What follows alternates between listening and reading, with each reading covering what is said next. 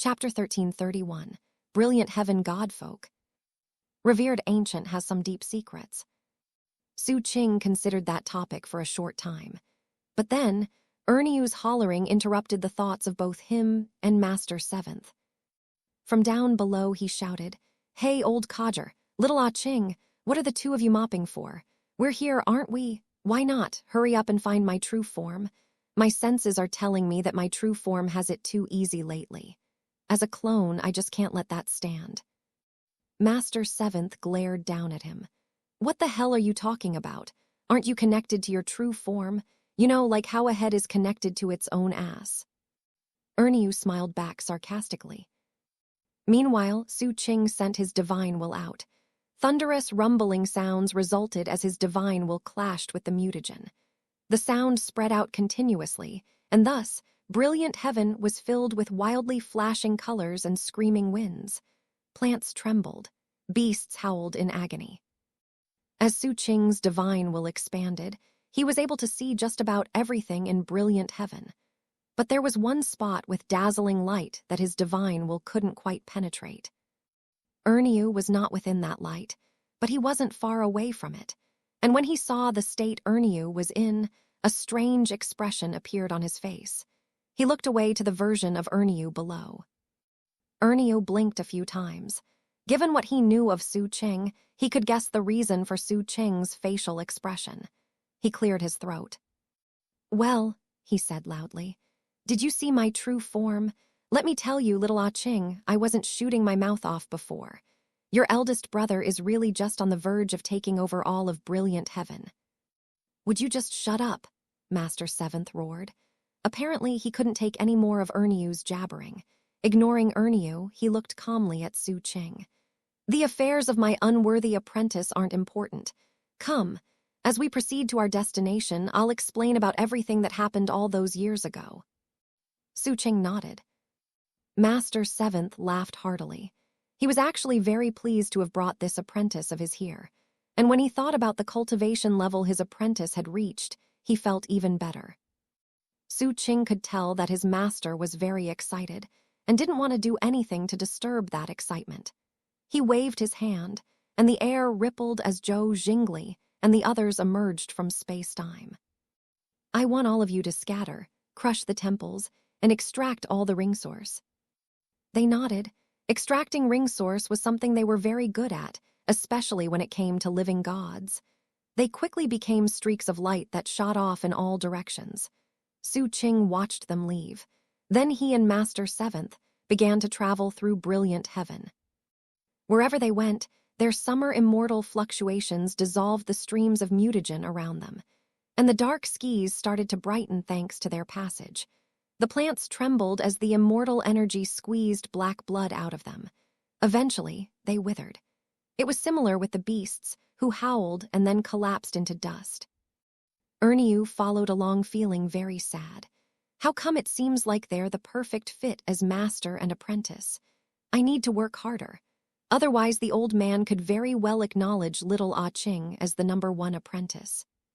With that thought in mind, Erniu took a deep breath and raced after Xu Qing and Master Seventh at top speed, looking as though he was already part of the team. Master Seventh glared at him with an irritated look, but slowed down nonetheless. No matter how much he ran his mouth, he actually approved deeply of his highest-ranking apprentice. Xu Qing secretly released a bit of immortal power into Erniu's surroundings, helping him to speed up. In that manner, the three of them proceeded through brilliant heaven. They seemed to be moving forward casually, but in reality, every step they took caused the surrounding landscape to completely change. All the while, Master Seventh's words drifted out as he described past glories. "This is where Deep Earth's Tao planet shattered. Some time passed. This is where the brilliant heaven godfolk's 9th altar once stood. Sir Cloud River, a member of the senior generation in Deep Earth, along with a group of cultivators from his universe, were able to destroy it. 1. Some more time passed. Master Seventh sighed with emotion as he looked at the lands below. There was a huge ravine, perfectly straight, that stretched as far as the eye could see, and it was astonishingly deep. Inside of it was an ancient will and some sword energy that pulsed constantly. Because of it, the mutagen in the area had been largely expelled. This is where one of the deep earth immortals, Taoist Heaven Skysor, managed to execute King Brilliant Glory, who was the apprentice of Brilliant Heaven's God Emperor. King Brilliant Glory had true god personhood and was incredibly mighty. Senior Skysor went so far as to sacrifice his own cultivation level to combine all of Deep Earth's precious treasures and deal the fatal blow, leaving behind that sword mark below. 2. Xu Qing looked down at the ravine and could sense the fierce sword energy. Clasping hands, he bowed deeply. Master Seventh seemed very pleased at that. "Let's keep going." Master Seventh continued onward. They crossed mountains and seas, and everywhere they went, Master Seventh talked about the past and explained all about the bitter war that had been fought. Eventually, they reached a sprawling plain where Master Seventh's voice turned somewhat stiff. "This place is where my master became famous. There used to be a massive mountain range here. That was back before my master became an immortal. He succeeded here, which was where he fought a battle to the death with a true god. By the time the battle was over, the mountains were gone, reduced to nothing but scorched earth. The true god perished, and my master's immortal name spread through all of deep earth." Xu Qing could understand why Master Seventh's tone of voice seemed so complicated.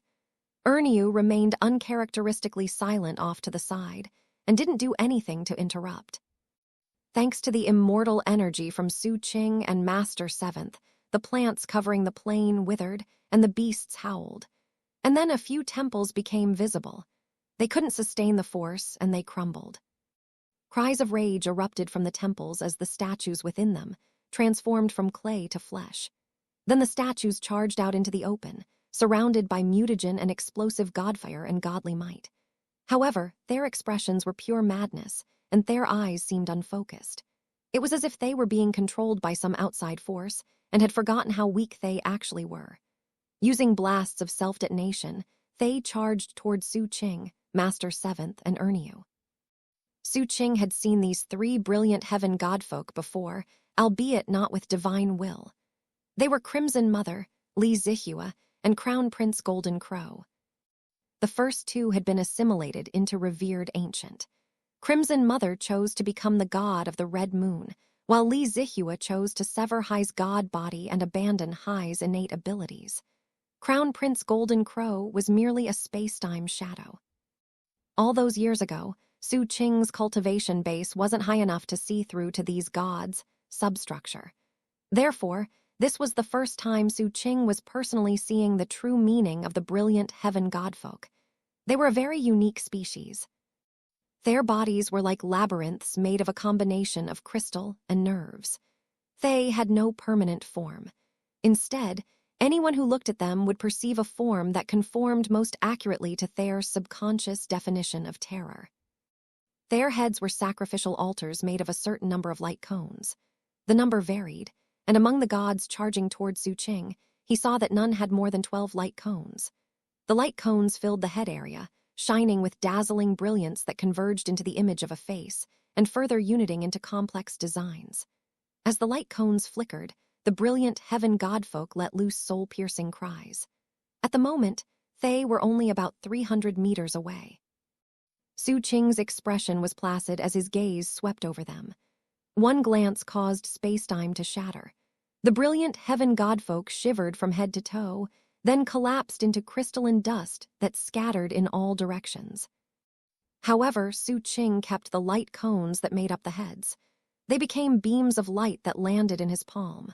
There, they emitted a sensation like that of daybreak. Xu Qing looked thoughtfully at the light. Daybreak light, 3. 1. Sir Cloud River is not mentioned in any of the author's other works. 2. Senior Skysor is not mentioned in any of the author's other works. 3. Daybreak Light was mentioned in too many chapters to list individually. It first came up in chapter 478, with some further key explanation in 483.1. Chapter 1332, just one step away. Looking at the light in his palm, Xu Qing thought back to when he was outside of revered ancient, and his fight with the god lord subordinate of the Mother River. Back then, he had used his opponent's godly authority and his own canon and statute to trace back the origins of his divine abilities. He had even sensed daybreak light during that time, and had come to understand that it was 110000 of a mysterious light worshipped by the brilliant heaven godfolk. The mysterious traceback also showed that it was the first beam of light to exist back when revered ancient was created. Now I can see why the brilliant heaven godfolk worshipped this light of revered ancient. After all, crystal exists within them, especially in those light cones in their heads. I just wonder if it's the same with their essence. Or did they change after they started worshipping that first beam of light in revered ancient? Eyes narrowing, Xu Qing's hand closed into a fist. Instantly, the cones of light crumbled in dust. The light within them flowed into Xu Qing's palm, and then combined with the daybreak light he already had. With that done, Xu Qing looked out at the world of brilliant heaven, a curious expression on his face. He was increasingly looking forward to what was to come on this journey through brilliant heaven. All members of the brilliant heaven godfolk will release that kind of light upon perishing, Master Seventh said. We did a lot of research into that light and came to realize how fantastic it is. The samples we encountered never lasted for long, and only a few managed to survive when we fused them with revered ancient suns. Calming himself inside, Master Seventh looked at Xu Qing. That bit you have is one of the few that lasted down to now. In reality, the light that results from the death of most brilliant heaven godfolk are only 110000 of the original. The true original has always been the subject of their worship. At the very least, when we arrived from deep earth, they looked like they do now. But based on our investigations, it seems possible that their species was actually born from that light. It's a Tao light that they call origin light. Even after brilliant heaven was about to fall and was on the verge of being sealed by deep earth, they still kept possession of that Tao light. And even though we won, the victory was bitter. We didn't want to push the brilliant heaven godfolk to the limit, so we didn't try to take that light. Master Seventh's voice seemed like it was dappled with history, like dust swirling in the breeze. With one last look at the sprawling plain, he seemed to sever the emotional baggage and start walking again. Ernyu arrived at Xu Qing's side. Looking at Master Seventh striding off into the distance, he gravely said, "The old man misses his master. He was waiting for a really long time for him, and when he finally came back, he wasn't the same person. Most things in life are like that." Ernyu sighed. It was impossible to tell what he was thinking about, but he seemed a bit emotional. Xu Qing didn't say anything, but he found himself thinking about the chaotic flow of space-time and how he had found Ernyu in the ruins, weeping. Master's story has become clear, but eldest brother. Xu Qing looked at Ernyu, but didn't ask for clarification about that incident in the chaotic flow of space-time. Everyone had a right to their own secrets and their own emotional baggage. That was true with Master Seventh and Ernyu. It was also true with Xu Qing. Xu Qing and Ernyu walked side by side as they followed Master Seventh through brilliant heaven. It was almost like that time back in that palace complex years ago. About an hour later, Zhou Jingli and the others were in the middle of destroying various temples and gods, which caused explosive mutagen to surge through brilliant heaven. That was when Xu Qing, Master Seventh, and Ernyu reached their destination. It was a massive, never-ending ocean. The angry roar of beasts could be heard everywhere. The water was pitch black and smelled like blood. It was as if, no matter how many years passed, the power of time could not affect this place, and could not change the color or smell of the place. There was also a very strong godly might and immortal will, seemingly locked in a never-ending clash, like a conflict between water and fire. Shock waves flowed through heaven and earth, causing a huge tempest to rage atop the ocean. Ernyu's true form was on an island in the middle of that ocean. Xu Qing looked thoughtfully at the ocean. This is the place I scanned earlier with divine will. It's covered in dazzling light that I can't quite see through. Looking very stern, Master Seventh said, "Fourth Sib, Big Sib, fix this place in your memory. This is where Deep Earth's top immortal fought with the god emperor of brilliant heaven. The battle lasted a long time. Eventually, the god emperor was decapitated and ripped to shreds. The head was taken by the summer immortal palace, while the body became a black ocean. As for that top immortal of Deep Earth, he perished. The only thing left behind was his discarnate soul. He became the first heavenly Tao of revered ancient. Without him, revered ancient would never have been. Master Seventh clasped hands and bowed to the ocean. Xu Qing and Erniu similarly bowed. The ocean rumbled loudly, and the waves grew larger. An immortal will spread out explosively, causing rainbows of light to spread over the black ocean and illuminate the dome of heaven. Eventually, the light faded away. As it did, an island was revealed. Xu Qing looked at the island. Master, eldest brother's true form is right there. Master Seventh also looked at the island. You really can find good spots. Erniu had apparently recovered his composure and quickly opened his mouth to speak. But Master Seventh had already started walking. Erniu blinked a few times and then turned to Xu Qing. Going forward, little Ah Qing, you do well to acknowledge that I, your eldest brother, am not the type of person to simply talk big. Xu Qing smiled and followed Erniu across the ocean. Soon, they appeared with Master Seventh atop the island, in front of a very dilapidated temple. It had once been incomparably majestic, but now its walls had crumbled and the gate had fallen apart. Even while standing outside, it was possible to see everything inside. Inside the temple near to the rubble of the statue was a head, tucked off in the corner. It was Erniu's head. Next to him was a rat whose fur had been plucked out so thoroughly it only had a few bits left. It lay there shivering, its tail occasionally twitching, occasionally taking some dried meat out from somewhere and placing it in the mouth of Erniu's head. The rat noticed the newcomers immediately. Its eyes went wide, and with practiced ease, picked up the head onto its shoulders and prepared to flee. Don't run, little Qing, shouted the Erniu outside the temple. It's me. Xu Qing's eyebrows shot up. The nearly hairless rat heard the words, stopped in place, and looked at Erniu. Erniu hurried over looking excited. Turning into a stream of blue light, he shot into the head, whose eyes were closed. The true form and the clone fused. The head shivered, and the eyes slowly opened. The rat looked elated. Master Seventh stepped into the temple, looked down at the head, and sighed. Where's the rest of your body? Erniu cleared his throat and prepared to explain. However, that was when the crash of waves outside the island grew louder, accompanied by a heaven-rending, earth-crushing rumbling sound, like the strike of innumerable bolts of heavenly lightning. And then the surrounding ocean suddenly began to sink down. The water level dropped at an astonishing rate, roiling as it sank. It was like it was being sucked away. After only a few dozen breaths of time, the ocean completely dried up. The entire ocean floor was made visible, revealing a mountain range. The island they were on was actually the summit of a massive mountain in that mountain range. At the base of that mountain, there was a massive, astounding corpse. The corpse had no head and looked like it had been put together from different pieces. The mountains were actually growing on Hai's body. He was the one absorbing the water of the ocean. Godly might pulsed off him.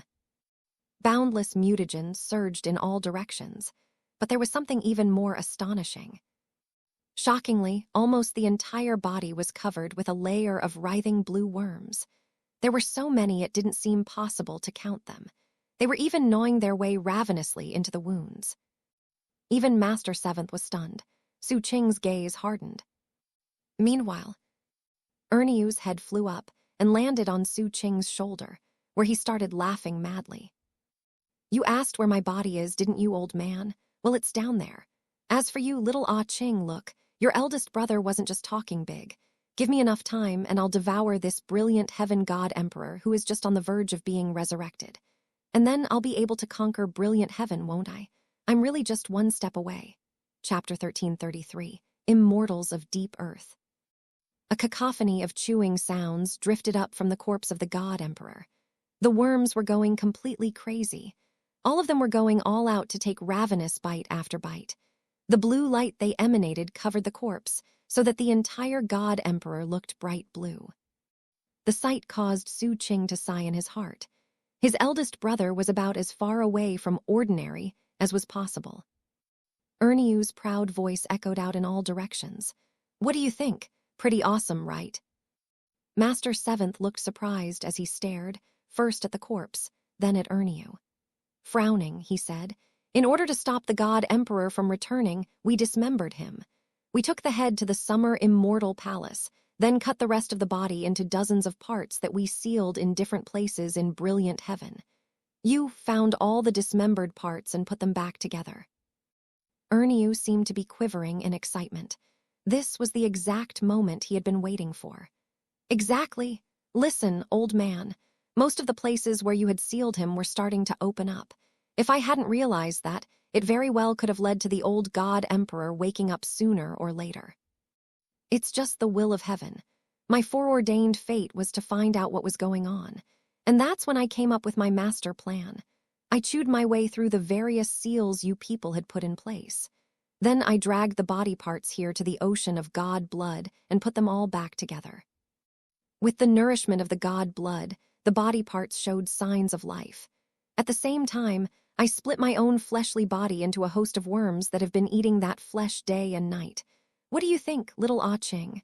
Does your eldest brother know how to pull off big jobs, or what?" Erneu threw his head back and laughed complacently. Master Seventh looked thoughtfully at Xu Qing. Xu Qing smiled and nodded. "Eldest brother, you always come up with solid plans. I can't believe I didn't think of doing this. You really are just one step away from conquering brilliant heaven." Xu Qing made sure to plaster the perfect expression of admiration onto his face. His choice of words and his facial expression made Erneu feel about as wonderful as possible. He seemed like he was about to start floating. "How else could I be the eldest brother?" Erneu said jovially. Xu Qing smiled and nodded, then turned to Master Seventh. "Master, why don't we help eldest brother finish his meal a bit more quickly?" In response, Master Seventh pointed down at the ground and said, "If you want to spoil him, that's fine. You haven't seen my immortal Tao, so I might as well take this opportunity to improve your understanding of how I view immortals. Immortal personhood is eternal, but the path to it is not fixed." Master Seventh's words were like thunder booming out into brilliant heaven. When he started speaking, he sounded a bit sad, but as he continued, his words grew increasingly vigorous until all of the surrounding lands shook. It looked as if the lands were collapsing, and something hidden beneath brilliant heaven were breaking up into the open. Xu Qing's eyes glittered as he looked at Master Seventh. He could sense his master's personhood skyrocketing along with his battle prowess. And yet, there were no signs of canon or statute. It was as if Master Seventh, despite being an immortal, didn't have canon. Master Seventh could tell what Xu Qing was thinking. As he powered up, he continued to explain. "Fourth Sib, I know you've been to other star rings, and you've met many types of cultivators. You've become an immortal with your own Tao, which the people out there call canon. Canon is similar to godly authority and requires a source. It can be used against various gods of the higher star rings. In the past, the immortals of revered ancient, whether that was ancient Emperor Dark Serenity or Emperor Ancient Spirit, followed a path that involved fusing with the natural laws and will of revered ancient. Actually, those two different paths are very similar. They both involved gaining enlightenment of the natural laws of a higher star ring." Having said that, Master Seventh lifted the finger that was pointing down. As his fingertip rose upward, the rumbling from below grew more intense. It multiplied many times over, so that everything below was shaking violently. At the same time, the energy of a higher star ring began to rise up from brilliant heaven. It was full of something wild, complex, and primeval. The moment Xu Qing sensed it, he felt shaken. "Is that?" Then Master Seventh offered the complete explanation. "Your master walks yet another path used by the seniors who came here from deep earth. I have no canon. That's because my dream was not to acclimate to brilliant heaven. It was to upgrade deep earth. I never wanted to merge with revered ancient. And that was because our plan was for revered ancient to simply be the first part of the journey. That is why we never put any permanent natural or magical laws in place. We gained enlightenment of Deep Earth's origin and became external anchors for Deep Earth's natural laws. We represent Deep Earth wherever we go and can attract the foundation of Deep Earth to serve as a force of annihilation. That is how we became the immortals of Deep Earth. Master Seventh splayed his fingers and pushed his palm down toward the lands below. Everything shook wildly. It looked like the lands of brilliant heaven were going to completely collapse under the weight of the palm. And yet, they did not actually shatter. Instead, as they rocked back and forth, they emitted the energy of a higher star ring. Strands of energy proliferated, growing stronger and turning into a roiling mist that was visible to the naked eye. As Xu Qing watched, the mist created an astonishing panorama like a mirage. It was something Xu Qing had seen before in the Summer Immortal Palace. It was the Deep Earth Star Ring. He could see every world, every universe, and every location. The moment it appeared, it swept toward Master Seventh, merged into him, and caused his energy to skyrocket. Dazzling and auspicious colors swirled into a haze around him. Yet Xu Qing could see that this power-up was actually like an illusory pagoda in the sky. It didn't truly belong to Master Seventh. It would only do that if the image in the mirage became true and real. Without that, it was only temporary. "Behold an immortal of Deep Earth," Master Seventh said softly. "Unfortunately, as our understanding became more complete, we found that the path upward is terrifying. Brilliant heaven was only a small factor in it all. This place was a world of gods, and Deep Earth couldn't reach it. Our path could not be walked to the end. That is why my master and his fellow Taoists chose to leave. They wanted to explore the path beyond and determine where to go next. I was left behind in revered ancient." Master Seventh sighed. "As of now, I could very well be the only immortal of Deep Earth. Because brilliant heaven is close to Deep Earth, my battle prowess is more impressive here. This was where I originally planned to fight that certain person to the death, but using this on the body of the brilliant heaven god emperor will be worth it." Master Seventh's eyes glittered as if with rivers of stars. Within them were all the worlds of Deep Earth. Then he lifted his hand before dropping it toward the corpse of the god emperor, which was still covered with Ernyu in all of his worm forms. Chapter 1334, Brilliant Heaven Awakens. Tapping into the origin of the Deep Earth Star Ring and using it on the outside to further the interests of Deep Earth. That was what it meant to be an immortal of Deep Earth. Right now, Brilliant Heaven was completely astir. As Master Seventh waved his hand, the projection of Deep Earth shot toward the corpse of the brilliant heaven god emperor. As it neared, dazzling light expelled all mutagen and rejected the higher star ring energy. However, it was very evident that the origin of Deep Earth was fundamentally not on the same level as that higher energy. The clash caused the Deep Earth energy to be constantly destroyed. And yet, at the same time, the will of Deep Earth spread. That will was formed from the combined wills of all living beings in all the universes of Deep Earth, including all those who had died in battle in the past. The moment it appeared, heaven was shaken, and destruction spread in all directions. Brilliant heaven was shaking. As Xu Qing hovered in midair and watched, his mind raced. He could sense the vision and boldness of the senior cultivators who had come from Deep Earth to Brilliant Heaven. They wanted to elevate Deep Earth into Brilliant Heaven, to thereby replace Brilliant Heaven and allow the effects of cultivator karma to flourish. Unfortunately, Brilliant Heaven was only a small part of the 9th star ring, and the 9th star ring was only one of the 36 higher star rings. Above Deep Earth, everything belonged to the gods, and thus, the cultivator system of old was incapable of doing anything very impressive. Simply making revered ancient was the limit.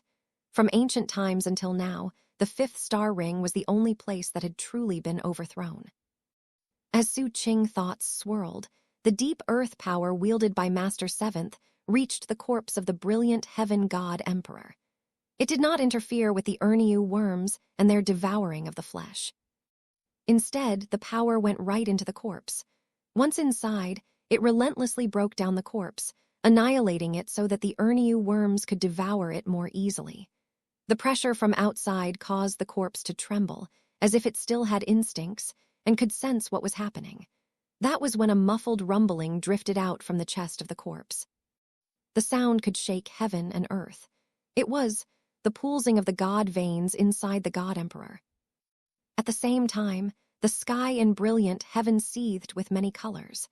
Endless mutagen roiled in all directions, and a brilliant light swirled to converge around the corpse. It was as if the corpse was instinctively absorbing all of brilliant heaven to defend against the incursion of deep earth. Seeing that, Xu Qing waved his hand in front of him. The surroundings rippled like water, and as the ripples spread, space-time instances opened. Beast hides emerged, all of them uniform in appearance. "Suppress," Xu Qing said calmly. The moment the word echoed out, the beast hides floating out from the space-time instances ignited and sent out the boundless might of spell formations. Those beast hides were known as the 49 taboo formations. 1. Back when Xu Qing first arrived in the 5th star ring, he took them from an imperial sovereign. After researching them, he came to find that they held information about a taboo formation related to word usage. By cultivating it to the ultimate level, the taboo formations could be activated using only 2 spoken words. The reason the final limit was 2 words was that the formations were split into yin and yang varieties, and the taboos were split into life and death varieties. They couldn't be combined. Because of Xu Qing's cultivation base, as well as the blessing of his very unique canon, plus his statute of ontology, he was able to take the formations that originally couldn't be one and actually make them one. He reduced the spoken word to 1. When that word was spoken, the suppressing power was formed naturally, becoming natural law and a resonance of statute. Using it on the god emperor's corpse made it impossible for the mutagen convergence to be intercepted. That interception was accomplished, not by blocking it and keeping it outside, but rather by suppressing it. As a result, the seething mutagen of brilliant heaven was suppressed in place by the means of 1 spoken word. And thus, the streams of mutagen couldn't move.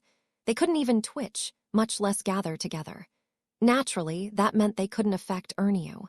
The Ernyu worms looked more pleased than ever as they continued with their ravenous devouring. The actions of Master 7th and Xu Qing were both intended to suppress the corpse's instinct and make things easier for Ernyu. If they had been attempting to truly destroy the corpse, Master 7th might not have been able to do it, but Xu Qing probably could have with some effort. Regardless, thanks to their effort, Ernyu was putting everything on the line. In fact, his head form viciously jumped down toward the corpse and burrowed into its flesh. When that happened, the worms underwent another bizarre transformation. They split apart, causing the number of worms to increase dramatically. At the same time, as the tearing and splitting went on, some worms reached their limit and unexpectedly transformed, turning into blue fleshy strips that filled in the parts that had been bitten away. They became part of the corpse. The corpse was being replaced. 10%, 20%, 30%. Taking in the scene as a whole, more and more blue flesh was appearing on the corpse, and the same was happening on the inside. Gradually, it reached 40%. Ernyu couldn't have been more excited. In the end, it reached the level of 50%. Half of the corpse, whether inside or out, was made of worms transformed into flesh, and that half was blue. Especially noteworthy was the left arm, which seemed to be the source. The blue skin here had already begun to crystallize, and the effects were about to spread. However, that was when Master 7th's eyes glittered, all while Xu Qing narrowed his eyes. Something dramatic was unfolding. A very faint light suddenly gleamed in the chest of the god emperor's corpse.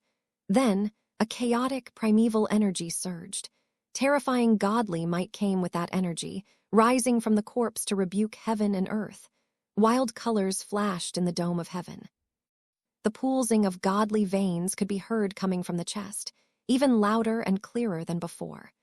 The strands of mutagen that Xu Qing had suppressed were now wriggling violently in an attempt to break free. Intense, rumbling sounds filled the air. At the same time, a murmuring godly voice from antiquity echoed in all parts. The ocean of god blood is a very special place. The body parts were gathered with a very special method. The ruthless spirit receives a very special call. In this manner, the return begins. All of a sudden, a powerful will of return erupted from the corpse of the god emperor. All of brilliant heaven was shaking. In the temples that had not yet been destroyed by Zhou Jingli and the others, gods prostrated and began to chant. Our emperor awakens. Our emperor awakens. The sound grew louder and louder, filling the sky and echoing about. Then, astonishingly, light cones began to emerge from the gaping wound that was left behind when the god emperor was beheaded. There were a total of 36 cones. As they intersected, they turned into a face. It was a face that Master Seventh had seen years ago. Then that face, which he could never possibly forget, opened its eyes. Holy golden light spilled forth, turning all heaven and earth the color gold. The god emperor was waking up. Ernyu had been used to effectuate the return. It was a special place, a special method, and a special call. Together, they were a ceremony of return. In the moment he woke up, the faint gleam of light in Hai's chest erupted dramatically. A 7-colored glow swirled inside, filled with boundless mystery. That light was the very same origin light that the brilliant heaven godfolk worshipped. It was formless, but as the sealing of the god emperor faded, the god emperor returned, and in that seeming moment of being born again, the light glimmered again. As the origin light shone, the parts where Ernyu's flesh had replaced the god emperor began to show signs of melting. The god emperor's power surged, and the color blue was visibly reduced. Eventually, even the left arm lost that color. But then, Ernyu spoke from the left arm via divine will, his voice echoing with madness. You were plotting against me, while I was plotting against you. You know why I was chewing you up, you old god codger? At first, it was to get at your god source so I could get stronger and help my good all-master. But the revered ancient crisis was resolved. So the only reason I kept devouring you was to get your light. Your species worshipped that light, and little Ah Qing can absorb it, which proves that he has a use for it. Who cares if that Mi Ming fellow gave him some goddesses? I'm his eldest brother, so I'm going to give your light to my little Ah Qing as a gift. The madness in the divine will made it clear that, just as always, Ernyu was playing a deadly game. As his voice echoed out, he took control of the god emperor's left hand, plunged it into the chest, and grabbed the source of that ancient and mysterious light. And then, he ripped it out and threw it high toward Xu Qing. Catch, little Ah Qing, and then hurry up and save me. 1. The 49 taboo formations were previously mentioned in chapters 1097, 1105, 1107, chapter 1335. Freedom.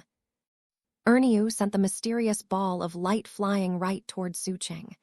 Instantly, his proud voice faded into weakness. The blue glow immediately began to fade away from the arm of the god emperor that Ernyu had possessed. At the same time, the god emperor's godly might erupted dramatically. Clearly, Ernyu was about to be suppressed and then completely erased. It was a critical moment. That was when the illusory image of deep earth on Master Seventh glittered. Spreading out, it cut off the mutagen from the outside world, thus slowing down the awakening of the god emperor. At the same time, Xu Qing lifted his right hand toward the glowing ball of light. All of a sudden, a mirror shard appeared within the flesh of his palm. It was a diamond-shaped mirror covered with flowing light capable of reflecting all things in the world. It also pulsed with a canon and statute aura that surpassed that of a summer immortal, and was perhaps even higher than that of an immortal lord. The immortal will spread further through brilliant heaven. This item came from immortal Lord Mi Ming. Before Xu Qing left the 5th star ring, Mi Ming had given him a gift of his own canon. If any other person used that canon, the results would be ordinary in nature. But Xu Qing was different. He had entered Mi Ming's memories, and had also substituted for Mi Ming in reflected history. During that time, he had lived through the most important part of Mi Ming's life. Because of the experience, there was probably nobody in any of the 36 higher star rings who could almost perfectly unleash Mi Ming's cannon the way he could. Other than the lamp Grandmaster Bai had given him, this was the most powerful type of cannon he could utilize. As the mirror shard glittered in his palm, all of brilliant heaven began to tremble violently, and wild colors flashed in the sky. Mi Ming's cannon brought a terrifying level of personhood that could suppress anything and everything, and that included the returning God Emperor of brilliant heaven. The moment light flashed from the mirror shard, the God Emperor of brilliant heaven shivered, and the shivering grew more intense as golden mist rapidly gathered within the reflected world of the mirror, quickly turning into the outline of a person. Off to the side, Master Seventh looked on, his mind and heart trembling. He could sense that the mirror shard was extraordinary, and what was more, it was obvious to him that the figure forming inside the mirror was actually the god soul of the brilliant heaven God Emperor. The God Emperor's true name was even vaguely visible inside the reflection. That mirror seems to be especially effective at suppressing gods, Master Seventh thought. Xu Qing noted the expression on Master Seventh's face and could guess what he was thinking. Master Seventh had no way of knowing the special way Mi Ming had become an immortal lord. Mi Ming had invaded and fused with the primeval motherworld of the fourth star ring, using the planet's power to become a god lord. He had then used his true name to convert from god to immortal. Because Mi Ming had used that method, he could be considered both god and immortal. That also provided a unique power of suppression.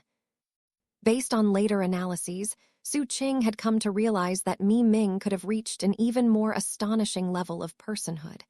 However, his final choice had been somewhat regretful. His fusion with the mother world had been temporary.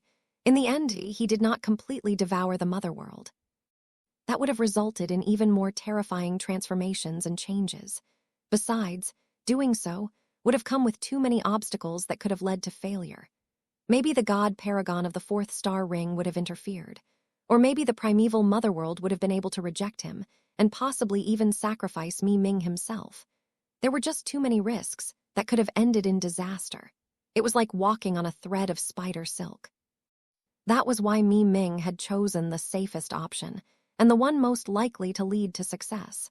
After using the state of fusion to succeed at the breakthrough, he took the initiative to break apart. As thoughts of the matter flashed through Xu Qing's mind, he looked down at the brilliant heaven god emperor. The god emperor's eyes were closed again, but Hai's body was pulsing with great strength. He was shivering as if trying to break free, except that the force of suppression from Mi Ming's cannon and statute made such struggles useless.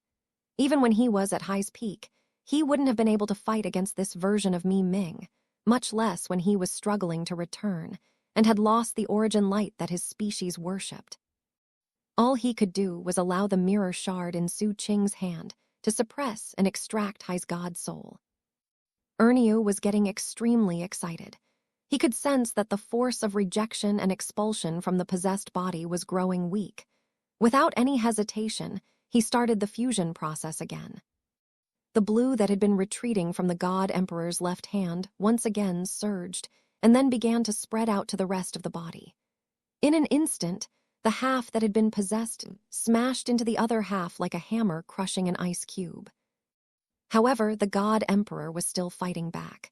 Despite the force weighing down from Mi Ming's mirror shard, that other half seemed willing to end things in mutual destruction. Maybe he would be defeated, but he was not going to just hand over Hai's god body. Upon seeing that, Master Seventh's eyes glittered coldly, and he prepared to take action. But then Xu Qing spoke to the God Emperor below. If you push this act of deception too far, then it will affect my eldest brother's fusion. I can only assume that you're trying to turn what is false into reality. The God Emperor suddenly went still. You, Xu Qing continued, wanted to take advantage of my eldest brother's actions to use a special catalyst, a special location, a special method, and a special ceremony to actually return. Logically speaking, if I hadn't unexpectedly shown up, you might have succeeded. But I refuse to believe you're unaware of what's happening on the outside. And it's obvious that, If you go through with your original plan and actually return now, you won't be able to escape being suppressed. Given that, why are you still struggling so hard?" A thoughtful expression appeared in Xu Qing's eyes as he looked at the God Emperor's corpse. "You're trying to use the karma of me and my master to actually disappear from this location, then use some other method to return in another star ring. You were worried someone would realize your plan, so you fought as hard as you could and put on a good front. But inside, you really just don't want to give up. So you're hopping to take advantage of this moment to strike a double blow." As Xu Qing spoke, the soul and true name of the God Emperor in his mirror shard looked like they were about to combine. But by means of the canon and statute of the shard, Xu Qing could tell that there was actually a very faint force of expulsion pushing apart the soul and the name. The true name didn't actually belong to the God Emperor. "Senior Li Zihua is finally coming back," Xu Qing said coolly. "I suspect that the reason he left this place for revered ancient and then did everything he did was because he was supposed to help you break free." Xu Qing had not been totally certain of this earlier, but after what he had experienced in Brilliant Heaven so far, and after what happened when he revealed Mi Ming's canon and statute, he came to a firm conclusion. Most importantly, he couldn't believe that the once grand and dazzling God Emperor of Brilliant Heaven wouldn't have some contingency plans in place. Down below, the God Emperor's eyes slowly opened. Golden light glimmered as Hai's gaze locked onto Xu Qing. Xu Qing turned to Master Seventh. "Master, do you mind letting me handle all of this?" Master Seventh nodded. He could already guess what Xu Qing had decided to do. Xu Qing bowed, then looked down at the God Emperor of Brilliant Heaven. "Because of what happened in the past, I owe Senior Li Zihua a favor. Besides, he already took your true name away. Therefore, stop resisting and let my elder brother do what he wants. I'll let you go. From now on, you aren't allowed to step into the 9th star ring. This place has nothing to do with you." Xu Qing's voice thrummed with heavenly might. "To gain, you must first give." The God Emperor remained silent. Xu Qing had openly revealed Hai's entire plan. From the very beginning, he had hoped to use the action of the greed of Hai's opponent to completely return.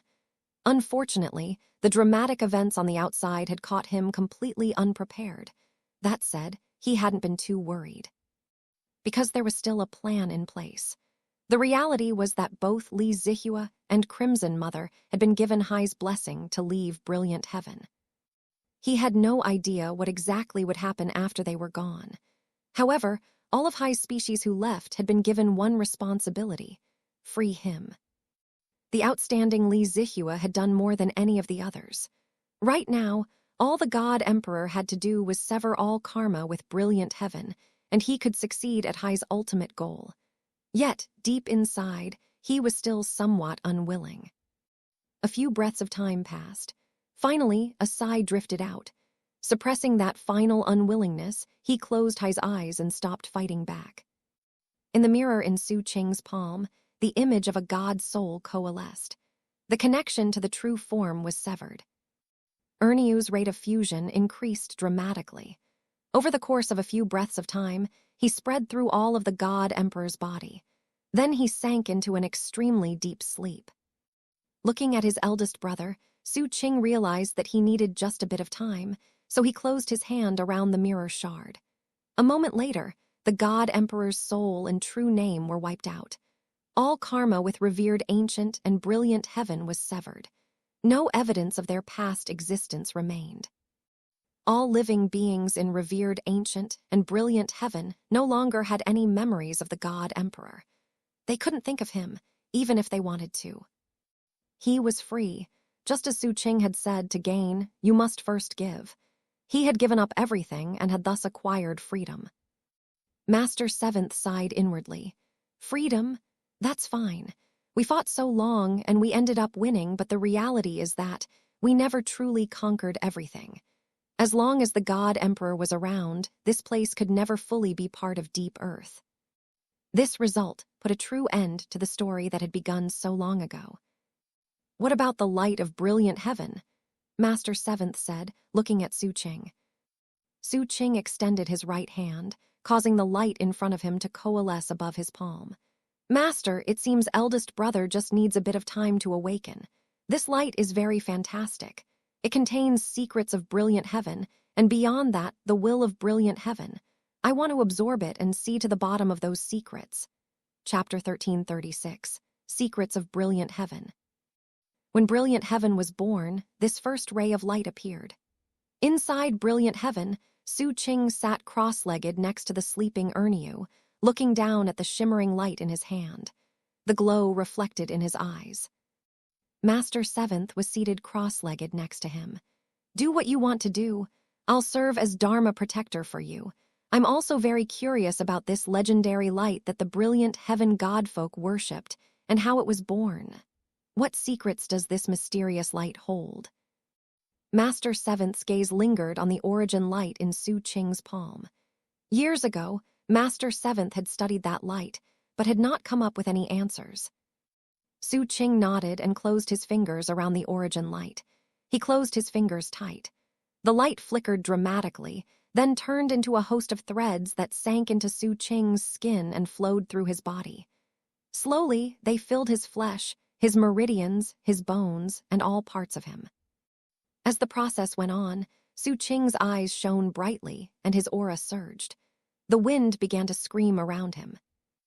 Master Seventh watched closely, all while placing protective symbols around the area. As for Xu Qing, his heart was pounding. Ring source, he thought. As the mysterious light spread through him, he could sense that it contained an extremely pure ring source. Though there wasn't much, the level of purity was no less than what he had sensed from the fourth star ring's primeval motherworld. The realization filled him with a strange sensation. Before, whether it was when he had absorbed the light of the brilliant heaven godfolk, or when he had held the origin light in his hand, he had not sensed any ring source. Well, isn't this interesting? With that, he sent his divine will deeply into the light to study it. Of course, there were hindrances. The light seemed to contain a will of its own, which wanted to prevent Xu Qing from studying it, and actually rejected his attempt at fusion. Apparently, it would only acknowledge brilliant heaven godfolk. Even though Xu Qing had some daybreak light within him, the fusion still didn't go smoothly. When Xu Qing saw that happening, his eyes flashed coldly. The cannon and statute within him erupted, swirled through him, then viciously crushed down onto the light in an attempt to disassemble it. The light emitted strong fluctuations, in an obvious attempt to fight back. The coldness in Xu Qing's eyes spilled out into the open. He lifted his right hand, and immortal Lord Mi Ming's mirror shard appeared, and a cold light erupted from it into Xu Qing. It shot toward the mysterious origin light and bolstered Xu Qing in his attempt to suppress it. The mysterious light trembled, yet continued to resist. Seeing that, Xu Qing waved his hand, and Grandmaster Bai's lamp appeared in front of him. The wick ignited. The eye of the god inside the lamp opened a crack. Godlight shot toward Xu Qing. Xu Qing shivered as the power of the lamp rushed toward the origin light he was trying to crush. When the power of the lamp smashed into the light, something like a miserable wail echoed out from inside. It wasn't the voice of a person, but rather more like a Tao resonance. As the voice rang out, the mysterious origin light pulsed more violently. It seemed focused on fleeing, except that under Xu Qing's tight control, that wasn't possible. In fact, it was gradually starting to weaken. Time slipped by slowly but surely. A day later, the struggle and the expulsion attempts reached their end. The fact that this origin light lasted for so long shows that this light is absolutely extraordinary. Xu Qing's hands flashed in a double-handed incantation gesture, and his cannon erupted and crushed the last bit of strength in the light. The light couldn't hold out any longer. It dimmed. The moment that happened, Xu Qing's divine will was able to enter the interior of the light. Xu Qing's mind and heart trembled. He even started to breathe more heavily. There in his senses was a vast, boundless sea of ring source. It was incredibly strong, and it was incredibly pure. The quantity present was terrifying. In fact, beneath the sea was thick crystal like a plain of ice. When the ring source broke through a certain level of strength, that is what it became. This place. Xu Qing struggled to control his breathing. In the bottom of his heart, he understood the secret of the light. If you consider the light to be a lamp, then ring source is the wick. When the ring source reaches a certain level of strength and purity, then it creates its own power of expulsion and sends out light. Unless you go into the very depths of the light, you can't sense the ring source. No wonder Master said that the birth of the brilliant heaven godfolk had something to do with this light. Xu Qing's heart was racing. Upon emerging from the chaotic flow of space-time in the fourth star ring, he was a summer immortal, but his canon and statute transcended that level. It was not at the summer immortal level, but rather at the level of an immortal lord. That was how he had statute power. But Xu Qing knew very clearly that unless he fused with his god clone, he couldn't even unleash the battle prowess of a partial immortal lord. The reason was that he had lacked the ring source necessary to go from summer immortal to immortal lord. He needed too much and couldn't get enough in a short time. Regardless of anything, his canon and statute had already transcended, so the only path that remained in front of him was to become an immortal lord. And that would require time and a stockpile. If I devoured this light that gave birth to the brilliant heaven godfolk. Xu Qing licked his lips. However, he didn't immediately begin to absorb the ring source. Instead, he sent his divine will down into the sea. The moment he made contact with the crystal, his canon and statute erupted. Mi Ming's canon and statute joined in, and the eye of the god inside the lamp opened all the way. Those three types of power smashed into the crystal. He wanted to send his divine will into the crystal to see what lay beneath it. And so, his divine will pierced into it and began to spread rapidly. It worked well at first, but as his divine will went deeper, the crystal, or perhaps some other mysterious force associated with the light, began to push back with unrelenting force. As a result, Xu Qing's divine will slowed down and showed signs that it would soon be rejected. At that critical moment, Xu Qing's heart pounded. Master! Outside, Master Seventh could sense what was happening. Without a moment of hesitation, he lifted his hand and roared, "Deep Earth."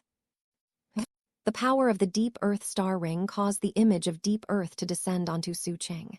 Xu Qing shivered as the power of Deep Earth arrived, giving an extra kick to his divine will.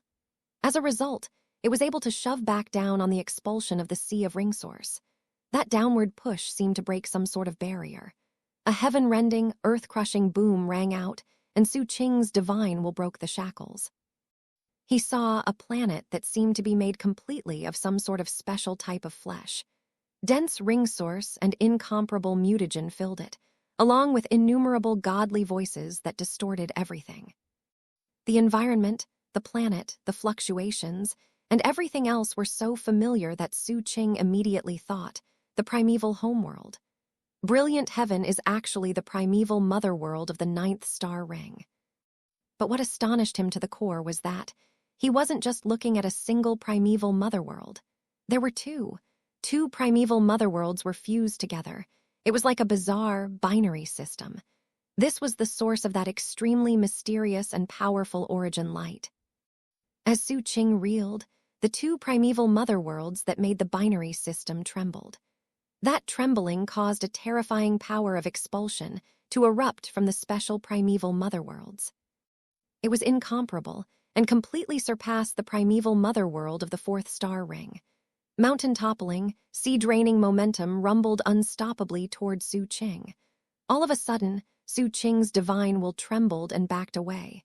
But the force of expulsion still hit it and sent it shooting back to where he sat cross-legged. Blood sprayed out of his mouth. Master Seventh shivered, his face turning pale. That place. In the process of bolstering Xu Qing, he had also caught a glimpse of what Xu Qing had seen. Primeval motherworld, Xu Qing said in a hoarse voice. Even as he caught his breath, realization hit him. The light worshipped by the brilliant heaven godfolk really is the first ray of light that came with the birth of brilliant heaven. At the same time, it's the key to opening the primeval motherworld. Chapter 1337, Old Friends. The journey into brilliant heaven was over. Xu Qing left. He took the mysterious light with him, that light which was the key to opening the primeval motherworld. he left behind the sleeping Erniu, Master Seventh, and an empty tomb. Master Seventh had built the tomb personally, not with divine abilities or magical techniques. Xu Qing had not helped him. Xu Qing observed from the side and took note of the words inscribed on the tombstone. "Here lies my respected master, Sir Spirit Mortal." Of course, Sir Spirit Mortal was the Taoist name of that old immortal from the Holy Lands. Master Seventh had built him a tomb for the sake of their old master-apprentice relationship. And as he bowed in front of it, an expression of grief filled his face that sank to the depths of his soul. The God Emperor's karma was erased, and Xu Qing took away the origin light that had long since been worshipped. And thus, the brilliant heaven godfolk lost their origin. Zhou Jingli crushed many of them, who perished. Xu Qing did not wipe out the survivors. Instead, he let them stay in brilliant heaven near his eldest brother. Erniu was fusing with the body of the God Emperor. Though he was currently asleep, given what the scattered remnants of the brilliant heaven God Emperor had said, they viewed him as their new emperor. Eldest brother is asleep. He needs some time before he can wake up. Before leaving, Xu Qing stood near the empty tomb, flanked by Zhou Jingli and the others, looking at Erniu. Something like the sunrise or sunset glimmered in his eyes, which was the eternal manifestation of the light he had absorbed. He had taken all of the light into him.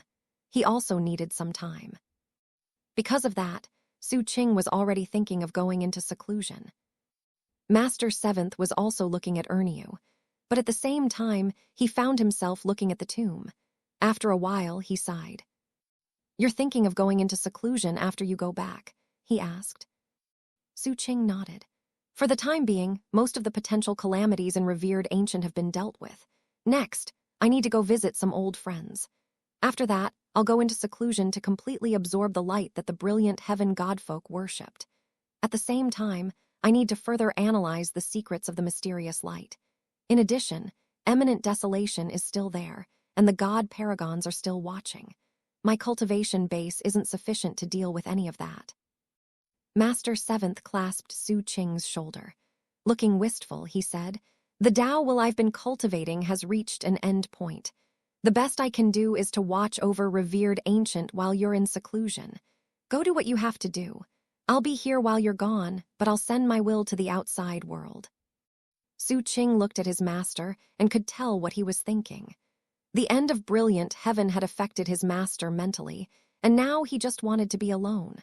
Without another word, Xu Qing bowed, then became a beam of prismatic light that shot up into the dome of heaven.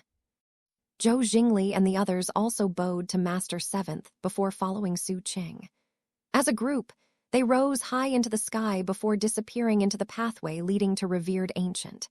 When they were gone, brilliant heaven became peaceful and quiet.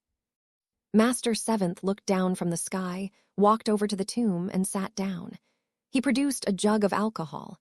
Taking a sip, he let the breeze tug at his long hair. "Master," he said softly. Years ago, his master had left, saying that he would return. And so, Master Seventh had watched over revered ancient, all while cultivating a special Tao will. He had used a reincarnation method to extend his life. Through many reincarnations and transmigrations, he had guarded the mainland. All that time, he had been waiting for his master to come back. Unfortunately, what he had been waiting for wasn't really his master. As the wind blew, he sank deeper and deeper into rippling memories. Time passed. It had already been a month since Xu Qing left brilliant heaven. He spent some of that time in the imperial capital of humankind. Thanks to the leadership of Empress Summer Departure, humankind had fully risen to prominence. As a unified force, they could move mountains and were now unstoppable. Since Xu Qing was the imperial tutor, he officiated over the ceremony in which Ningyan officially became the crown prince. 1. It was a grand and auspicious occasion, but Xu Qing couldn't help think about everything that happened in the past and would occasionally glance at Ningyan's belly. There was still a vine there. Years ago, Erniu had used Ningyan, sometimes as a shield, other times to smash enemies. Regardless, he had been very useful as a tool. A smile tugged at Xu Qing's lips. 2. As Ningyan prostrated, his heart pounded. Even after all the time he had spent processing the recent developments, he still felt like he was dreaming when in Xu Qing's presence. The dream went on as the ceremony continued. When the formalities were over, Xu Qing left. His next stop was the Moonlight region. Back at the Green Spirit Pharmacy, he met with the heir apparent, Princess Brightblossom, Grandpa Ninth, and of course Linger. Linger had grown up into a slender, beautiful woman. Tears streamed down her face as she threw herself into Xu Qing's arms. Xu Qing held her and smiled warmly. It was just like old times. Unfortunately, time would not permit Xu Qing to stay in Moonlight for long. A few days later, Linger reluctantly bade him farewell as he left. Before leaving, he took all of the Ancient Spirit Destiny aura that he had taken from Emperor Ancient Spirit and used it to bless Linger.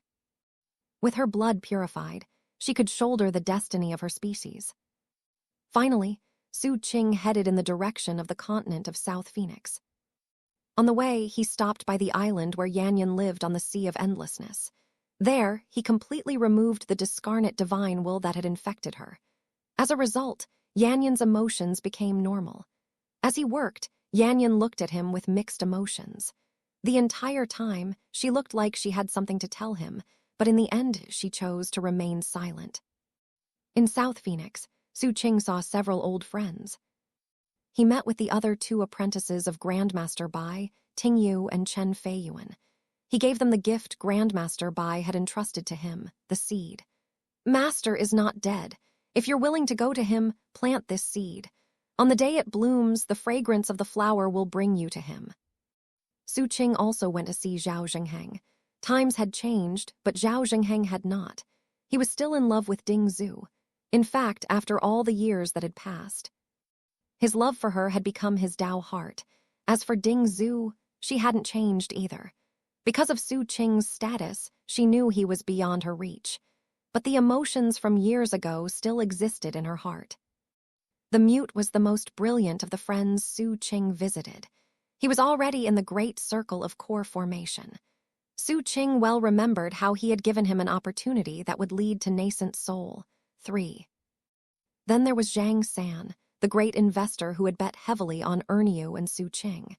When they reunited, Zhang San was very nervous at first. But eventually he relaxed and even told Xu Qing about his dreams and aspirations. In the coming days, he planned to travel throughout revered Ancient. I'm going to expand my business to cover the entire mainland, he said proudly. Xu Qing smiled and wished him well. It was raining on the morning Zhang San set sail. Xu Qing saw him off. Then he looked up into the sky. Flame Phoenix circled above, sounding very pleased with himself as he reached out to Xu Qing with divine will. Second elder sister was on Flame Phoenix's back, waving down at Xu Qing. They were planning to leave South Phoenix for a time to visit other locales. Behind them was a little bird that kept flapping its wings and snapping at Flame Phoenix's tail. Xu Qing looked at the little bird and smiled. As the rain fell in sheets, Xu Qing stood at the mouth of the harbor and looked over his shoulder. A young woman in a green gown stepped out of the eaves of a building. She stood beneath an oilskin umbrella, looking at him. Long time no see, Qing Qiu, he said softly. This young woman was the very same girl he had first met in the scavenger base camp all those years ago. She walked through the train toward him and stopped in front of him.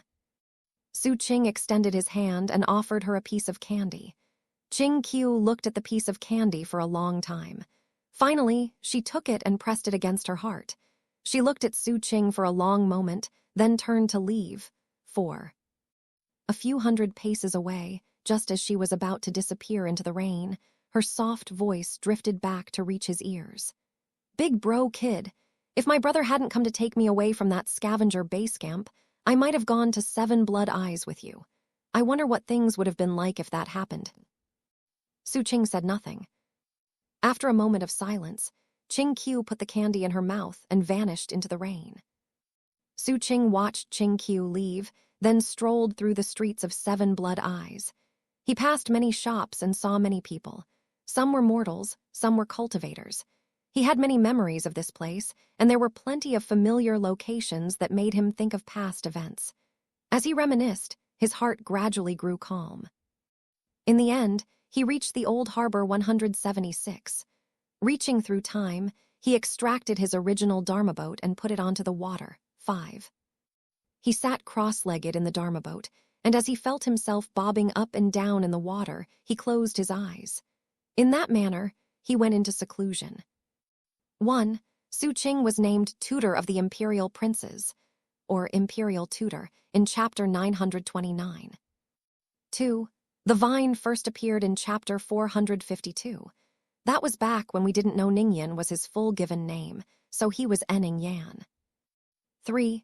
The mute failed his foundation establishment process in chapter 309. When we saw him again in chapter 996, he was already in the cultivation level described here. In chapter 1009, Xu Qing spent time helping him with his cultivation base. 4. Long before we knew Qing Qiu's name, she gave Xu Qing a piece of candy in chapter 26. Later, he gave her a piece of candy in chapter 543.2. 5. Xu Qing originally took up residence in Harbor 176 in chapter 151. Chapter 1338, Plumdark Awakens. 20 years passed. During that time, the situation in revered ancient changed in heaven-shaking, earth-toppling ways. In the name of Xu Qing, Empress Summer Departure triumphantly expanded human territory to the point where it matched the extent of human lands in the days of Emperor Eastglory. And that was only what humans directly controlled. During the 20 years that had passed, humans became the top species in revered ancient. They controlled more than half of the mainland. There were other areas home to either gods or ancient species, and yet, they all feared humans and didn't dare to cause trouble. Yet they weren't willing to bend the knee. It was a stalemate of 3 parties. That was when Linger emerged from the Moonright region, accompanied by the heir apparent and his siblings. By means of her ancient spirit bloodline, she was able to give the countless ancient species of revered ancient a face-saving way of submitting. For a variety of reasons, they didn't want to bend the knee to humankind, but they viewed the ancient spirits differently. All of those ancient species were fine with the concept of countless species existing in revered ancient. But in reality, they were all non-humans who existed apart from the humans. And before ancient Emperor Dark Serenity conquered revered ancient, it had been a non-human species, the ancient spirits, who ruled the mainland. In the end, they could agree to bend the knee to the ancient spirits. And thus, the only obstacle to the complete unification of revered ancient were the gods. Naturally speaking, it made the most sense for gods to handle the business of gods. Therefore, Empress Summer Departure went to South Phoenix, prostrated in front of Xu Qing's Dharma boat, and sought his counsel. Waves rippled on the surface of the seawater, and the Dharma boat bobbed up and down. Xu Qing opened his eyes. He did not emerge from seclusion, but he did wave his hand, causing a stream of light to emerge from the Dharma boat and coalesce in front of the Empress. It turned into a clay statue. It was a statue of a fox. As the wind blew through the harbor, the statue glittered with dazzling light. The clay became flesh, smooth and lustrous, and charming laughter rang out. Then, the bewitching Starfear appeared in the world again. "Long time no see, big sis," Starfear said, eyes shimmering flirtatiously. "Thanks for coming. If you hadn't, that heartless meanie would have completely forgotten about me." The Empress frowned but said nothing. With a final bow to Xu Qing's Dharma boat, she turned and left. Laughing softly, Starfear looked in the direction of the Moonright region, eyes shining with anticipation. "First sun, then moon, finally star. It's time to change the rankings." Starfear began walking. The first stop was, of course, the Fire Moon Darkheaven people. In Fire Moon lands, God Mountain trembled as a rain of clay began to fall. As the rain fell, the Fire Moon Darkheavens trembled with dread. At the same time, a towering godly might descended with the rain, landing on God Mountain and turning into a godly voice. 1. Moonfire, Sunfire, come out and see me. God Mountain trembled as Sunfire and Moonfire appeared and flew up into the sky, expressions uncertain. It wasn't possible to go very high. Moonfire only advanced about 7 paces before stopping silently with bowed head. Sunfire glowed like a dazzling sun, but despite struggling to surpass Moonfire, only advanced by a few more paces. Then the sun turned into a clay sun. After looking up with a penetrating glance, Sunfire looked down. The laughter of the clay fox rang out in all directions. Instead of sun, moon, star, the rankings were now star, moon, sun. After that, Starfire went to the locations of many other gods and used a variety of methods to offer such gods two choices. Option 1 was to be destroyed. Option 2 was to become a subordinate god. That was how the gods were subjugated. There were some dangers, as certain sleeping gods were actually stronger than Starfire. But Master Seventh was around the entire time. During the 20 years of Xu Qing's secluded meditation, Master Seventh only came out of brilliant heaven twice. The first was to exterminate an old-timer from one of the ancient species who had a special magic to rely on. The second was to crush 3 gods who were half a step into the true god level. Due to his actions, there were no deadly conflicts between non-humans, gods, and humans. And thanks to Linger and Starfire taking control, the others actually entered an alliance with humans.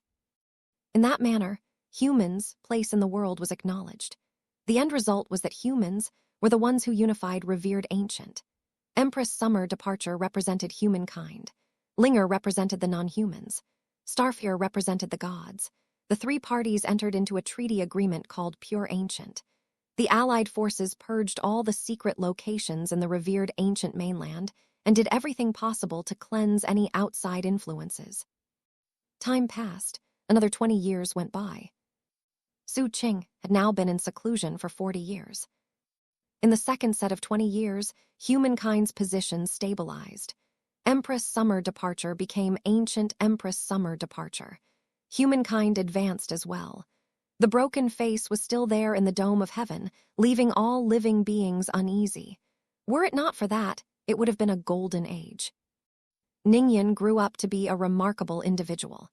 Due to the Empress' diligent guidance, he came to be exactly what one would expect of a crown prince.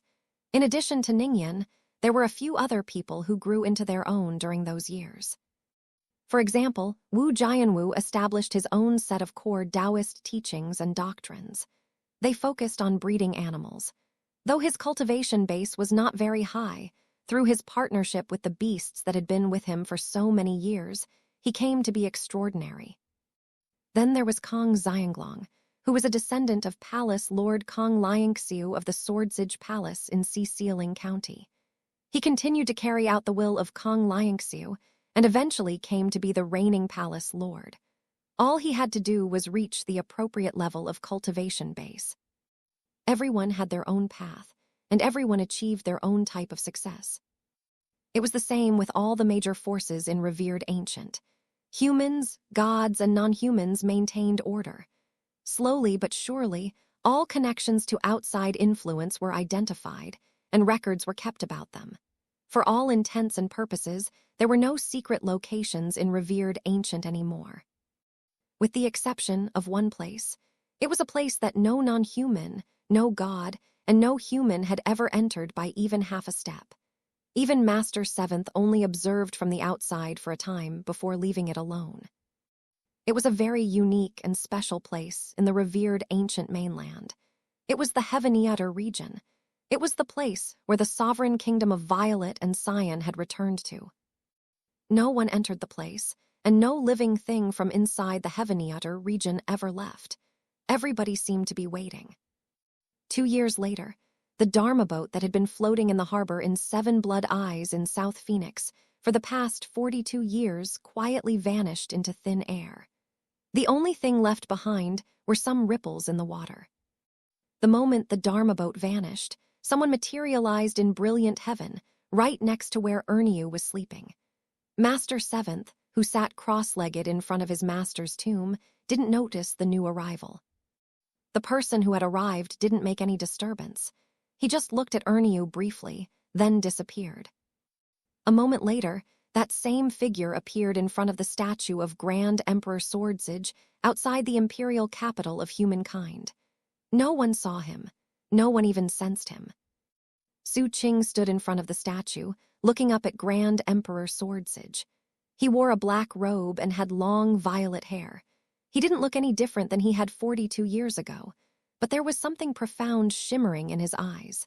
After looking at the statue for a long moment, he clasped hands and bowed. Then he turned in the direction of Xianxia County. "She's about to wake up," he murmured. A warm smile appeared on his face as took a step in the direction of Xianxia County. In the complex deep beneath Xianxia County was a phoenix palace. Within it was a lamp, slowly growing brighter. It was the plum-dark evergreen lamp. The light of the lamp illuminated a woman seated cross-legged in the tranquil hall.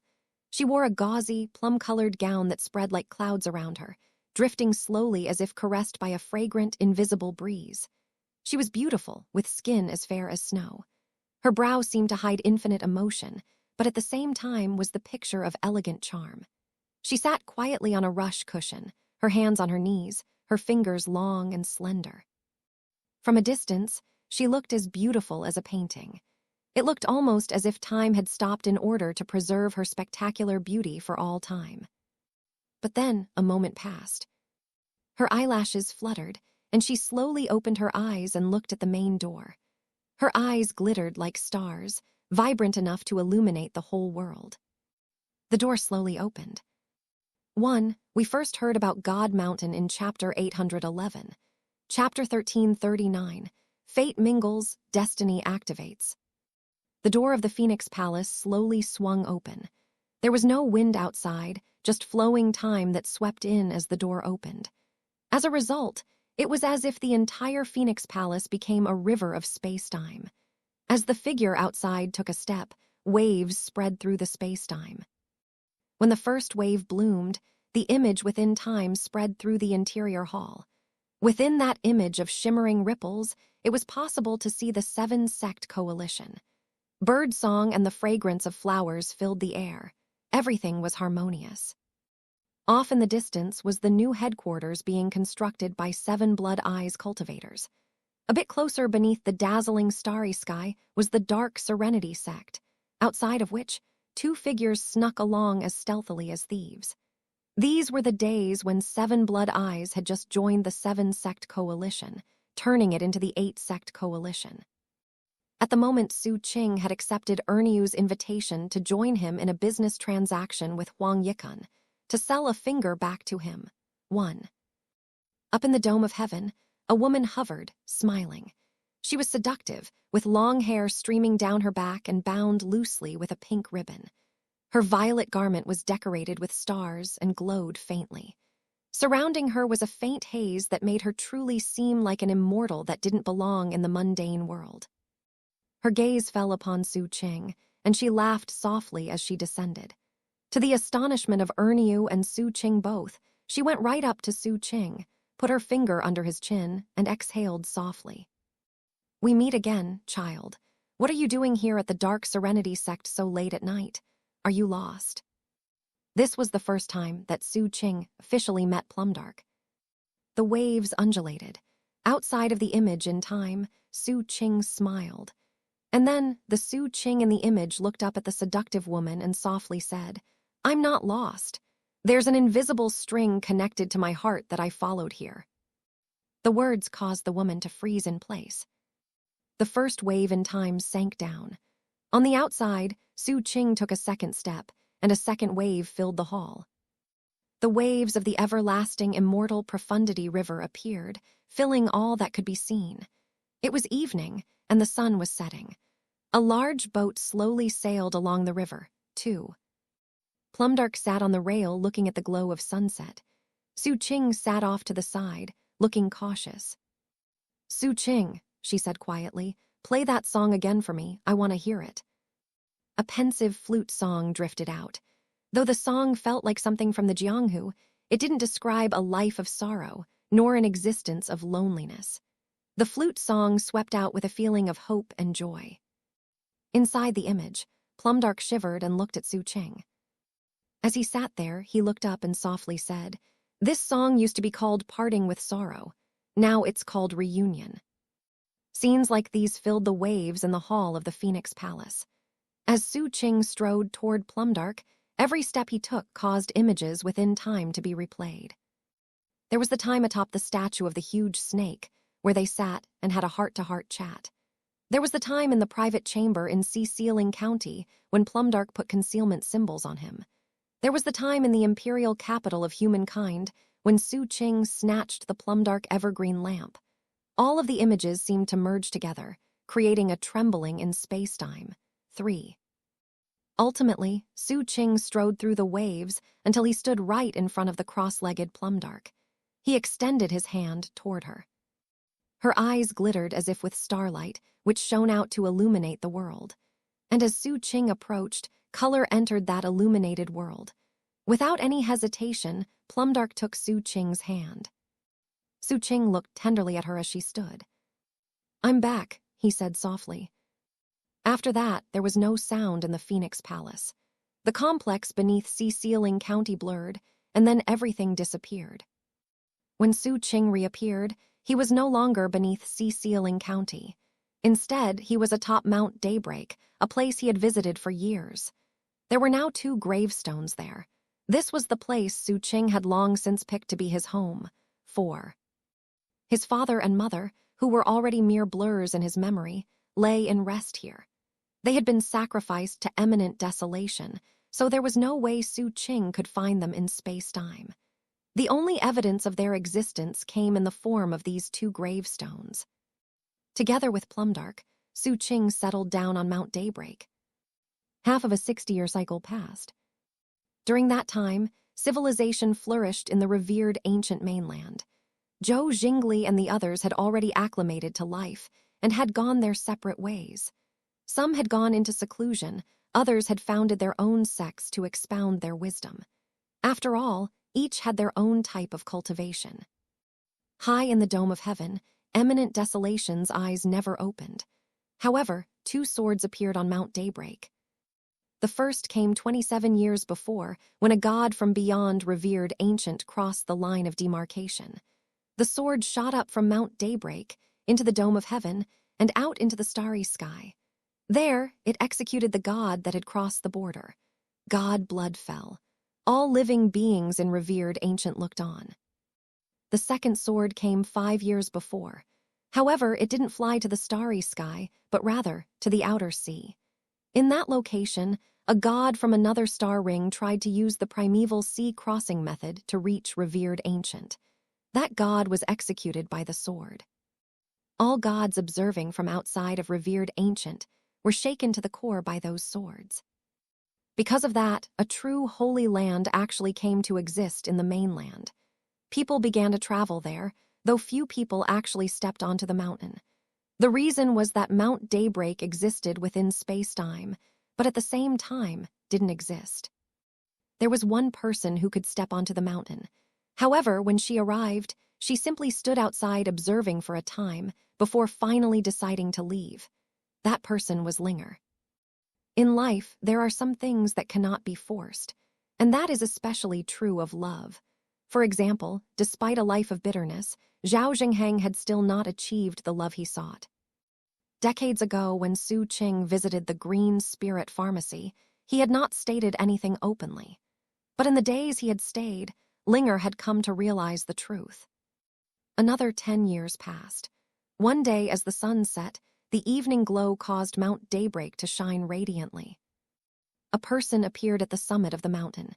He wore a black robe and had long violet hair cascading down his shoulders.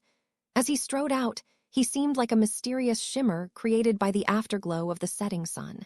He was none other than Xu Qing. Behind him was Plumdark, clad in garments that looked like those of a housewife. Her clothing was plain and simple, but she was as beautiful as ever. However, she looked worried and seemed like she had something she wanted to say to Xu Qing. In the end, she maintained her silence. Behind her, no longer in soul form but in possession of a corporeal body, was Patriarch Golden Vajra Warrior. Over the past years, the Patriarch had benefited from a lot of good fortune. He had become the steward of Mount Daybreak and was able to throw his weight around anywhere he went outside the mountain. In his free time, he had begun writing novels. No one could challenge his authority except for Little Shadow. However, the pride that usually imbued Patriarch Golden Vajra Warrior was gone. Instead, he looked just as worried as the lady of the house. He knew that now was not a time for him to speak. All he could do was step back silently and watch Xu Qing and Plumdark depart. Plumdark paid no heed to the Patriarch as she stepped in front of Xu Qing and adjusted his garments. "You really have to go?" she asked. Xu Qing didn't say anything at first. A moment passed. He looked in the direction of the Heaven region. "It's time to end things. He's been waiting for me for years now." 1. The original scene in the 8-sect coalition began in chapter 278. 2. The original scene on the river was in chapter 299. 3. The heart-to-heart chat was in chapter 380. The concealment symbols were in chapter 439. Xu Qing grabbing the lamp started in chapter 943. 4. Xu Qing said in chapter 483.2 that he would settle down at Mount Daybreak later in life. Chapter 1340, Starlight Blossoms, Two Suns Rise. The afterglow of the setting sun shone down on Mount Daybreak. For years, the mountain had experienced no daybreak, but for the past few decades, the sun shone dazzling on it, and right now, the afterglow made it more colorful than ever. Two figures slowly parted. Outside the glowing light, Xu Qing strode farther and farther away. Inside the glowing light, Plumdark looked off into the distance. "He's right," a voice said.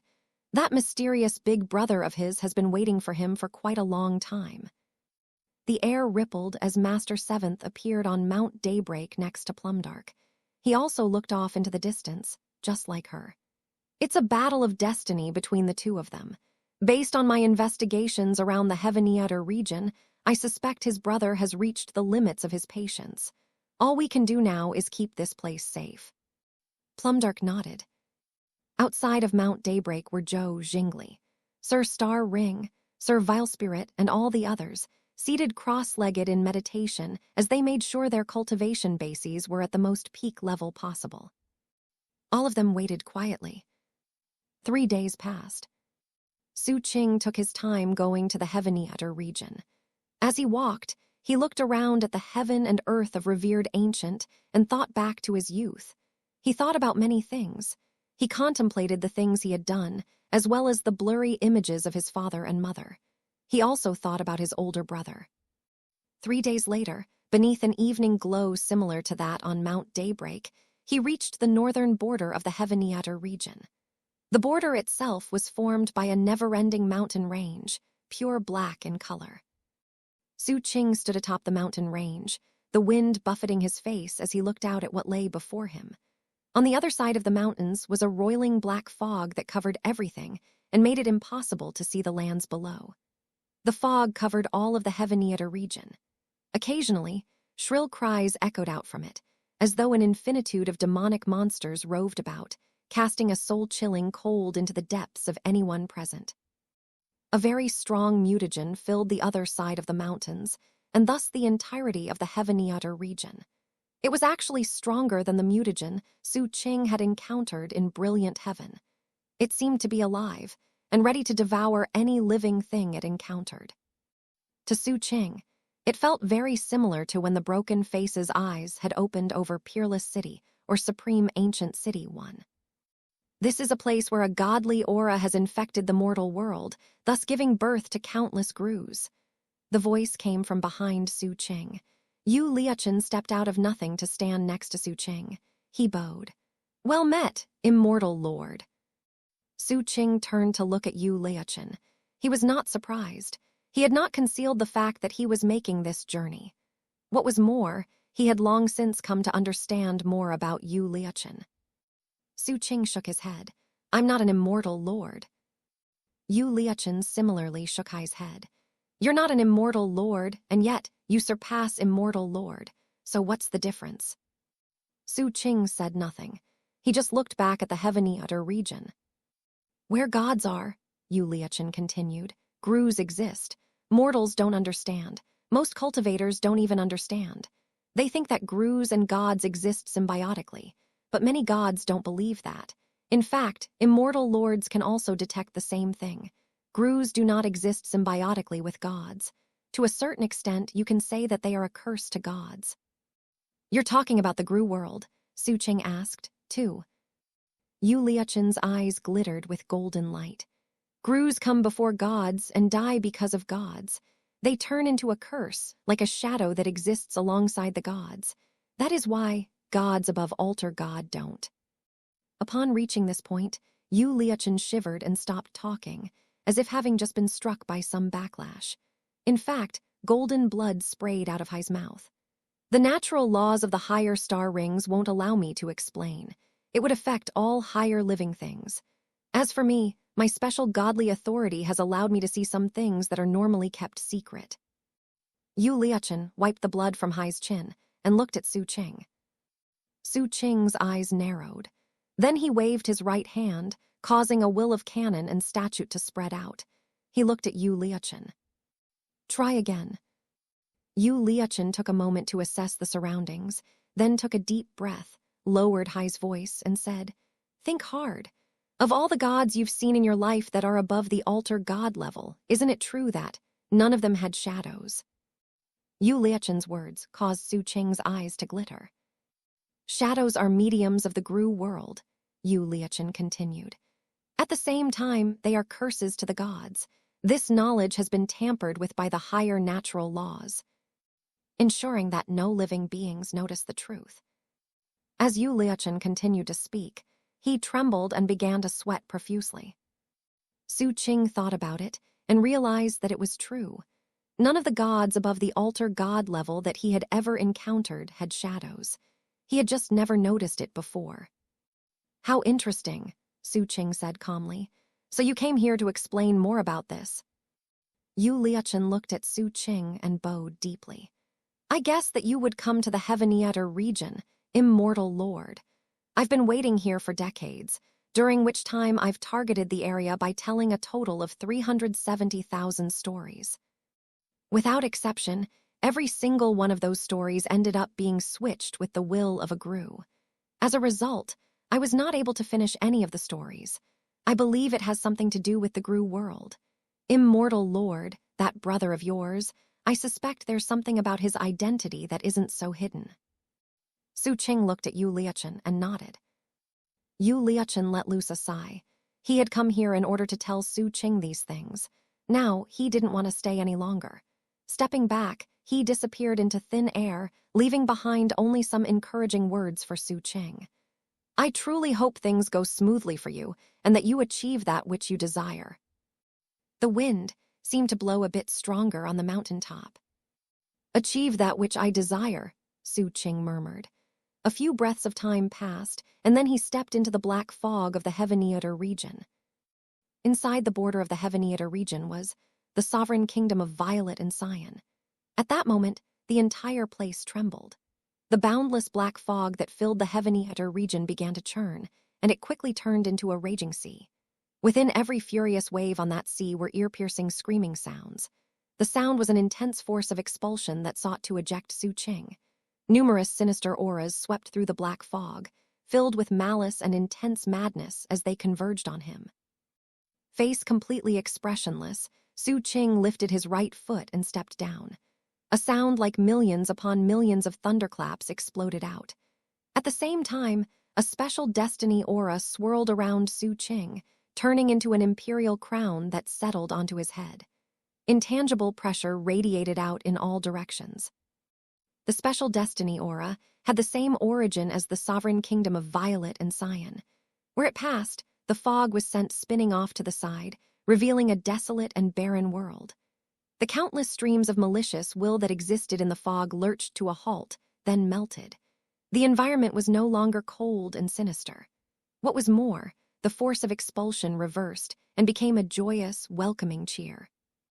The reason was that half of the special destiny aura that formed the imperial crown was actually the destiny aura of the sovereign kingdom of Violet and Xian.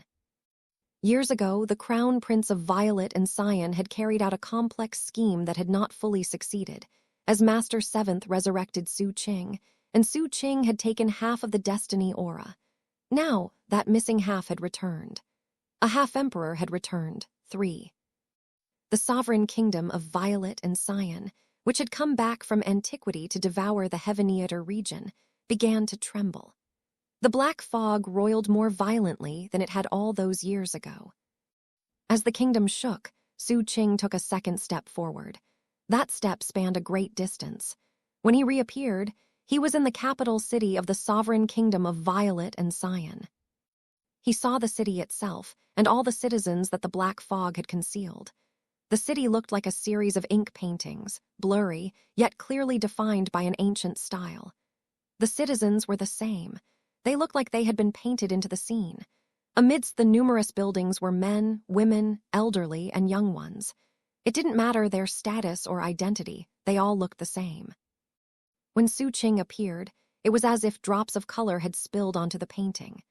The painting instantly became brighter, and at the same time, all the citizens noticed what was happening.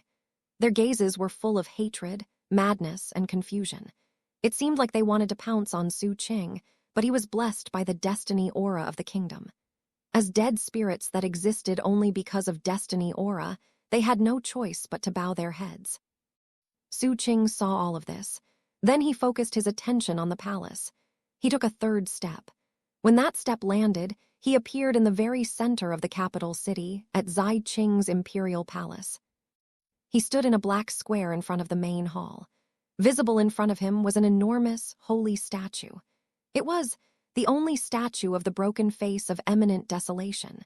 The statue was clearly a lifeless thing, but it emanated an intense pressure that ensured the entire imperial palace was absolutely silent. Behind the statue was the open door leading into the hall. Inside the hall, a person sat on the dragon throne. He wore an imperial crown, imperial robes, had violet hair, and was extremely attractive, albeit somewhat sinister. He was none other than Zai Qing, the crown prince of Violet and Xian. His head leaned against one hand as he looked at Xu Qing outside. A warm smile appeared on his charming, nefarious face. When he spoke, it was in a warm voice that cut through the gruish, stifling atmosphere. Just what I would expect of my lil bro. You're clearly as clever as when you were young. You didn't come to face me in your immortal god fusion state. In fact, you didn't even bring your god clone into my kingdom. However, that doesn't matter.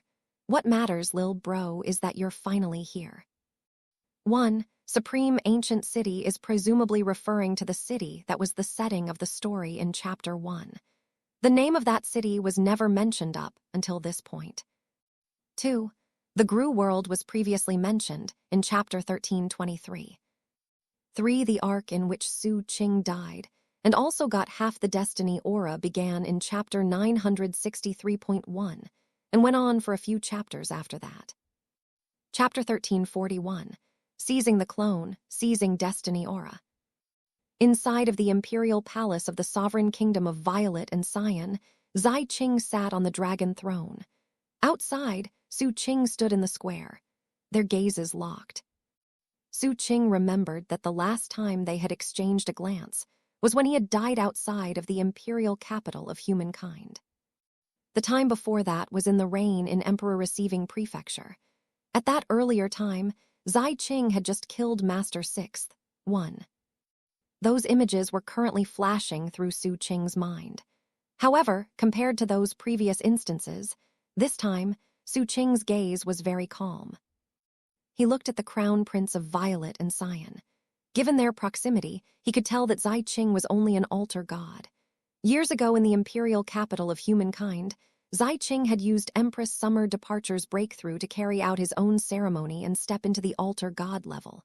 From the look of it, even after all the years that had passed, he had not progressed past that point. He was still an altar god, too. However, Xu Qing would not be careless because of that. He knew that with the statue of the broken face of eminent desolation present, cultivation levels didn't really matter. Zai Qing was a clever schemer and would have many contingency plans in place. Facing Zai Qing, Xu Qing coolly said, "It doesn't matter if I fuse with my god clone or not. If I brought it into your presence then, considering it was made from the flesh and blood of eminent desolation, it's hard to say if it would continue to belong to me." Xi Qing smiled warmly. Very clever, lil bro. I can see that you've prepared well. The crown prince of Violet and Cyan lifted his right hand toward the sky and made a beckoning gesture. The canopy of heaven rumbled as a huge vortex appeared. All of the black fog was swept into it, and then an image formed in the middle of the vortex. Within the image was Mount Daybreak. It was clearly visible, and thus it was easy to see that, seated cross-legged inside Mount Daybreak, was a figure that pulsed with a godly aura. It was none other than Xu Qing's god clone. The clone was surrounded by a complex spell formation, which was active, and filled the area with a terrifying power of suppression. Beyond the spell formation and outside of Mount Daybreak were several people. They were Zhou Jingli, Sir Starring, and the others. All were seated cross-legged and performing incantation gestures, which sent power out to bolster the spell formation in Mount Daybreak. As a result, the power of suppression was augmented. However, none of that was very important. The primary force suppressing Xu Qing's god clone was Master Seventh. He sat cross-legged at the summit of Mount Daybreak, his full strength focused on the god clone. Everything seemed to be going normally. But then Xi Qing made that beckoning gesture, and the god clone shivered within the midst of the spell formation. Then the clone's eyes opened. Golden light spilled out, as well as something vile and nefarious. It was as if the clone was not Xu Qing. Terrifying power surged out of the clone, clearly seeking to destroy the spell formation and smash through the mountain toward the source of the beckoning gesture. As soon as that power hit the spell formation, it began to decay and crumble. Zhou Jingli and the others trembled violently as they did everything possible to bolster the formation. Blood sprayed out of Zhou Jingli's mouth. The same happened to Sir Starring. Sir Vile Spirit, Li Mengtu, Yuan Shensu, and all the others felt their minds reeling as blood oozed out of their eyes, ears, noses, and mouths. Even as it seemed impossible to maintain control, Master Seventh snorted coldly and pushed his right hand down onto the mountain. That gesture caused the power of deep earth to pour forth, isolating the mountain. Then he lifted his left hand, revealing an item within it. It was a mirror shard. It was the very same gift immortal Lord Mi Ming had given to Xu Qing, and it contained the might of his cannon and statute. In combination with Master Seventh's deep earth power, it could isolate Mount Daybreak and ensure that the god clone had no way of breaking free. Although it would only work temporarily, it was at least enough to block Xi Qing's first summons. This was one of the preemptive measures Xu Qing had taken before coming to the sovereign kingdom of Violet and Cyan. He had long since come to a realization. There was a deep connection between Xi Qing and eminent desolation. Therefore, a clone that had been made from the flesh and blood of eminent desolation would definitely reveal flaws in the presence of Xi Qing. Xu Qing had been well aware that he needed to suppress the god clone before coming to the sovereign kingdom of Violet and Cyan, just to make sure nothing unexpected happened. At the same time, without his god clone, he couldn't enter his immortal god fusion state, which was the strongest state he could achieve.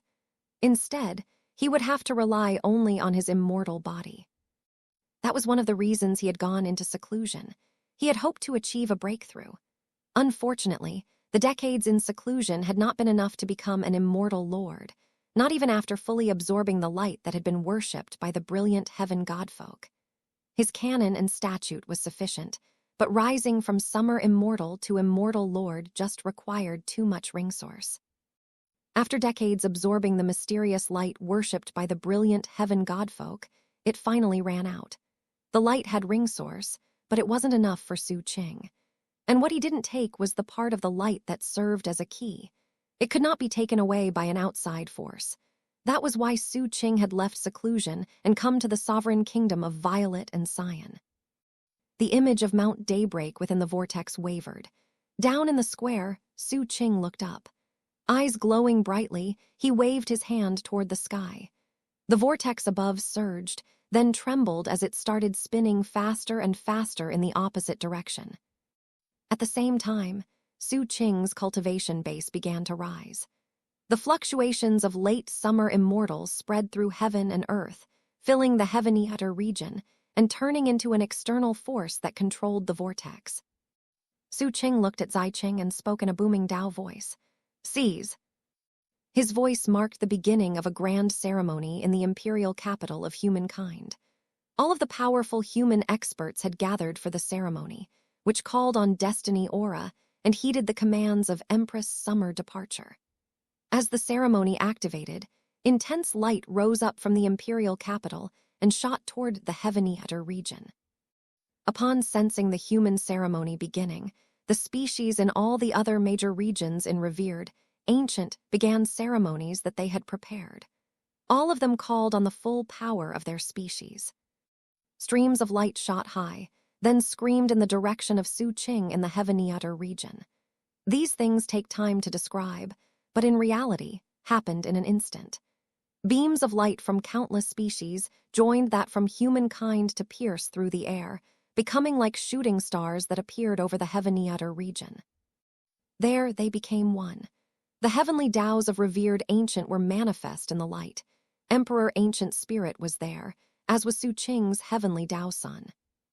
When all of that light combined, it turned into a huge mirror hanging over the Heaven-Eater region. The surface of the mirror reflected all of the lands of the Heaven-Eater region, including every mountain and river. It also reflected the imperial palace. As the mirror reflected the Heaven-Eater region, and as the vortex spun in reverse, blurring, streams of destiny aura materialized, becoming streams of gray energy that were pulled into the mirror. As a result, the blurry image of the region in the mirror quickly began to turn clear. This was a case of heavenly Taos seizing the destiny aura of a kingdom. Xu Qing had converged the power of countless species to form the mirror of revered ancient, which hovered above the Heaven-Eater region and took its destiny aura. This was only one part of Xu Qing's plan. The crown prince of Violet and Xian wanted to seize his god clone, so he chose to use his half of the destiny aura of the sovereign kingdom of Violet and Xian to seize the other half of the destiny aura. Inside the imperial palace, atop the dragon throne, Zai Qing looked at what was happening and his smile broadened. He gave Xu Qing a slight nod. How amusing. You've grown up, lil bro. You even understand that you should steal the family fortune from your big brother. Except, do you know how much of the family fortune there is? Zai Qing smiled. 1. The scene in the rain was in chapter 315. The author mistakenly said that Zai Qing was holding Master Sixth's head, which actually did not happen. 2. For whatever reason, the author does not use the divine pronoun for Zai Qing. This does not seem to be an accident or oversight. Chapter 1342, the lands become a book, fate and destiny intermingle. Our family riches are many. Zai Qing smiled and waved his hand. All of the Heaven-Eater region rumbled with even greater intensity than before. Then, something completely unbelievable happened. The lands transformed. Whether it was the mountains, rivers, buildings, or even the imperial palace itself, everything transformed into a book. The lands became a book. Because of the enormous mirror of revered ancient hovering above the Heaven-Eater region taking the destiny aura, all things below had started turning blurry. However, once the lands turned into a book, a page flipped. When that page flipped, the mountains and rivers appeared again. All things returned. The kingdom was there, and so were all the citizens. Within that page was the sovereign kingdom of Violet and Xian, and it was completely intact. There was no attempt to stop the mirror from taking the destiny aura, nor to prevent Xu Qing from revering the vortex. In fact, the images in the mirror became clearer than ever. However, the lands also appeared clearly within the pages of the book. Even stranger, the images in the page then started to blur as the mirror of revered ancient took the destiny aura. And yet, that was when the lands in the form of a book actually turned to a second page. That second page was also the sovereign kingdom of Violet and Xian. There was no change to it. How much do you want, lil bro? Your big bro can give you whatever you need. Zai Qing smiled. You see, I took every moment of the sovereign kingdom of Violet and Xian and turned it into an individual page of fate. In the end, each page has its own life force, constantly growing and multiplying. In fact, not even I'm sure how much there is in total. This was the godly authority he had unleashed long ago. Fate. But there was no doubt that Xu Qing's use of this godly authority was far more bizarre than in years past, and the range and scope was off the charts.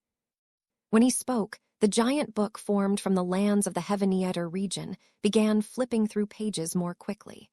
And now, the mirror of revered ancient didn't have time to blur the contents and absorb all the destiny aura.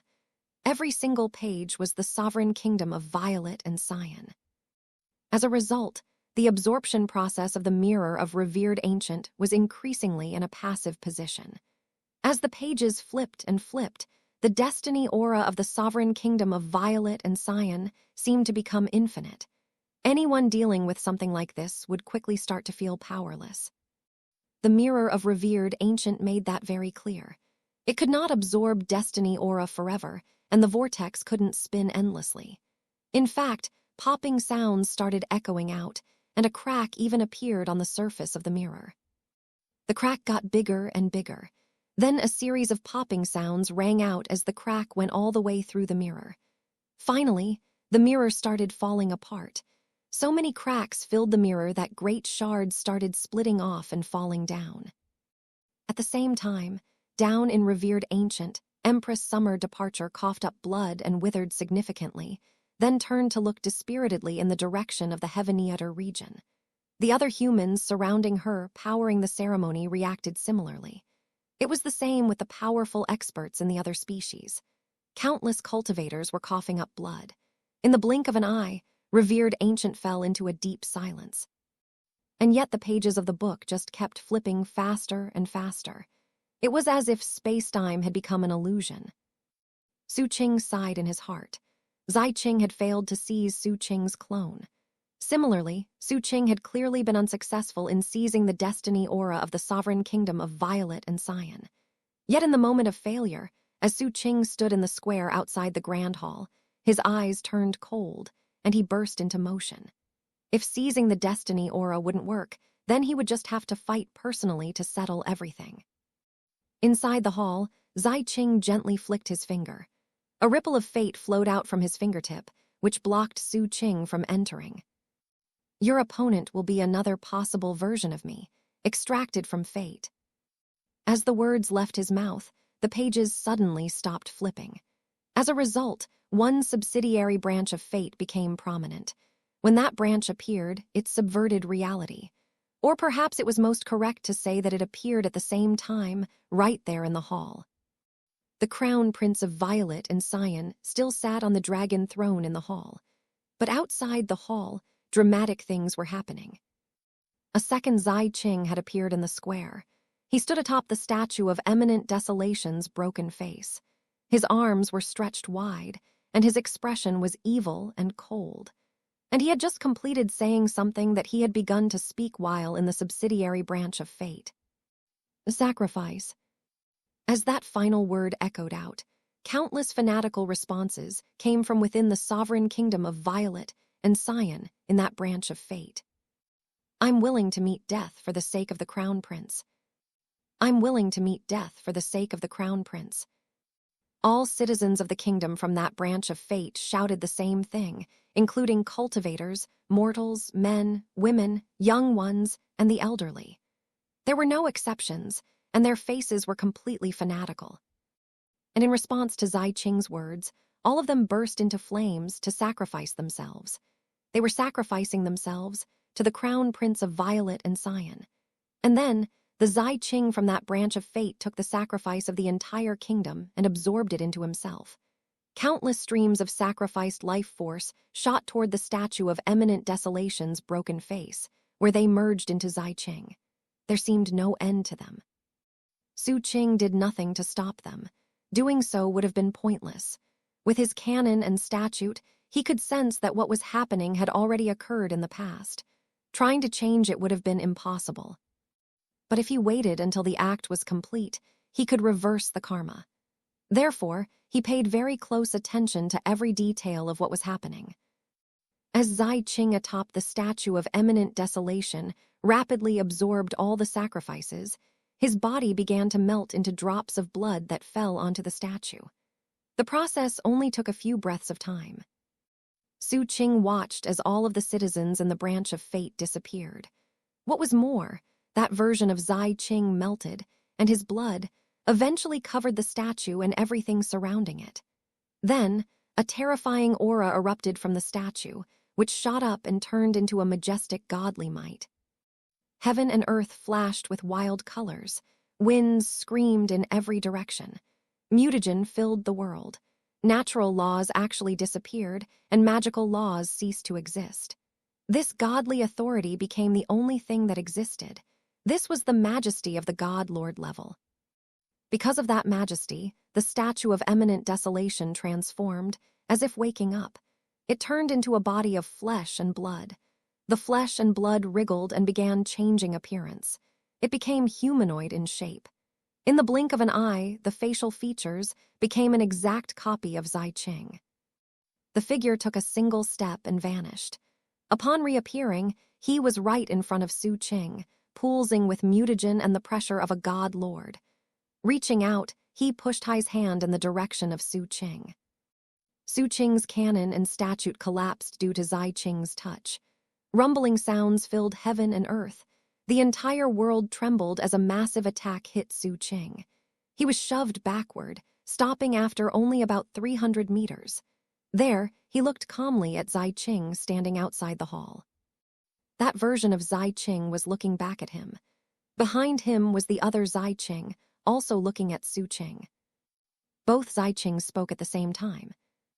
This time, Lil, bro, if you haven't prepared in advance, then you're going to die. As both of them spoke, two fates intertwined and echoed out through space-time. Bai Qing's godly authority was that of fate. The idea of materializing a possibility from fate and using it in reality was something Xu Qing had some experience with. He had done the same thing in the chaotic flow of space-time in the fourth star ring. He had unified everything into a final singularity, which was when he had appeared next to the painter version of himself. That painter was another possible version of himself from a different space-time. Xu Qing just went about it in a slightly different way than Bai Qing. Bai Qing relied on fate, while Xu Qing relied on canon and statute to form ontology, and then pierce through other space-times. But at the same time, reaching this level meant being at the Lord level. For gods, that meant God-Lord. For immortals, it meant Immortal Lord. Chapter 1343, Fate Unified. Gods and immortals aren't really different, Xu Qing said calmly to Bai Qing. But upon abandoning the journey of deep earth and choosing the higher star rings, the substructure changed. In the higher star rings, gods and immortals seem totally different. But really, they have the same origin. Therefore, if I die, so will you. What interests me more than death, though, is seeing whether your fate is more profound or my ontology is more infinite. As his voice rang out, Xu Qing took a step which spanned 300 meters. It propelled him directly toward the Bai Qing outside the hall. That version of Bai Qing looked coldly at Xu Qing and didn't say a word. Further back was the Bai Qing inside the hall, whose expression was as gentle as before as he spoke in a soft voice that could pierce through the primary fate and echo into the branch of fate outside. You're thinking the same thing I'm thinking, lil bro. Fates overlap. The expressionless Bai Qing outside the hall raised his right hand and pushed it toward the incoming Xu Qing. That gesture caused the power of fate to quietly descend. It created an indescribable will that surrounded Xu Qing and filled the area with pulsing ripples. Within the ripples were many scenes. The scenes featured Xu Qing, not by means of the parallelism of space-time magic, but rather branches of fate stripped from the primary fate of Xu Qing. It was also possible to say that they were possibilities that had eventually decayed away in his life. Every single possibility was an image. From within the hall, Bai Qing softly said, "Time fundamentally doesn't exist. It's a fabrication of living beings as they struggle to calculate their own decay and that of all other things. Because of that, your space-time is flawed. As for me, I don't define myself by means of space-time." All of the images were very conflicting. In some, Xu Qing fought and killed other people. In other images, the Xu Qing and those exact linchpins of fate just sat in meditation. In certain images, he would die at certain points in fate, while in other images, he gained good fortune and destined opportunities. In yet other images, his friends and loved ones weren't present, while in others he was surrounded by comfort. This was the overlapping of fates.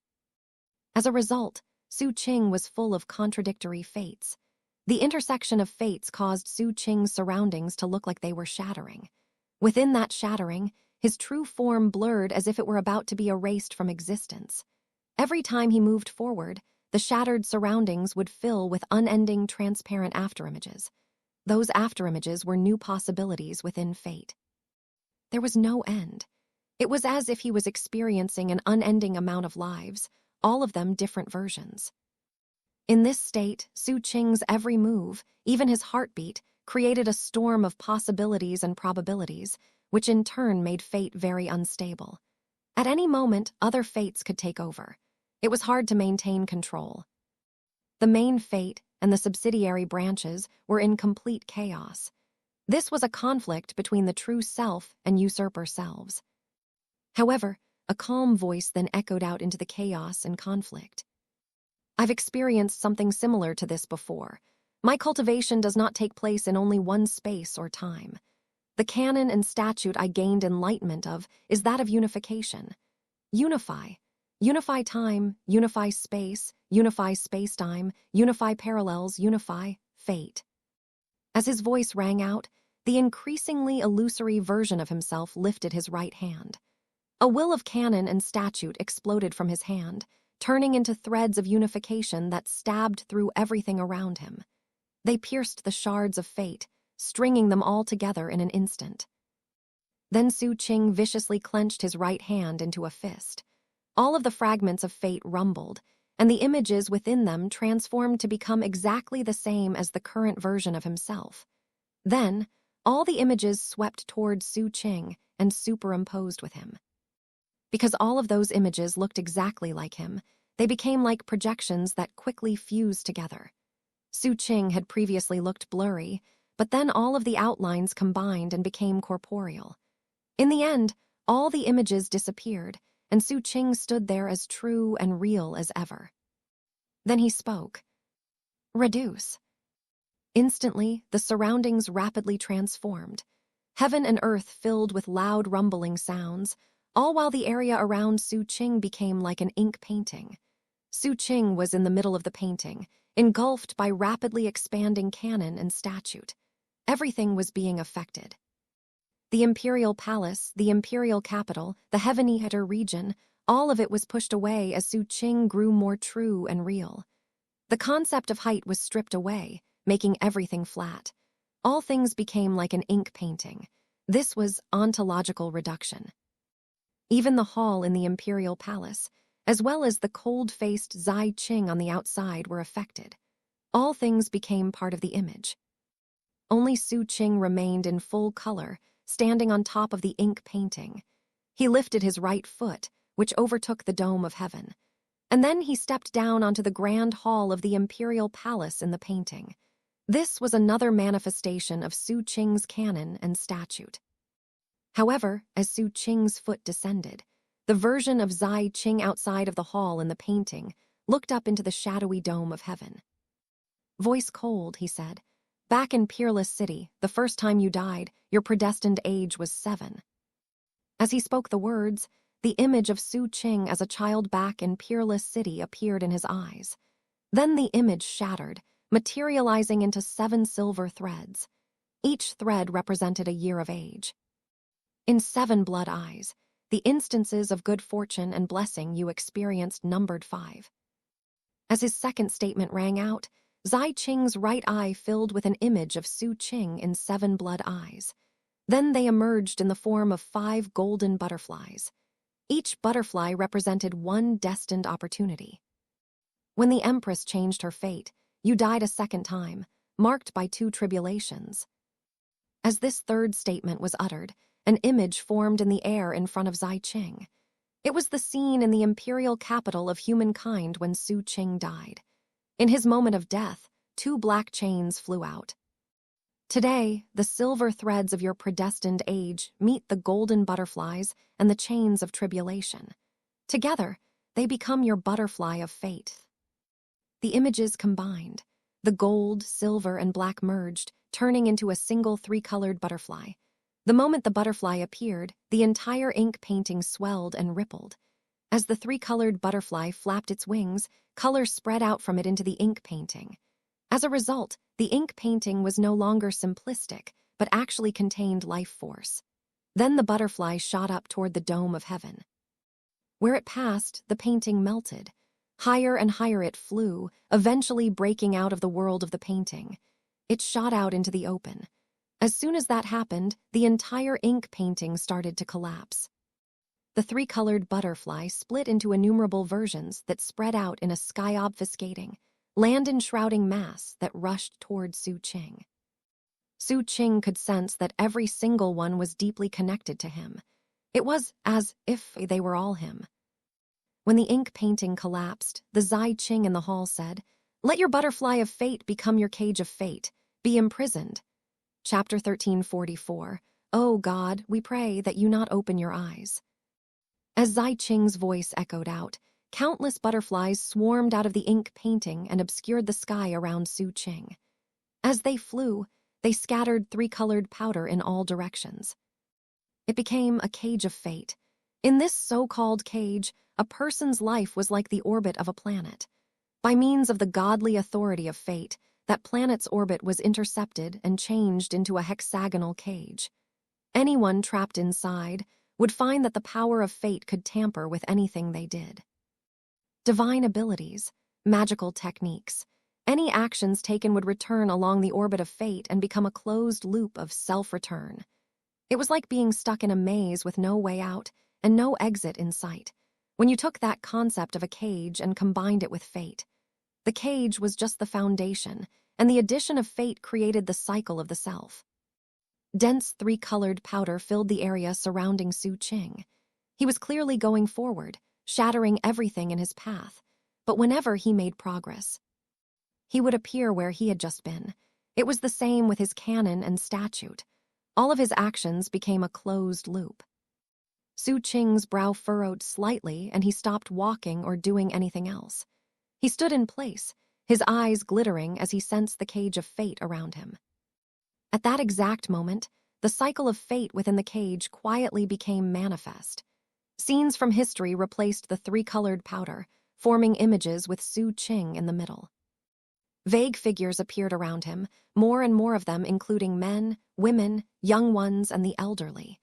The environment quickly transformed until there was no fog of powder. Instead, images of buildings took shape. The people and the buildings filled in quickly. In the space of only a few breaths of time, a city from Xu Qing's memories appeared all around him.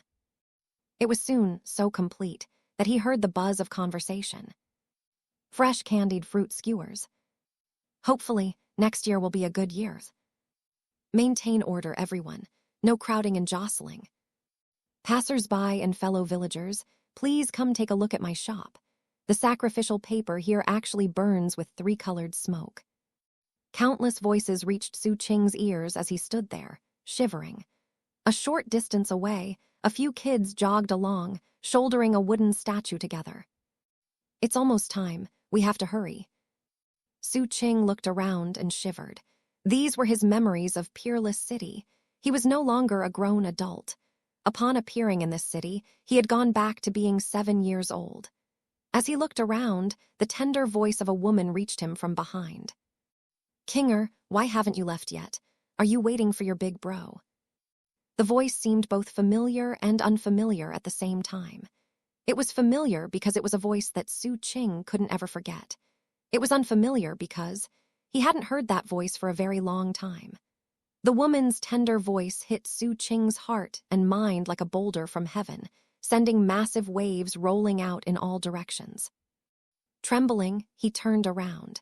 Standing there behind him were the two most important people in all of the memories of his entire life. "Dad, Mom," Xu Qing murmured. The man was middle-aged. He had clearly gone through a lot in his life, but he still looked quite handsome. The woman was a bit frail, with a very tender look in her eyes. Both seemed concerned as they looked at him. "Oh, a kid, why are your eyes so red and puffy?" the man asked. The woman squatted down and tousled Xu Qing's hair. Then, with her voice full of love and caring, she said, "You're a tough guy, Kinger. You can't start crying the moment your big brother leaves. Come here, let mommy give you a hug." The woman wrapped her arms around Xu Qing and picked him up. Kissing him on the cheek, she said, "Don't cry, Kinger. Your big brother will be back in just a moment with that candied fruit skewer. Look around. Today's the prayer festival, and the sacrificial offerings will start soon."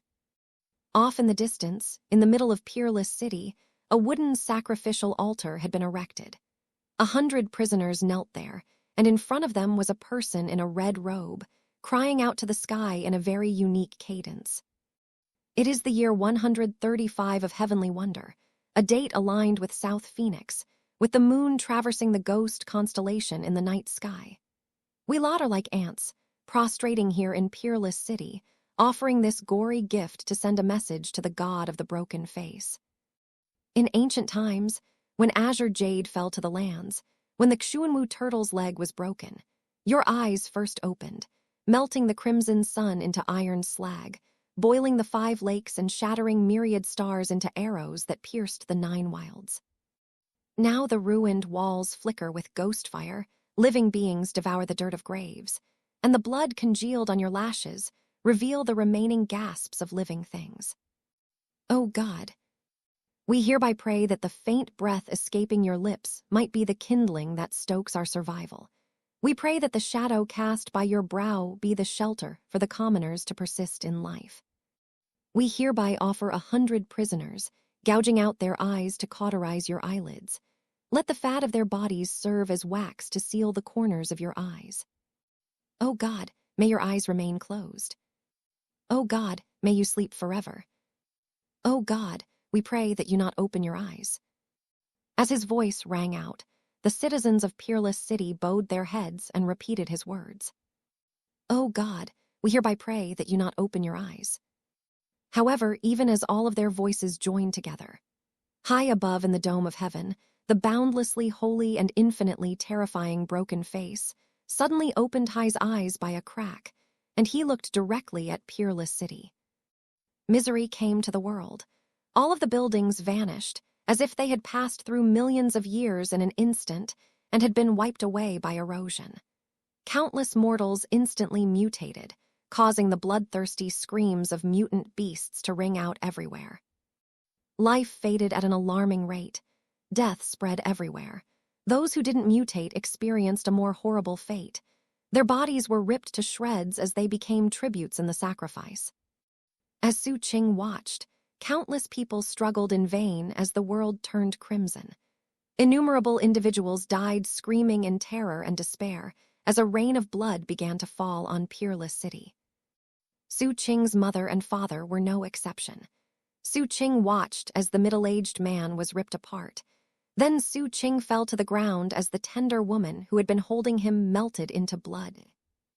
Peerless City became like the Yellow Springs, and blood fell everywhere.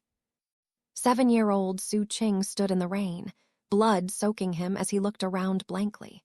This was exactly what he had really experienced. "Dad, Mom!"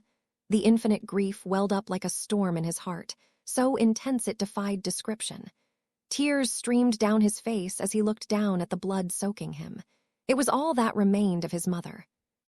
As buildings eroded, countless mutant beasts and corpses collapsed, and the blood rain fell. A figure appeared in the distance.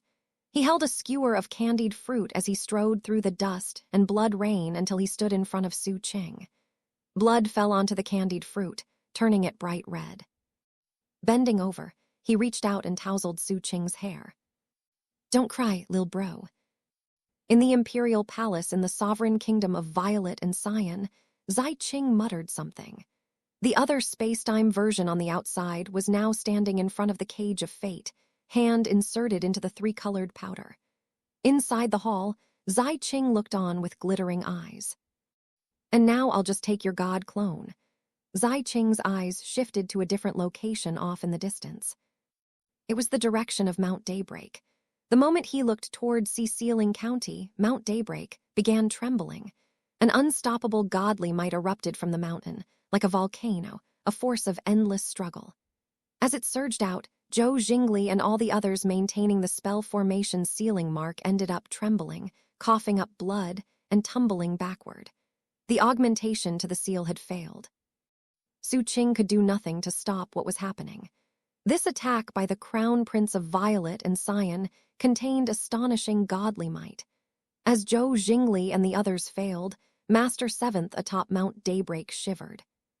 But despite being a summer immortal, not even he could fight back for long. The spell formation under him crumbled, no matter how hard he tried to bolster it, and finally it just collapsed completely. The aura of a god erupted from within the fragmented remains of the formation. Along with that aura came Xu Qing's god clone. The clone shot up into the air, radiating terrifying pressure and astonishing momentum. The clone flew toward the Heaveneater region and the sovereign kingdom of Violet and Cyan, becoming a streak of prismatic light that disappeared in a blur. Upon reappearing, the clone was in the Heaveneater region, right in front of Zai Qing in the hall of the Imperial Palace. Zai Qing looked at the clone and sighed. "Your preparations have finally fallen short, Lil Bro." Zai Qing reached out from the dragon throne and made a grasping gesture. Xu Qing's god clone shot forward to be grabbed by the throat by Zai Qing. Zai Qing was already prepared to absorb the clone. But then something unexpected happened. Zai Qing's expression flickered dramatically. It was the first unusual expression to appear on Hai's face since the battle began. Without a moment of hesitation, he loosened his grip and shoved Xu Qing's god clone away. Unfortunately, he acted too late. He had already started absorbing the clone, even for just a moment. He began to tremble violently as the god clone erupted with dazzling light and changed form. The clone turned into a mirror shard. It was Mi Ming's cannon. The moment the mirror shard appeared, a finger stretched out of it with astonishing speed, moving like a bolt of lightning right toward Zai Qing. All of this takes a bit of time to describe, but happened in the briefest of moments.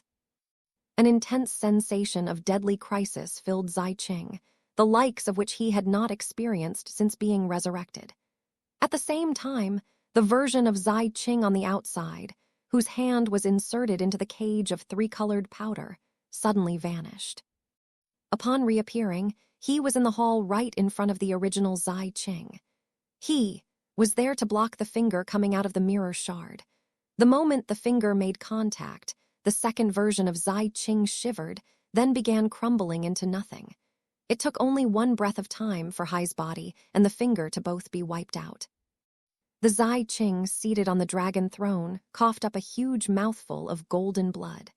Panting heavily, he looked in the direction of the cage of fate on the outside. The cage was already crumbling. Three-colored powder collapsed in all directions. As that happened, a 7-year-old child walked out into the open. With each step he took, he transformed. By the time all the three-colored powder had dissipated, the adult Xu Qing was standing there. Looking at Zai Qing in the hall, he said, "What a pity." Zai Qing wiped the blood from Hai's chin and mouth. As he looked at Xu Qing, Hai's gaze was first full of astonishment, then admiration. On a huge planet in the 4th star ring, immortal Lord Mi Ming sat cross-legged in meditation. Then he opened his eyes and retracted his finger. He sighed. Almost got him. Behind him was another figure seated cross-legged. It was none other than Xu Qing's actual god clone, which he had been suppressing. Chapter 1345, Slicing Open a Door. During Xu Qing's years on Mount Daybreak, he had used certain methods to send his god clone out of the revered ancient mainland. At the same time, he had used immortal Lord Mi Ming's cannon to create a mirror image of the clone. Naturally speaking, it had required the help of Mi Ming himself in order to keep the whole matter secret. There had been two purposes. One was to prevent Zai Qing from taking control of the clone and using it for Hai's own purposes. Another was to provide a trump card for Xu Qing. The idea was to take advantage of a moment when Zai Qing seemingly achieved success, only to allow immortal Lord Mi Ming a moment to attack him. After all, the broken face of eminent desolation was very close to revered ancient, and that was a very dangerous circumstance. In the 9th star ring, god paragons didn't dare to get too close, and god lords had limits. Powerful experts from other star rings who wanted to come to revered ancient had the aura of those other star rings on them, and that put them at great risk. In other words, immortal Lord Mi Ming would have only one chance to launch an attack. He couldn't get involved in a protracted fight. And thus, a whole series of developments led to the current situation. Sadly, Xu Qing sighed inwardly. That said, he had considered that this would happen, so he quickly cleared his thoughts. Eyes flashing coldly, he took a step that placed him just outside of the hall. Another step took him inside. Xi Qing was still seated on the dragon throne, golden blood smeared on Hai's mouth. Xu Qing stepped toward him. Xu Qing was like a spear that could pierce heaven and earth, moving with unstoppable momentum as he shot, directly toward Xi Qing. However, as he neared, Xi Qing's eyes suddenly radiated golden light. All of a sudden, he shot to Hai's feet and shoved Hai's hand up toward the sky. At the same time, he spoke in a godly voice. God. The moment the word left Hai's mouth, all of the revered ancient mainland trembled. Intense fear exploded into the hearts and minds of all living beings. The reason was that the broken face which took up half the canopy of heaven shivered and turned in the direction of the Heaveneater region. Strands of hair shifted as the face moved, like rotten vines following destructive orbits. Hai's sickly gray skin, which looked like soil that had been frozen for millennia, suddenly filled with cracks. Then, Hai's eyelashes, which resembled long, rusted strips of iron, fluttered. Heaven and earth trembled. All breathing in the world ceased. In the grand hall in the Heaveneater region, Xi Qing stood in front of the dragon throne. As eminent desolation's eyes twitched, an astonishing godly might erupted from Hai's carrier and exploded out into the world. A violent tempest swept out, shaking the hall so violently it shattered, becoming ash that drifted out everywhere. It abounded with force that could not be resisted. As it neared Xu Qing, he lurched to a halt before being swept aside. He tumbled backward several hundred meters. When he finally skidded to a halt in standing position, he coughed up a mouthful of blood, then looked up into the sky. As he did, he saw that, high in the canopy of heaven, eminent desolation was opening Hai's eyes. The earth trembled, heaven distorted. Within those eyes there were no irises. Instead, there was a shattered sea of stars. It was as if millions upon millions of stars were burning in Hai's eyes, which caused golden light to spill out. Where it passed, the clouds became like sticky tar, and the lands below became a spider web of cracks. Space-time distorted. This was not even a complete opening of the eyes. And yet within the Heaveneater region, all cities trembled, like potter's clay under the force of an enormous hand. Corpses floated up into the air, their greenish-black skin erupted with tongues of fire. Where the palace had existed, there was now just dust. Xi Qing stood there, long hair whipping about, eyes shining the color of gold. It seemed that, to him, cultivation base level didn't matter. He was like a vessel to contain eminent desolation's will. As a result, Hai's gaze was no longer gentle like before, and Hai's face had turned cold and apathetic. It was as if, right then and there, he had ceased to be the Xi Qing that Xu Qing was familiar with. "Look down," he said in a cold voice that lacked even a hint of emotion. The moment the words rang out, eminent desolation's eyes opened. The pupils seethed like vortexes of primal chaos, and with every pulse, all light in heaven and earth was absorbed. When the vortex was spinning fast enough, a beam of dark golden light became a pillar that enveloped the entire Heaveneater region. Plains seethed. Soil, rubble, and corpses collapsed into particles. Only some glittering crystalline fragments retained their original form, but they didn't seem like they would last for long. Animals and grus were ripped to shreds and became nothing but dust. This was not some ordinary destruction. This was a multi-dimensional infection. As the broken face looked down, the border between reality and illusion was broken. The boundary between the living and the dead began to blur. Gradually, figures started to become visible. The true focus of Eminent Desolation's gaze was the sovereign kingdom of Violet and Xian, the palace and Xi Qing, the crown prince of Violet and Xian. Within Eminent Desolation's gaze, Xi Qing watched as a god descended. Then he lifted Hai's hand and pointed at Xu Qing. The movement of Hai's finger caused ripples to spread in all directions and caused the forming figures to instantly become very clear. Astonishingly, they were projections of gods. Most were from antiquity and had actually been devoured by Eminent Desolation. Though they had perished, they remained within the gaze of Eminent Desolation, and as soon as Xi Qing moved Hai's hand, they manifested. Among them was the very same god paragon Xu Qing had seen in the bronze coffin in the 4th star ring. They did not have life force power, but their instincts ensured that they could still unleash intense mutagen invasions. As soon as they appeared, mutagen surged dramatically. Then the projections raced toward Xu Qing, with the goal of infecting him to the core. This was not Xu Qing's first time dealing with the eyes of Eminent Desolation, but it was the most intense of all those instances. In the past, Eminent Desolation's eyes had opened, not intentionally, but instinctively. But this time, there was a will behind the opening of the eyes, and that was why the gaze contained innumerable projections. It was true that Xu Qing's canon and statute had reached the level of an immortal lord. His own cultivation conformed to that of immortals, but when hit with Eminent Desolation's gaze, he still started to turn greenish-black. Filth swept through his body, and boundless mutagen burrowed into him. His canon and statute were affected as the fate power of Eminent Desolation tried to transform them forcibly.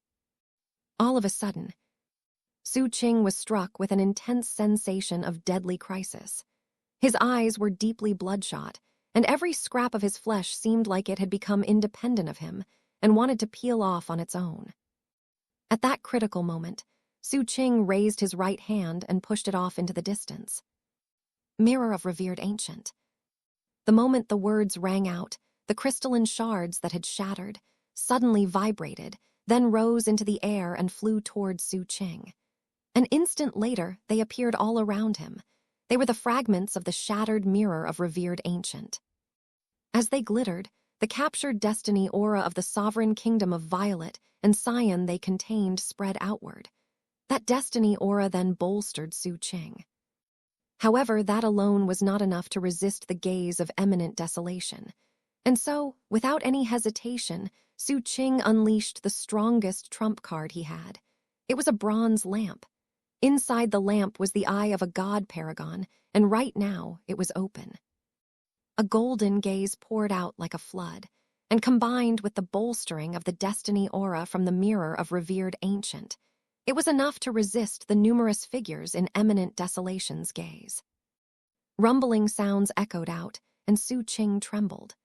Thankfully, the feeling of his flesh peeling off, plus the injuries caused by the mutagen invasion, were all alleviated slightly. The gaze of the god paragon shining out from the bronze lamp formed a protective barrier around Xu Qing. It neutralized Eminent Desolation's gaze and blocked the advance of the projected figures. However, Eminent Desolation was far, far stronger than a god paragon. Even though the eye of the god paragon had been augmented by Grandmaster Bai, and despite the blessing of the mirror of Revered Ancient and the destiny aura, there was no way to fight back completely. Golden cracks were already spreading rapidly through the god's eye. At the most, I have 10 breaths of time before the bronze lamp shatters. That should be enough time. Xu Qing didn't hesitate for a moment. He released the bronze lamp, allowing it to float on its own. Then he dropped into a cross-legged position, all while his hands flashed in a double-handed incantation gesture. A fierce will suddenly erupted. It was a sword will. Before coming to this fight, Xu Qing had made copies of many things back on Mount Daybreak.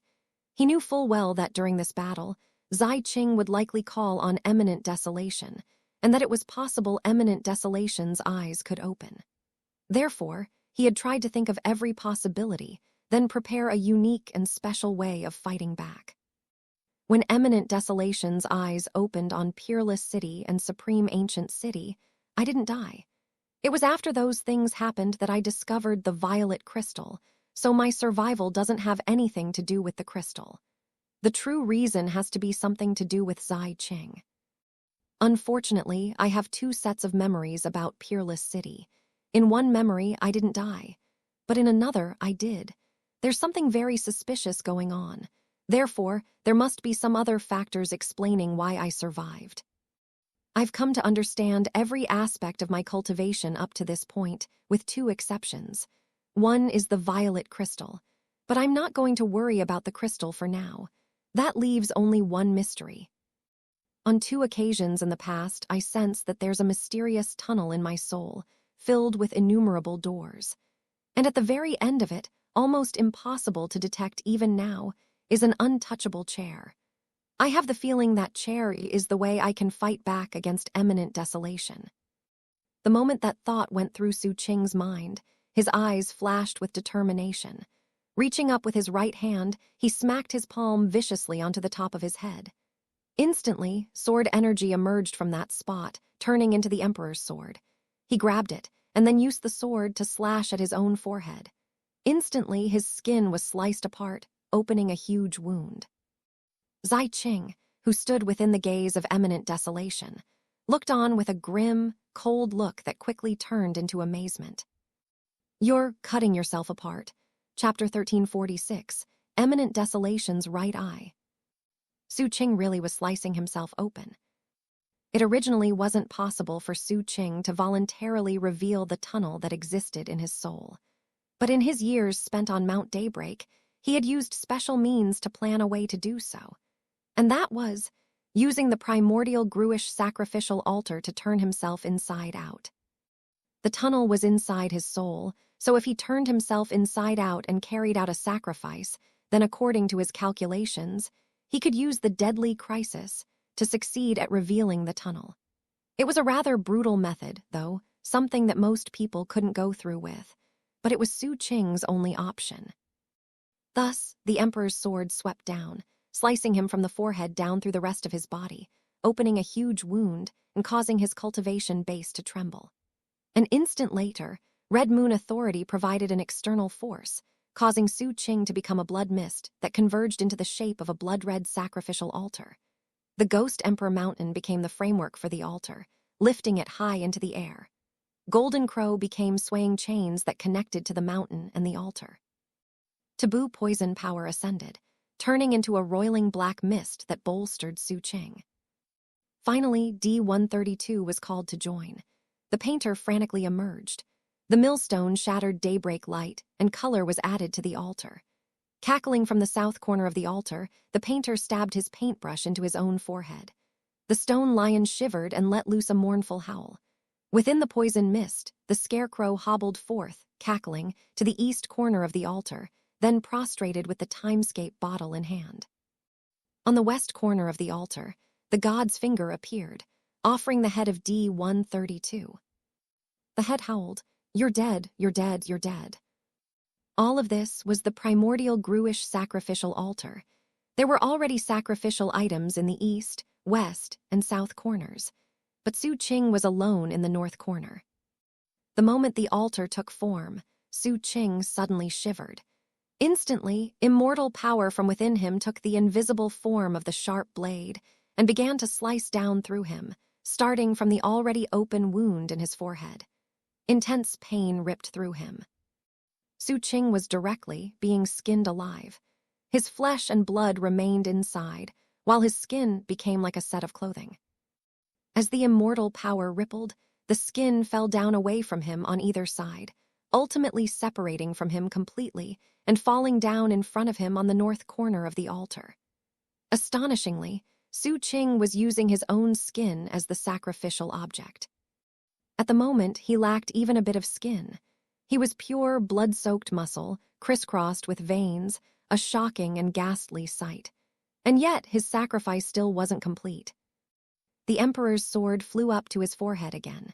Sword light glimmered as the sword slashed through his flesh.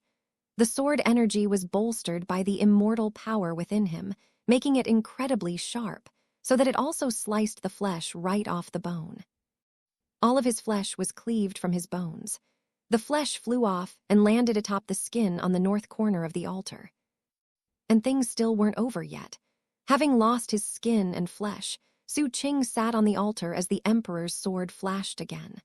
Sword energy thrummed as his bones and organs were all separated. All of them fell onto the north corner of the altar. The bones fell onto the flesh, and the organs fell onto the bones. In the middle of the altar was all that was left of Xu Qing, his soul. As his soul floated there, it trembled. Sacrifice. And thus, the primordial Gruish sacrificial altar was activated. The altar vibrated. The air rippled formlessly, as if an invisible force was ripping apart the boundaries between illusion and reality. Numerous black shadows appeared, which became Gruish outlines in many forms. At the same time, a Gruish aura was born within the sinister wind. A sound of crying and wailing rose up, drifting out without end. Then, like a bloodthirsty and vicious beast, it pounced on Xu Qing's soul. In all dimensions, in all thoughts, in all stories, whether they were in the void, in space-time, or in other parallels, they locked onto him. As a result, Xu Qing's soul was instantly surrounded. They began to ravenously rip him to shreds. The dead painter's Gruish laughter rang out as his dead hand frantically painted. The stone lion roared. What a Grus, born before the gods! In the higher star rings, the Gruish world precedes the godly. The head danced and sang a dirge in a high-pitched voice. Outside, the projected gods within eminent desolation's gaze were prompted by Zai Qing's own hard look to converge on the area. Nothing seemed capable of standing up to that force. At that critical moment, when Xu Qing's soul seemed like it couldn't sustain the ripping force any longer, the emperor's sword glittered, and sword energy slashed onto his soul. Finally, the sword energy sliced his soul open. The power of the altar now had somewhere to go, and it poured into his soul. His soul was completely opened up. As that happened, an infinite black mist poured out from inside his soul. Within that black mist was a host of doors. They were not of uniform shape. Some were big, some were small, and as they swirled out, they created a long tunnel. And in the depths of that long tunnel was a massive chair. As the primordial Grus and the god projections neared the black mist, the doors and the tunnel all started shaking. And then, all of them began trembling violently. Heaven shaking, earth-shattering thumping sounds rang out. It was the sound of doors being knocked upon. The doors were all shaking, as if some unknown entities behind them had sensed what was happening on the outside, and were going mad trying to break open the doors. They wanted to get out. The noise grew louder, filled with terrifying pressure. Mixed in with the sound was howling that could shake the mind and heart. The Grus and gods pouring inside all shivered, and then began to back up in terror as if to flee. It was too late. The doors were incredibly solid, as if the screaming from inside couldn't do anything to open them. But that wasn't the case with all of them. As the Grus and gods tried to flee, the intense attack caused one of the doors at the very end of the corridor, a wooden one right next to the chair, to resound with a banging noise louder than anything from before. Bam. The howling from all the other doors ceased, and then the wooden door in the depths of the tunnel creaked as it opened by a crack. When the crack appeared, a stream of rotting black hair flew out from inside, filled with brutal greed as it spread in all directions. It was as if something that had been hungry for countless years was now out in the open. Immediately, the black hair shot toward the Grus and gods. No amount of struggle did anything. The long, black hair quickly wrapped around the Grus and gods and then pulled forcefully. All were pulled back with the hair. It happened incredibly quickly. Within a moment, all the Grus and gods were dragged through the crack and into the door. The wooden door shut. The black mist swept back into the tunnel and covered everything. What was more, the primordial Gruish sacrificial altar began to spin. The altar was returning a favor to Xu Qing. An instant later, Xu Qing's soul closed up, and his organs, bones, flesh, and skin all returned to their spot. The altar began to disappear. Meanwhile, Xu Qing looked up, his face ashen, in the direction of Zai Qing standing in the middle of eminent desolation's gaze. He said nothing. Xi Qing likewise said nothing. The only thing other than the silence were brutal chewing sounds that drifted about. Finally, Xi Qing's eyes glittered. You really took a step forward. I've been waiting for this day for a long time, Lil Bro. Now that you've reached this level of ability, you must already realize that the living god Eminent Desolation has paramount control of fate. You must also know that the living god Eminent Desolation can see the future with Hai's left eye and the past with Hai's right. But as of this moment, the Eminent Desolation up above only has a left eye. That's because Hai's right eye is right here. Xi Qing pointed down. The ground below quaked and began to split open. Instantly, all of the Heaven-Eater region trembled. It wasn't just in that spot. Many nearby regions trembled. In the Heaven-Eater region and all those other regions, mountains collapsed, as if a huge subterranean dragon were ripping open the lands. A crevice opened, so terrifyingly large it spanned many regions. It turned into a terrifying valley. It looked like a wound on the surface of revered ancient.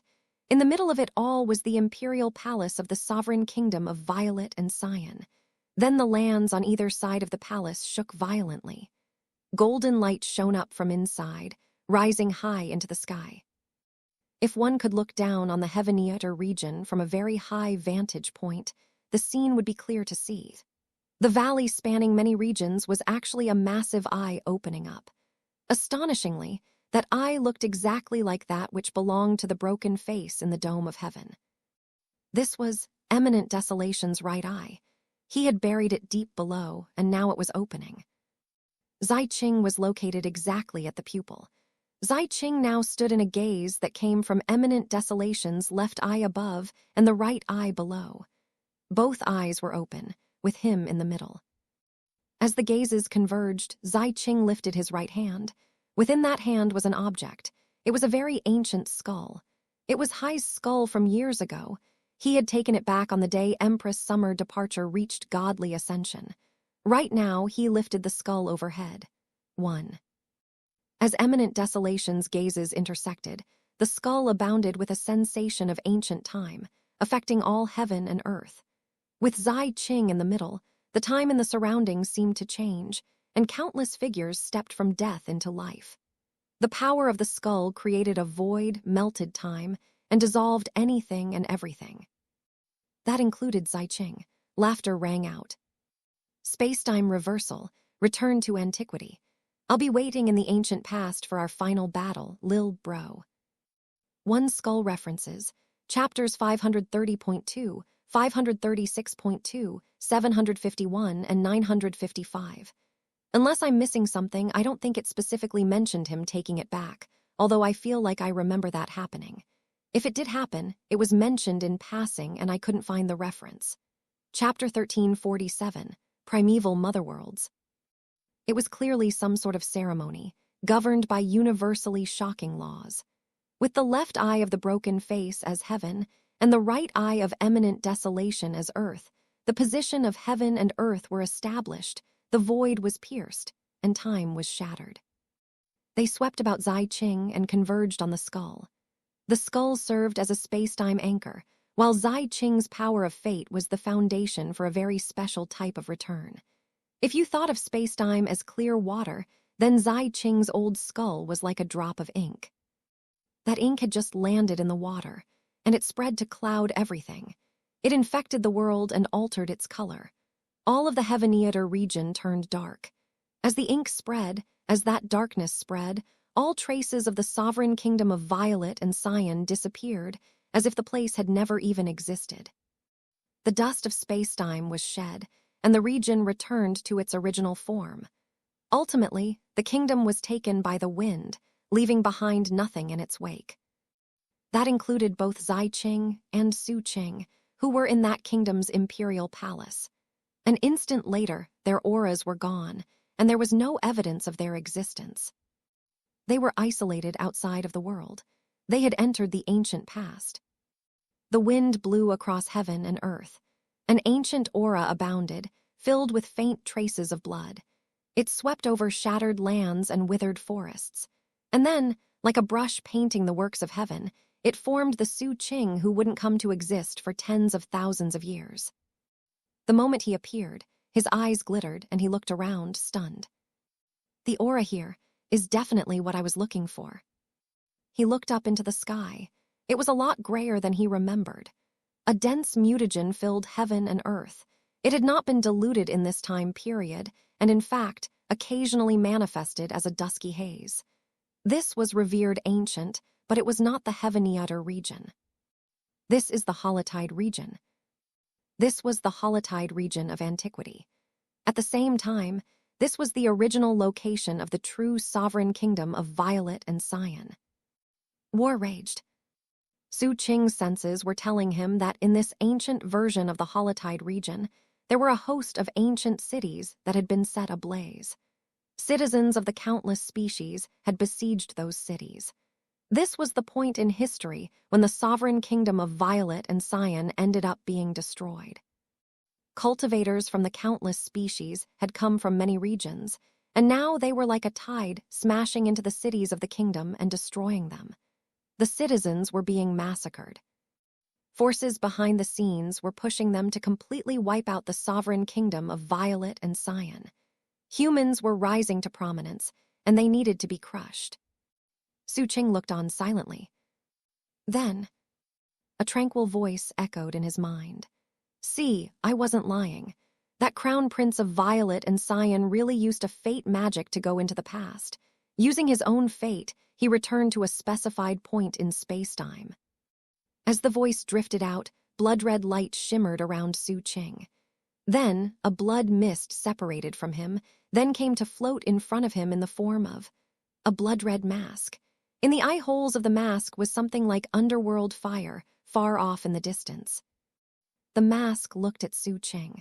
Now, I need you to take the initiative to sever the karma between the two of us when we completed our deal. There was no facial expression on Xu Qing as he looked at the mask, but his eyes shone with profound light. Back before he fought with Zai Qing, he had spent time on Mount Daybreak researching the mysterious light from the brilliant heaven godfolk. But even after absorbing all of it, his cultivation base had been unable to achieve a breakthrough. The light couldn't do anything more. All that had remained had been its core, which was a key. Of course, Xu Qing had taken plenty of time studying the key. After many such sessions of study, he came to realize that it was the key to the door of the primeval motherworld. It was only with that key that the door could even be found. Xu Qing had looked for the door, but whether he searched in brilliant heaven or called on the help of the heavenly Tao, he had failed. He could not find the door leading to the primeval motherworld. He couldn't even find any clues. Given his experiences, he knew that primeval motherworlds were very special. For example, in the fourth star ring, the primeval motherworld only existed in the memories of the gods. The primeval motherworld of the ninth star ring had even more unique qualities. 3 years before the date he had chosen to fight Zai Qing, Xu Qing's study of the key prompted him to consider some memories in which he finally found a clue. It was Zai Qing. Zai Qing, the crown prince of Violet and Xian, was the salvation of human destiny aura, as well as the salvation of revered ancient. Compared to brilliant heaven, revered ancient actually hadn't existed for very long. And in some ways, revered ancient was actually brilliant heaven. In that case, the crown prince of Violet and Xian was also the savior of brilliant heaven, and the precursor to brilliant heaven was the primeval motherworld. That was the only clue Xu Qing had discovered pertaining to the primeval motherworld. Zai Qing was the savior of brilliant heaven. Thus, one could logically deduce that there was a high likelihood that Zai Qing was also the savior of the primeval motherworld.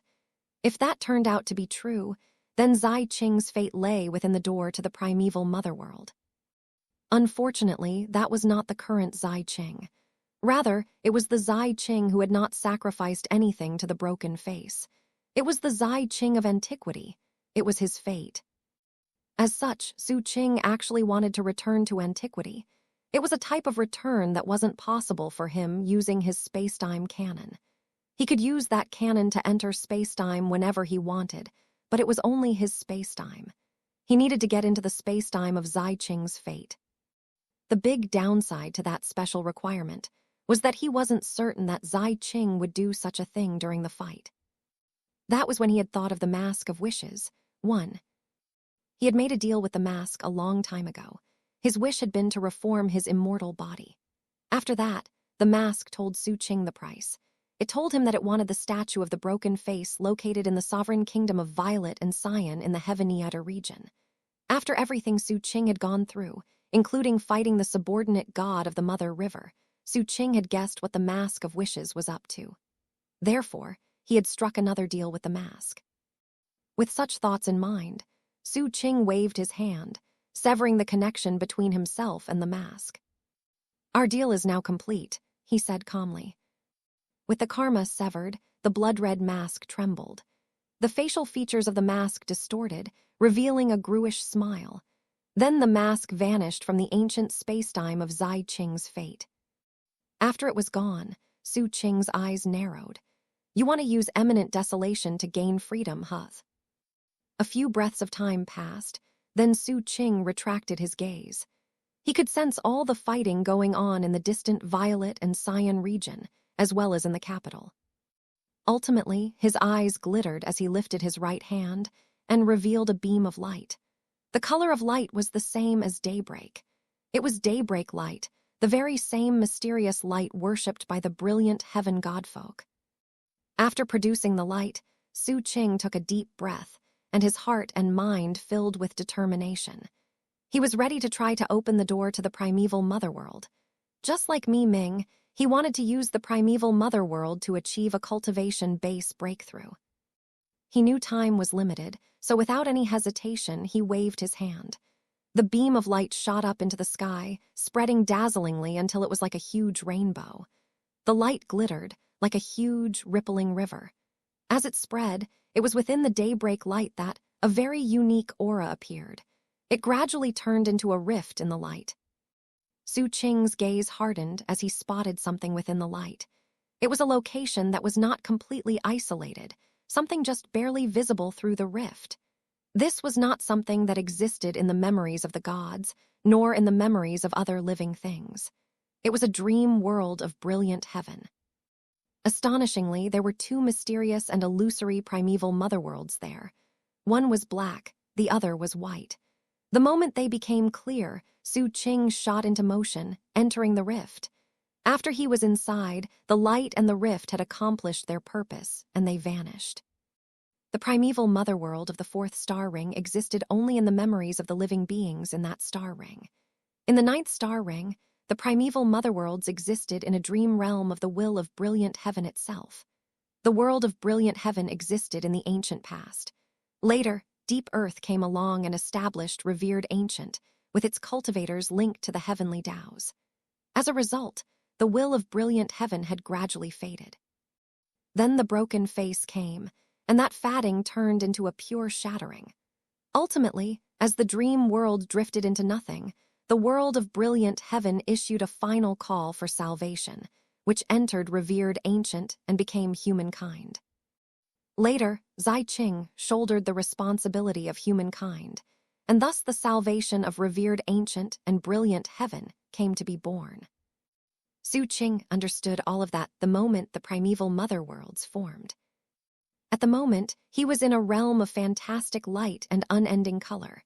In the boundless light off in the distance were two huge primeval motherworlds, one black, one white, endlessly orbiting each other.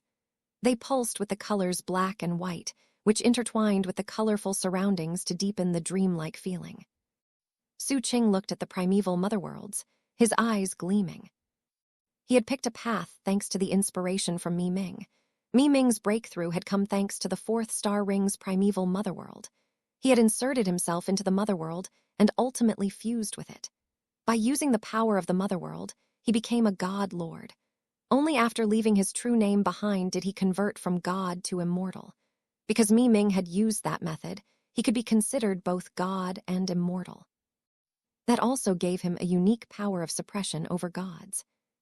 After later analysis, Xu Qing came to the conclusion that there was actually a superior way to break through than to rely on a primeval motherworld. And that was to devour a primeval motherworld. Mi Ming might have considered that, but what ended up happening was that he just temporarily fused with it. He did not actually devour the mother world. The reason was that there were too many obstacles to making such a path a reality. The fourth star ring's god paragon could have tried to stop him, not to mention that the primeval mother world itself would have fought back. There was also the simple fact that he would have risked losing himself in the process. The slightest mistake in any of those regards could have resulted in him losing himself.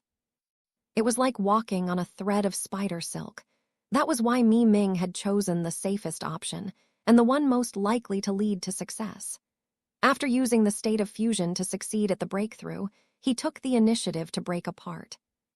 Xu Qing's plan used Mi Ming's idea as the starting point, but he pushed it to completion to do something that Mi Ming had not done.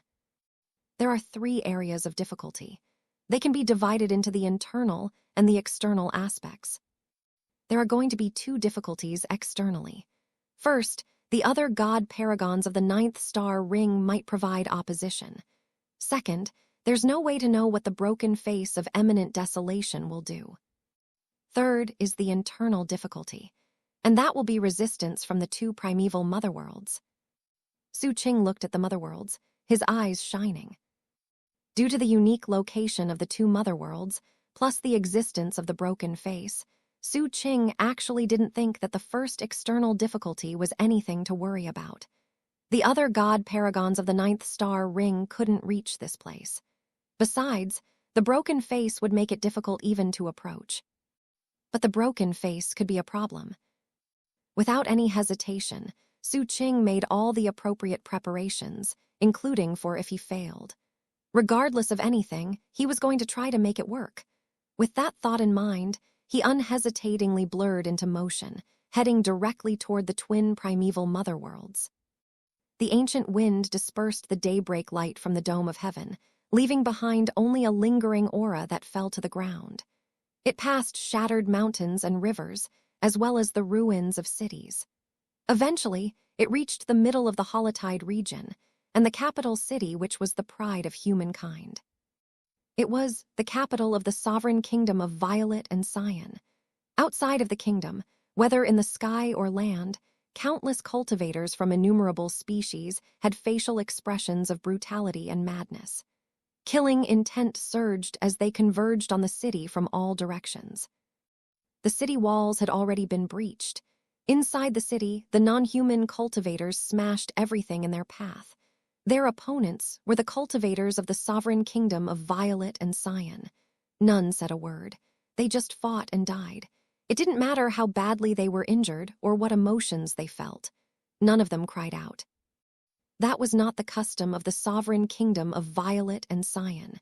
No matter how many companions died next to them, they did not feel despair or grief. They were unyielding, and that was because their crown prince was still around. A figure stood in the imperial palace behind them. As powerful experts from the countless species converged on the palace, his personal guard fought to the death. Deaths occurred constantly. Corpses littered the ground everywhere. Blood flowed like rivers. One Mask of Wishes references, chapters 1037, 1038, 1042, 1050, 1060, 1090. Chapter 1348, I'm Zai Qing. The eternal good fortune of the sovereign kingdom of Violet and Xian was shattered like glass by the cultivators of the countless species. I personally saw my father, the emperor, ripped to shreds. My wife was impaled through the head, and my child huddled, weeping until he was as cold as ice. I was too late to save them, nor was I strong enough to save them.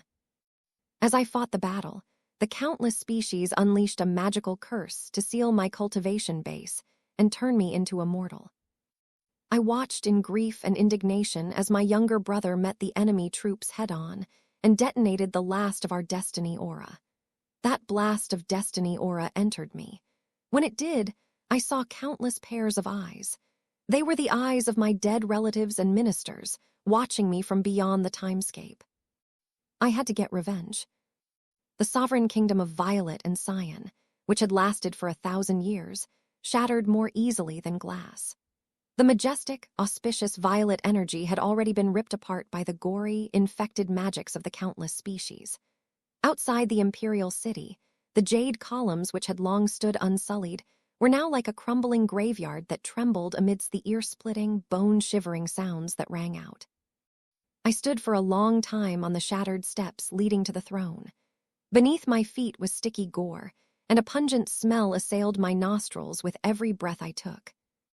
My father, the Emperor, a figure who had once towered like a heavenly pillar, had been snatched by a shadow that could rip apart the air. I never heard his final cry.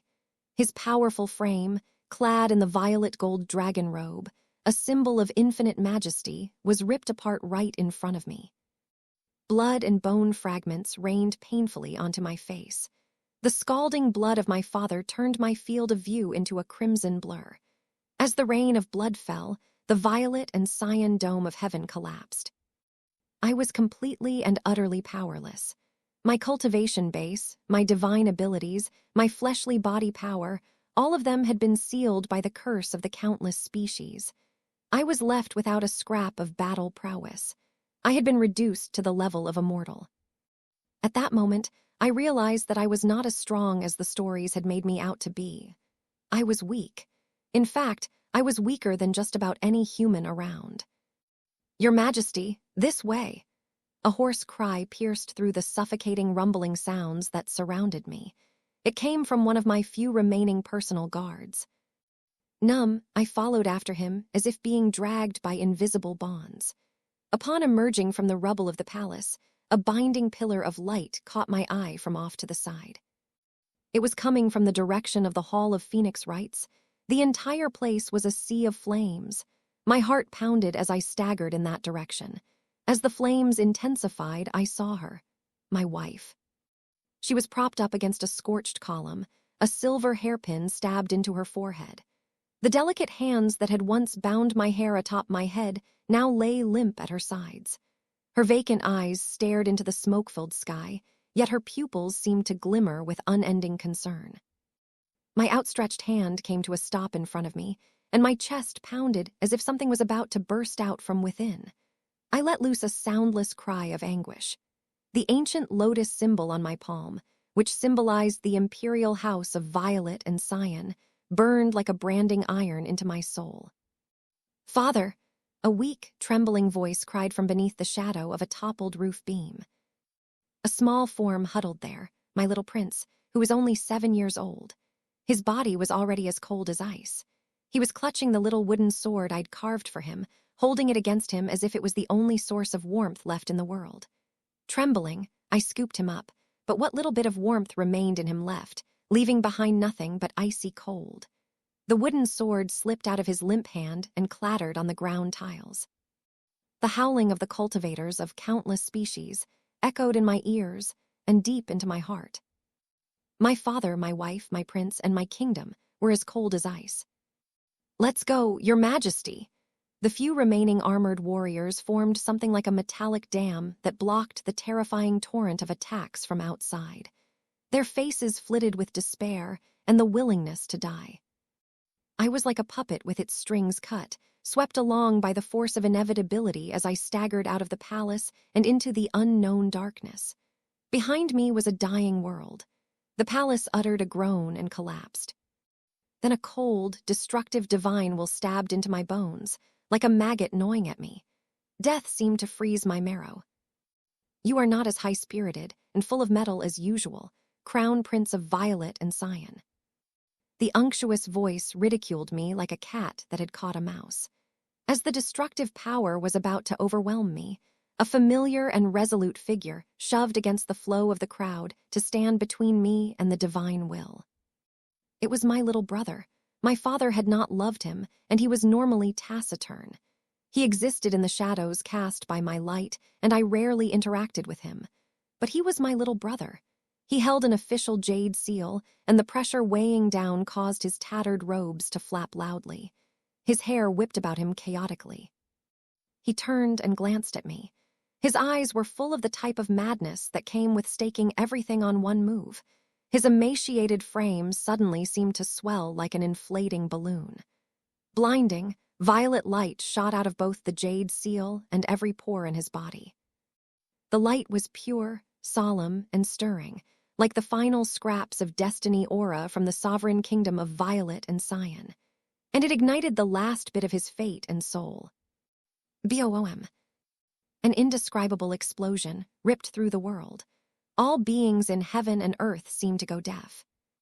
The power caused by the igniting of the destiny aura created something like a huge, invisible hammer that swept into me.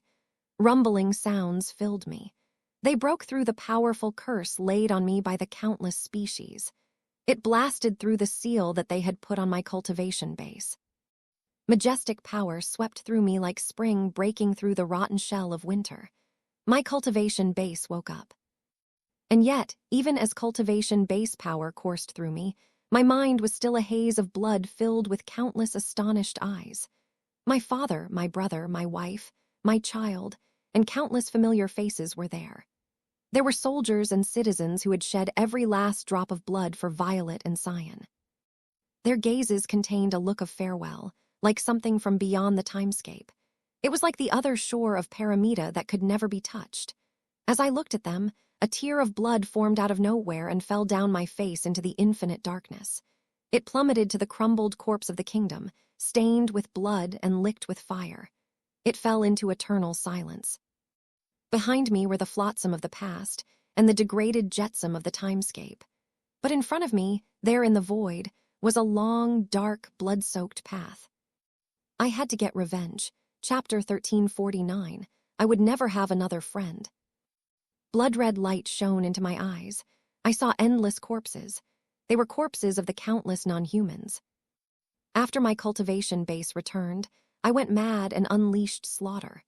Unfortunately, there was no end to the enemy forces. I now stood in the ruins of the sovereign kingdom of Violet and Xian, sticky blood covering my face, my nostrils filled with the acrid tang of gore. Every breath felt like knives slashing through my lungs, and yet that flame which had long been extinguished in my heart was finally sparking to life again. Then a hoarse shout cut through the gory atmosphere. "Your Majesty, please suppress your grief. We cannot stay here any longer. We must seek refuge with Bai Xiaochun in Xianxia County." 1. It was all Luo, captain of my personal guard. His grizzled face was covered with blood. Whether it was his own or the enemy, I knew not. His left arm hung limply at his side, obviously broken. In his right hand he gripped a battle-worn saber that dripped with blood. Behind him were a few dozen soldiers, all of them so covered with wounds they looked like they had just climbed out of a river of blood. Their armor was battered, their robes soaked in blood. They looked exhausted beyond measure, yet their eyes gleamed like fire-tempered blades as they looked past me at the smoke and dust roiling on the horizon. It was a tempest closing in, the armies of the countless species. As the tempest neared, I looked at the ruins where all of my loved ones were buried. And then I looked at my personal guard. "Come with me to South Phoenix. Mirror Cloud will activate the regional teleportation portal there that connects to his location in Xianxia County. When the time comes, he'll join us." 2. Emperor Mirror Cloud? The name struck them like a thunderclap, piercing through the haze of death that filled the area. Their eyes lit up, just like a drowning person's eyes would shine upon encountering a piece of driftwood. The continent of South Phoenix was the spot Mirror Cloud, and I had selected as our fallback position. Mirror Cloud was my lifelong best friend. Long ago, the two of us had sworn a solemn oath to do everything in our power to revitalize humankind. The countless species were in a position of overwhelming power, and Mirror Cloud couldn't deploy his main armies without courting disaster. But he had prepared in advance. There was a teleportation portal ready in an out-of-the-way corner of South Phoenix. I trusted him. In fact, I trusted him as much as my own beating heart. It was a trust that, having been refined by the fire of countless battles, had become like the purest of gold. I understood what held him back in certain areas. As the emperor of humankind, he was responsible for the lives of millions upon millions of humans. With the two of us split between South and North, we were like two pillars holding up all of humankind. We worked apart, but were always in unison. The secret teleportation portal was my ticket to passing through this tribulation. It was a light pointing the way through the darkness and gloom. Only the two of us knew of its existence. The countless species were completely unaware of it. Taking a deep breath, I said, "Let's go." My voice resonated with the utmost determination, becoming like a flowing beam of light leading us to the south. All Luo and the handful of survivors mustered their strength and followed close behind me. We pierced through the gory air like arrows loosed from a bow, seeking life. The forces of the countless species pulsed with terrifying fluctuations as they followed us. They refused to let us get away, and the ground shook beneath their might as they gave chase. It was a blood-soaked journey. We eventually crossed the Forbidden Sea and arrived in South Phoenix. If we stopped to rest, it meant that comrades would fall and be consumed by the unstoppable tempest of death behind us. Eventually, as evening fell over the interior of South Phoenix, we caught sight of our destination on the peerless plains. That was when the spark of hope finally lit up in my heart. But then an unprecedented sense of danger pierced my sea of consciousness like an icy awl. "Stop!" I lurched to a halt in midair. Even as I did, the air up ahead rippled and then tore open. Piercing howls shattered the evening calm. The air was ripped open by a massive pair of claws. Then, hundreds of terrifying figures appeared, all of them pulsing with perverse energy. Their leader was 9 meters tall, covered with a gleaming black exoskeleton, the joints of which featured razor-sharp spurs. The thing had a long, narrow head and compound eyes that glittered with merciless crimson light. This was the emperor of the Voidcleavers, who were renowned for brutality among the countless species. Flanking him was a giant whose body was made of rough stone interspersed with magma, whose every step caused the land to shatter and ooze lava. He was the emperor of the Lavagians. Further off, other figures were appearing, all of whom emitted pressure that could make the soul tremble. We were surrounded. Their auras were like unbreakable fetters that locked down everything, making it impossible for us to retreat. The killing intent was colder than the chilliest autumn wind in South Phoenix. "This is where your path ends, Crown Prince Xu Qing." Emperor Voidcleaver spoke by means of psychic fluctuations that smashed into my mind. He made no attempt to hide his disdain and greed. There was no path of retreat available. The enemy had caught us. It was a desperate situation. "Get into formation," All Luo shouted, stepping forward and brandishing his saber in his one good arm. The surviving soldiers didn't hesitate. They quickly got into a defensive formation around me. There was no terror in their eyes, only the mad, burning desire to fight. They were like torches who were about to burn out and wanted to let loose one last blaze of heat and light. I looked around at them, and then looked through the experts from the other species. The plain just ahead was the fallback position mirror cloud and I had set up. The secret teleportation portal was right there. But why were these experts from the other species waiting in this very specific spot? Mirror cloud, I thought bitterly. Not ready to believe what was happening, I took out a jade pendant. It had been personally given to me by Mirror Cloud, and it contained some of his essence aura. It was the key to activating the teleportation portal. All I had to do was get to the Peerless Plains, activate it, and teleport away. Without any hesitation, I sent some spirit power into the pendant. WZZZ. The pendant lit up. Faint strands of mysterious light, like life-saving spider webs, rose from the pendant, as if they wished to connect to the teleportation portal in the area. But then the light twinkled like a candle flame in the wind. The light dimmed. The essence aura in the pendant, oh so familiar to me, faded away and disappeared. My heart sank. "Try again," someone said from among the experts of the other species. "See if that human mirror cloud will activate the portal. Crown Prince Xu Qing, you have been abandoned. Perhaps that good friend of yours wants you dead more than we do." The light of the pendant went out. It became as cold and lifeless as an ordinary stone.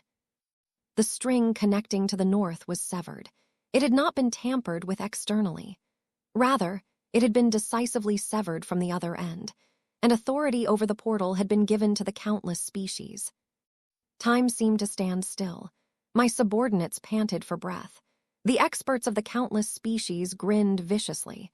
The deathly silent, peerless plains became blurry and distant. My heart felt like it was being gripped by a massive hand, crushing it painfully. Torment filled my body. Ha-ha-ha, ha-ha-ha-ha. Bitter laughter erupted from my throat, hoarse and tinged with blood. The sound of the laughter grew louder and louder in the still evening. I looked up, my gaze piercing through the countless tribulations I had endured as I looked toward the heart of humankind, the spot where Mirror Cloud ruled. Mirror Cloud, the only friend I had in life. Right then, I swore that if I was ever born again, I would never have another friend. My laughter grew louder. The experts from the other species did something. The teleportation portal in the peerless plains activated. Light shone as innumerable non-humans poured out. Raging power bore down on me with mountain-toppling, sea-draining force. All Luo howled as he charged forth to death. He was the first to meet the onslaught. My other subordinates were like moths flying into the flames. Enraged roars echoed out as they threw themselves toward an enemy that could never be defeated. The demented smile on my face was replaced by icy killing intent. Death lay before me. Death lurked behind. Therefore, I would fight. My cultivation base surged, and I held nothing back. Violet light surged, like the lingering glow of a dying star. I became like a bolt of violet lightning smashing into the slaughter. The peerless plains became a grindstone of flesh and blood. One Bai Xiaochun's story was originally summarized in Chapter 533.2.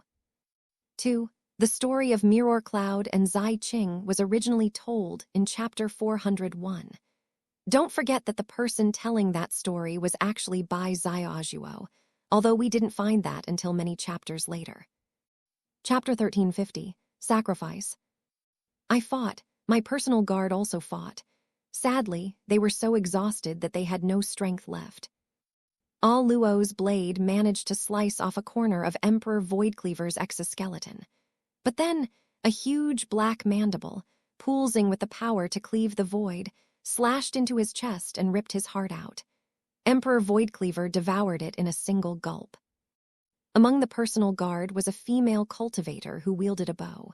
With a lamenting cry, she let loose an arrow that pierced a Lavagiant through the eyes, only to have her arms lopped off by the gruish blade of one of the non-human experts. She staggered back, blood spraying out of her mouth, a look of despair in her eyes. Biting the tip of her tongue, she spat some blood onto her broken bow. The bow thrummed and turned into an arrow of blood which shot with blinding speed into the back of another non-human expert. The arrow exploded. Innumerable shafts of light slammed into her, shredding her into ashes. Each of my subordinates who fell became like a branding iron, leaving a searing mark on my soul. I attacked with pure madness. I held nothing back. I killed one non-human expert after another. Violet flames swept back and forth. Sword energy slashed at the void. Corpses fell on the peerless plains. As my people fell, the corpses piled up. I was soon covered in wounds. Burning magma scorched my bones. The razor-sharp blades of the Voidcleavers slashed bone-deep furrows into my back. Countless species of grus cast magical spells that dug into my marrow like maggots, eating away at my life force. Blood soon soaked my tattered robe, and my vision was dim with redness. My cultivation base drained away like water without anything to contain it. Every breath I took caused excruciating pain to assail my organs. I killed many, but there were always more to come. There was no end. Gradually, my consciousness began to descend into darkness and gloom. However, just when the world was about to turn pitch black, something massive and complex arrived. It was something filled with infinite grief and determination, like a gigantic wave that swept forth from all directions to slam into my sea of consciousness. This was not an enemy attack. It was some sort of resonance. It was like the final dying cry of all the countless souls of the sovereign kingdom of Violet and Cyan. My field of vision suddenly soared. It extended infinitely. It was as if my soul had broken free from its shell, and I was now looking down on the shattered lands below. I saw all of the formerly glorious cities in the Violet and Cyan region, which were now little more than burning, smoking husks. Countless figures struggled in the flames, and when they fell, their calls of despair echoed in my ears. The flags of the countless species flew over the capital city of Xu Qing County, pulsing with an aura of destruction. The city walls had long since fallen, and the interior was mostly rubble. I spotted my apprentice, Bai Xiaochun. He was soaked in blood, and his left arm had been severed, but held aloft in his right hand was the governor's seal. He was surrounded by the bodies of commoners. There were men, women, old and young. Their clothes were tattered and they were emaciated, but tears did not stain their faces. They looked numb and full of pure, unadulterated despair. I looked to the western frontier and saw that what troops remained were closing their eyes. I looked to the northern ice plains and saw scout troops frozen and dying. The things I saw filled me with indescribable pain and grief, as if millions upon millions of needles were stabbing into my soul. It was more intense than the military offensive of the powerful experts of all those species. My kingdom, my people. At that moment, unending grief turned into a determination that surpassed life or death. It was as if black ice had completely frozen over all pain and sorrow. I looked up. My blood-soaked gaze passed beyond the ferocious glares of the enemy, out of the peerless plains, through the mountains of South Phoenix, and above the highest heavens. There, cold and apathetic, was something that had not changed for eons, the massive broken face. Hai's face was as apathetic, cold, and dead as ever. It was like a face that had been ripped almost in half, cold and detached, plastered high in the dome of heaven. He was fundamentally a mockery to all of the joys and sorrows of life, and in fact, the very struggle to live. But right now, that ancient observer, that cold embodiment of natural laws, might be the only force capable of turning things around. The last remaining citizens of the sovereign kingdom of Violet and Cyan were dying. And I, Xu Qing, the exiled and powerless crown prince, had only one option. "I am Xu Qing," I said hoarsely, my voice filled with a power that caused heaven and earth to tremble as it filled the kingdom. "And I am the crown prince of the sovereign kingdom of Violet and Cyan." I threw my arms wide. My tattered robe flapped in the wind. Wounds opened, causing blood to gush forth. Strangely, that blood did not fall. Instead, it turned into blood-red flames that surrounded me. I hereby sacrifice my ravaged body. I ignite my soul. I burn my Tao foundation. I incinerate all that is me. I set ablaze past, future, and all karma. As the words left my mouth, every last scrap of my life force essence burned.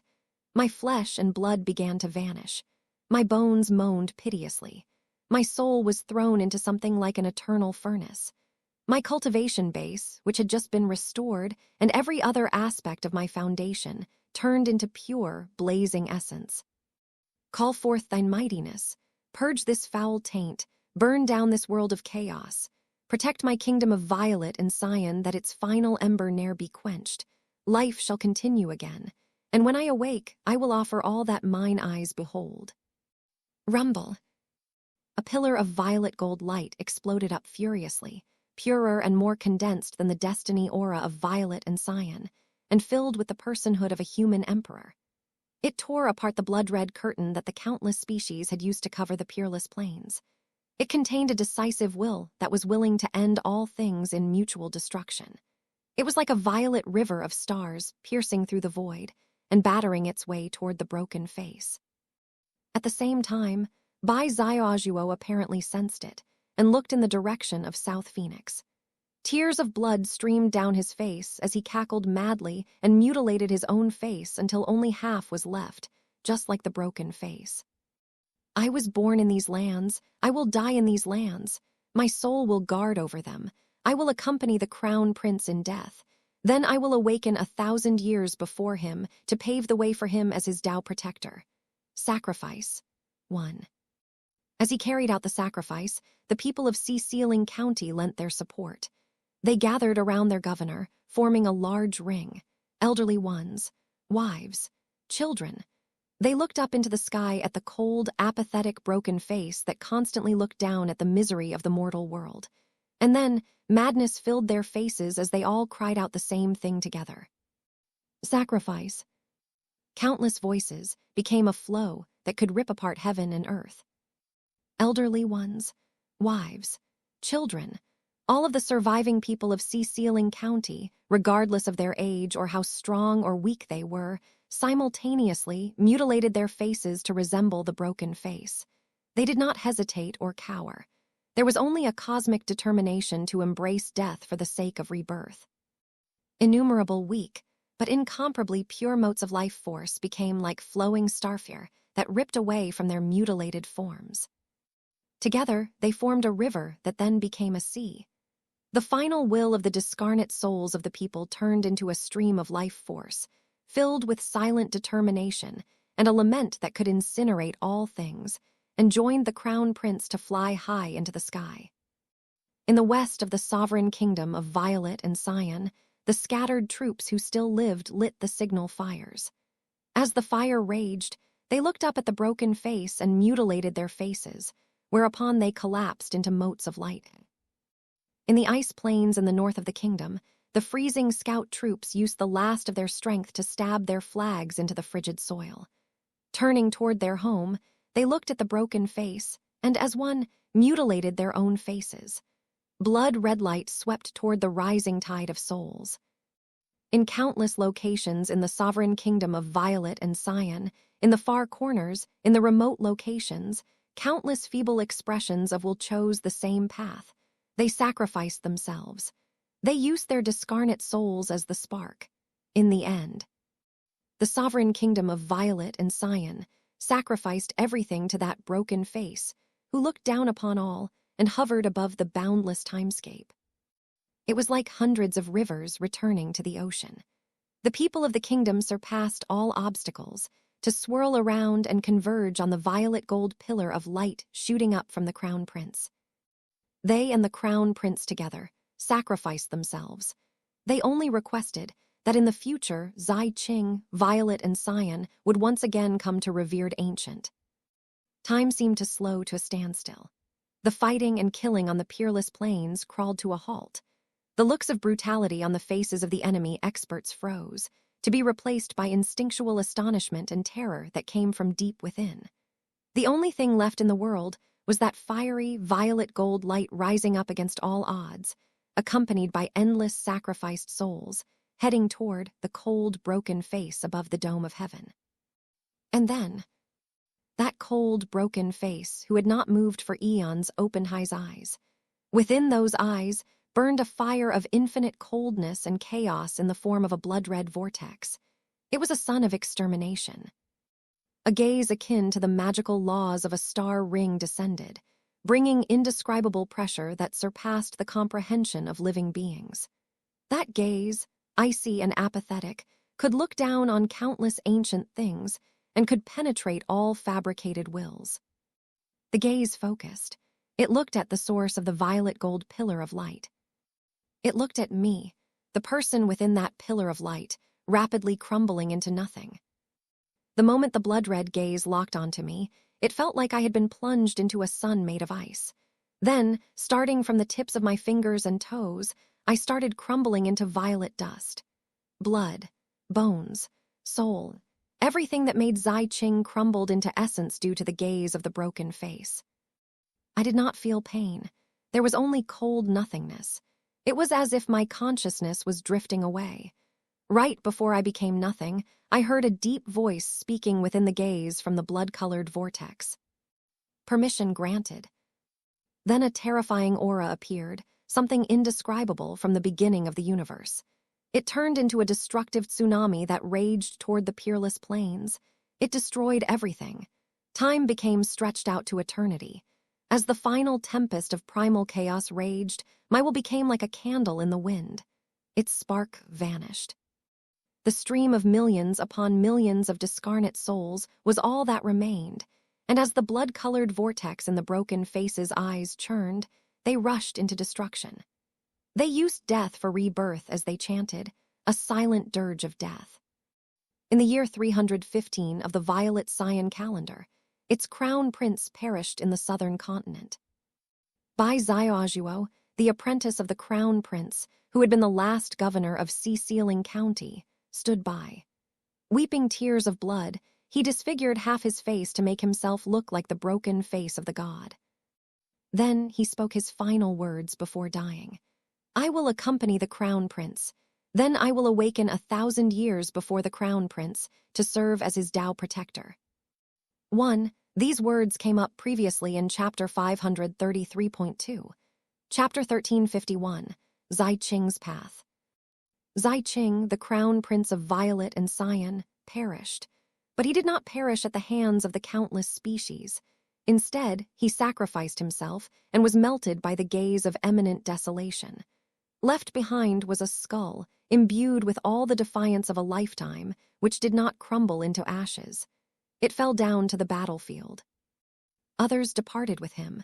They included all of the souls of the sovereign kingdom of Violet and Xian, including Bai Xiaochun.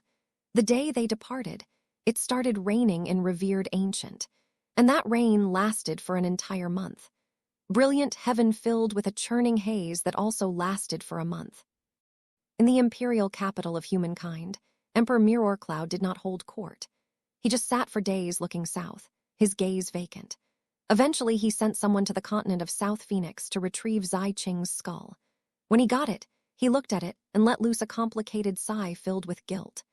Then he erected a magnificent tomb for the crown prince of Violet and Xian, and also issued an edict stating that he would be buried alongside Xi Qing in the same tomb. And thus, the glorious story of the crown prince of Violet and Xian ended.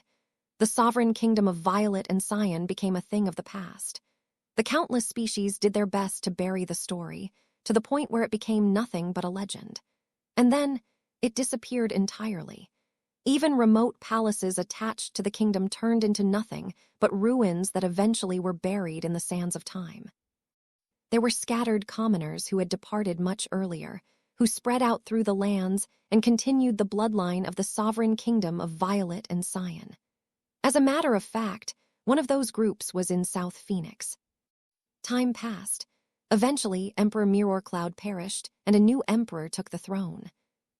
As non-human species continued to rise to prominence, humankind faced increasing difficulties. The commoners in South Phoenix became many, and they worked hard generation after generation. Eventually, they started a new sovereign kingdom of Violet and Xian.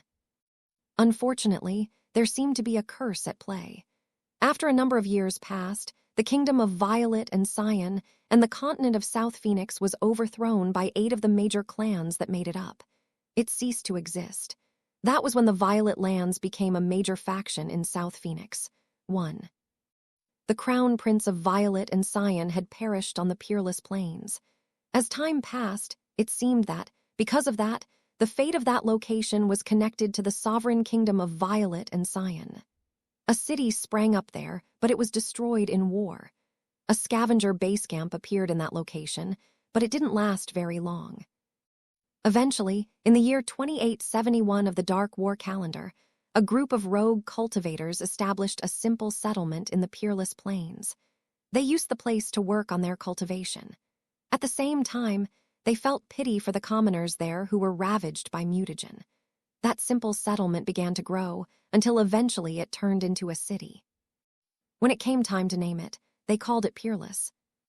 It was the year 2918 of the Dark War calendar, which was also the year 135 of Heavenly Wonder in the continent of South Phoenix. Doomsday approached. Peerless City had been growing for decades and had earned a bit of a reputation. Of all the cities that filled the Peerless Plains, it was the biggest. It was an important day in Peerless City. People bustled about. Xi Qing, clad in a rough spun robe, his hair tied into a ponytail, wandered the busy streets. He was holding a skewer of candied fruit, the glaze still hot from the oven. The sticky syrup covering the red hawthorn fruit glistened brightly in the noon light.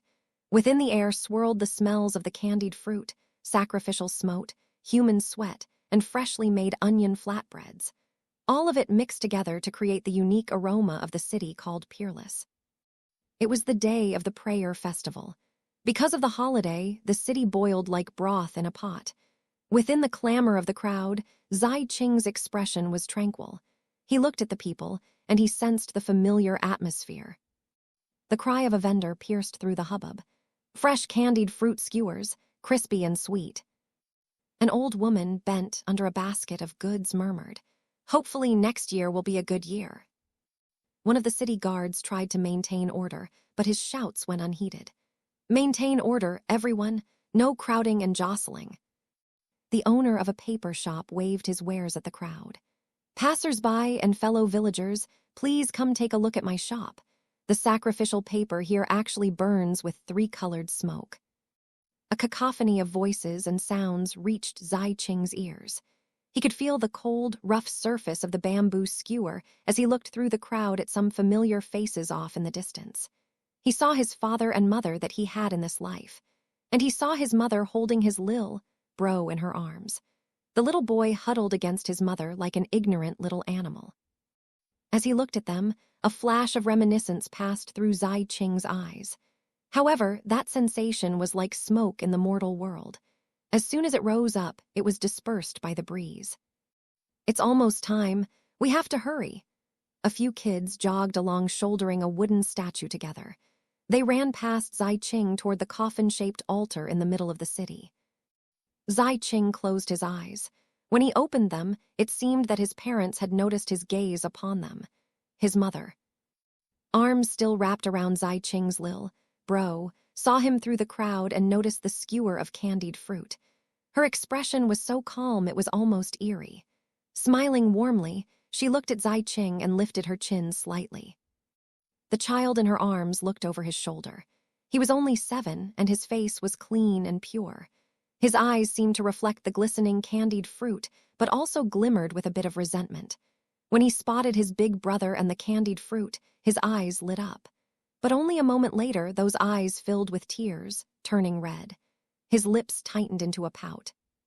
Grinning a bit helplessly, his father said, "Awa, kid, why are your eyes so red and puffy?" Then his mother spoke. "You're a tough guy, Kinger. You can't start crying the moment your big brother leaves. Come here, let mommy give you a hug. Look over there, the sacrifice is about to begin." When Xi Qing heard those words, his gaze took in his mother's kindness and his father's broad shoulders. He looked at the anticipation in his younger brother's tear-stained face. Then he looked at the altar, and finally, the cold, broken face high in the sky. "The time has come," Xi Qing murmured softly. Gripping the candied fruit skewer, he walked forward quietly like someone just there to watch the ceremony.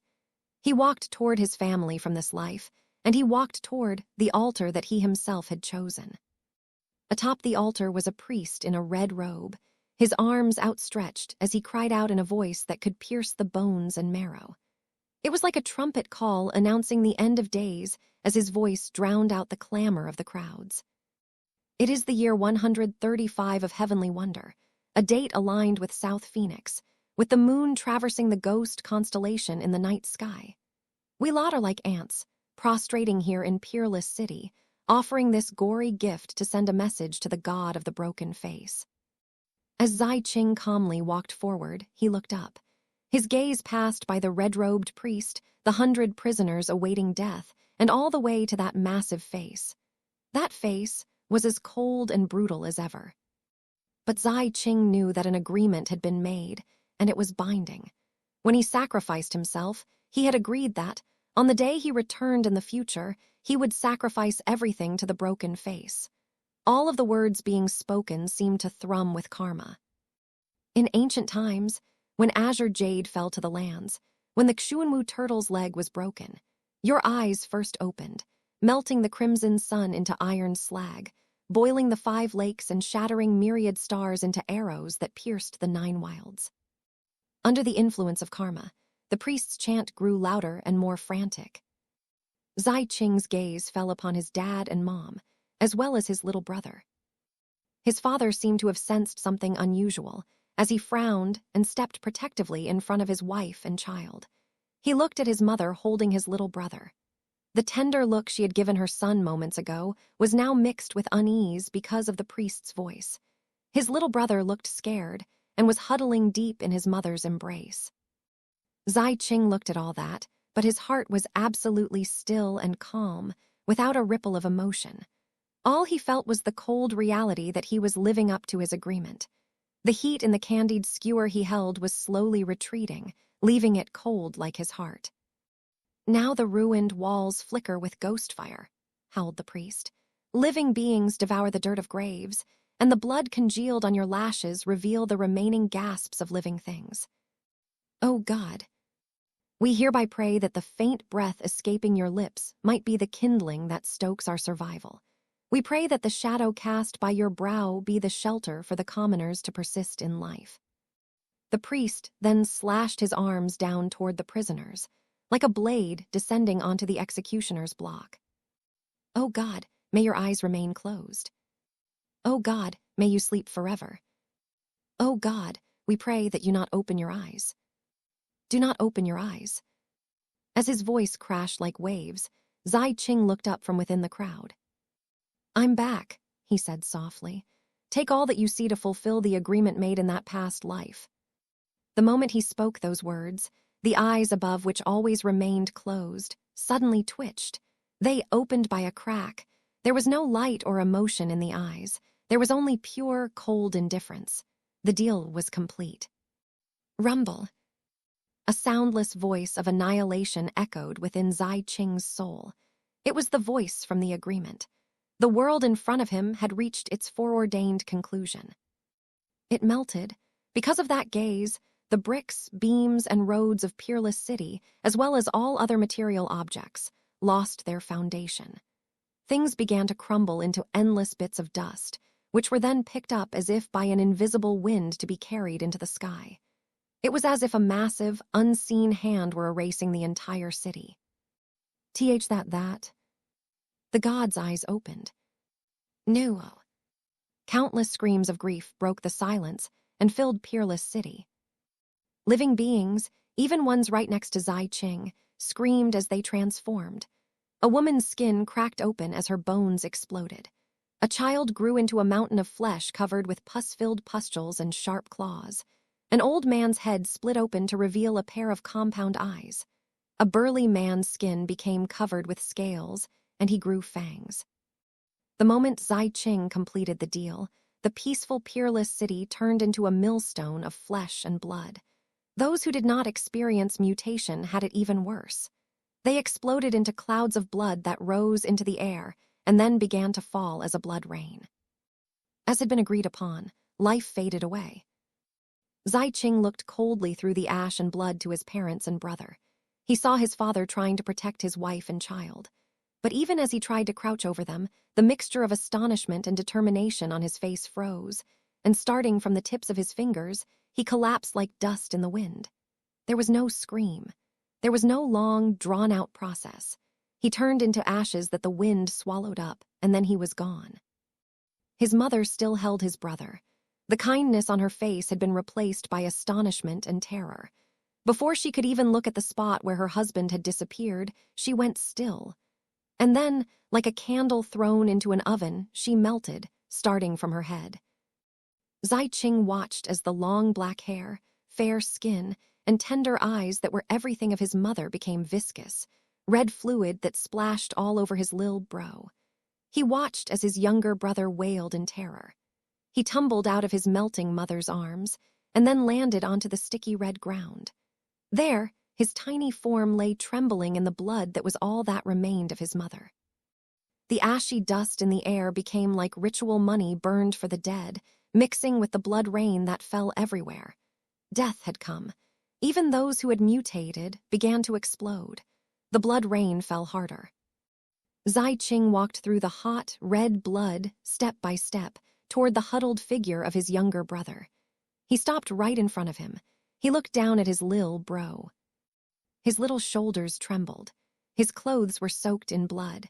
He looked like an abandoned animal, filled only with raw terror and blankness. When Xi Qing looked down, his brother slowly looked up. Blood and tears streaked his face. His eyes had glistened, but now they were full of terror. They looked like two pits of despair. Then he spoke in a fragile, whimpering voice. "Brother, Dad, and Mom, they Xi Qing's lips quivered. The bamboo skewer that held the candied fruit had, at some point, stabbed into his flesh. Hot blood dripped down the skewer and splashed onto the ground, mixing with his mother's blood and the blood of the rest of the city. He felt no pain. He only felt the cold thrum of the agreement having been fulfilled. He offered no explanation. Any words spoken to explain the destruction he had wrought would be nothing more than profane. He had stuck to the deal. That was all. In the end, he coldly extended his blood-soaked hand until it was right over his younger brother's head. He moved with grave purpose, as if it were an important ceremony. At the same time, he put the blood-soaked candied fruit down in front of his lil bro. Then he spoke, his voice calm, as if he were reading the final portion of a sacrificial sutra. Looking down into those terrified eyes, he said, "Lil bro, don't cry." His hand fell. However, the moment his hand was about to strike his younger brother's head, a heaven-rending, earth-crushing sound filled the air. It was an intense sound, like time itself being ripped asunder. It shone through the canopy of heaven, covered all the lands, and illuminated the blood rain. It was daybreak light. It covered everything far and wide like a sea, replacing and covering the whole world. Xi Qing was within it as well. Within that stupefying, spectacular daybreak light was a hand. The hand latched onto Xi Qing's wrist. It gripped hard. Then it jerked to the side. Astonishing force sent Xi Qing flying off into the distance. His eyes shone brightly as he looked at the new arrival. "You're finally here." 1. The story of the South Phoenix version of the sovereign kingdom of Violet and Cyan was told in Chapter 207. In Chapter 262, we learned about the real version. Chapter 1352, Eminent Desolation complete. Daybreak light descended from heaven, filling the ruins of Peerless City and covering that entire part of the human world. Within that light, the young version of Xu Qing remained motionless, as if time had stopped around him. In front of him was the adult Xu Qing from the future, shimmering within the resplendent light of daybreak. His long black robe flapped in the wind. Flowing violet hair swayed behind him, each strand of it pulsing with the essence power of an entire star ring. As he walked forth, the revered ancient mainland trembled. The lands shook, the sky heaved. It was as if revered ancient was waking up and offering a welcome. It wasn't just revered ancient. Down below, brilliant heaven was doing the same thing. It seemed like the figure walking out the light had personhood that was the embodiment of revered ancient's essence and brilliant heaven's origin. Auspicious signs spread in all directions, all while scintillating daybreak formed. All were welcoming him. When the person in the light became clear, rumbling sounds filled heaven and earth. Heaven shaking, earth-shattering power erupted from him, and together with the resonance with revered ancient and brilliant heaven, it became an aura that surpassed that of a summer immortal. It was Immortal Lord, and this was no ordinary Immortal Lord. This level was the peak of Immortal Lord. Even more astonishing, behind Xu Qing there seemed to be another adult version of himself. It was just like the twin primeval mother worlds. As he stood there, he looked at the youthful version of himself seemingly stuck within time. Then he looked at Xi Qing off in the distance, looking in his direction. He started walking toward Xi Qing.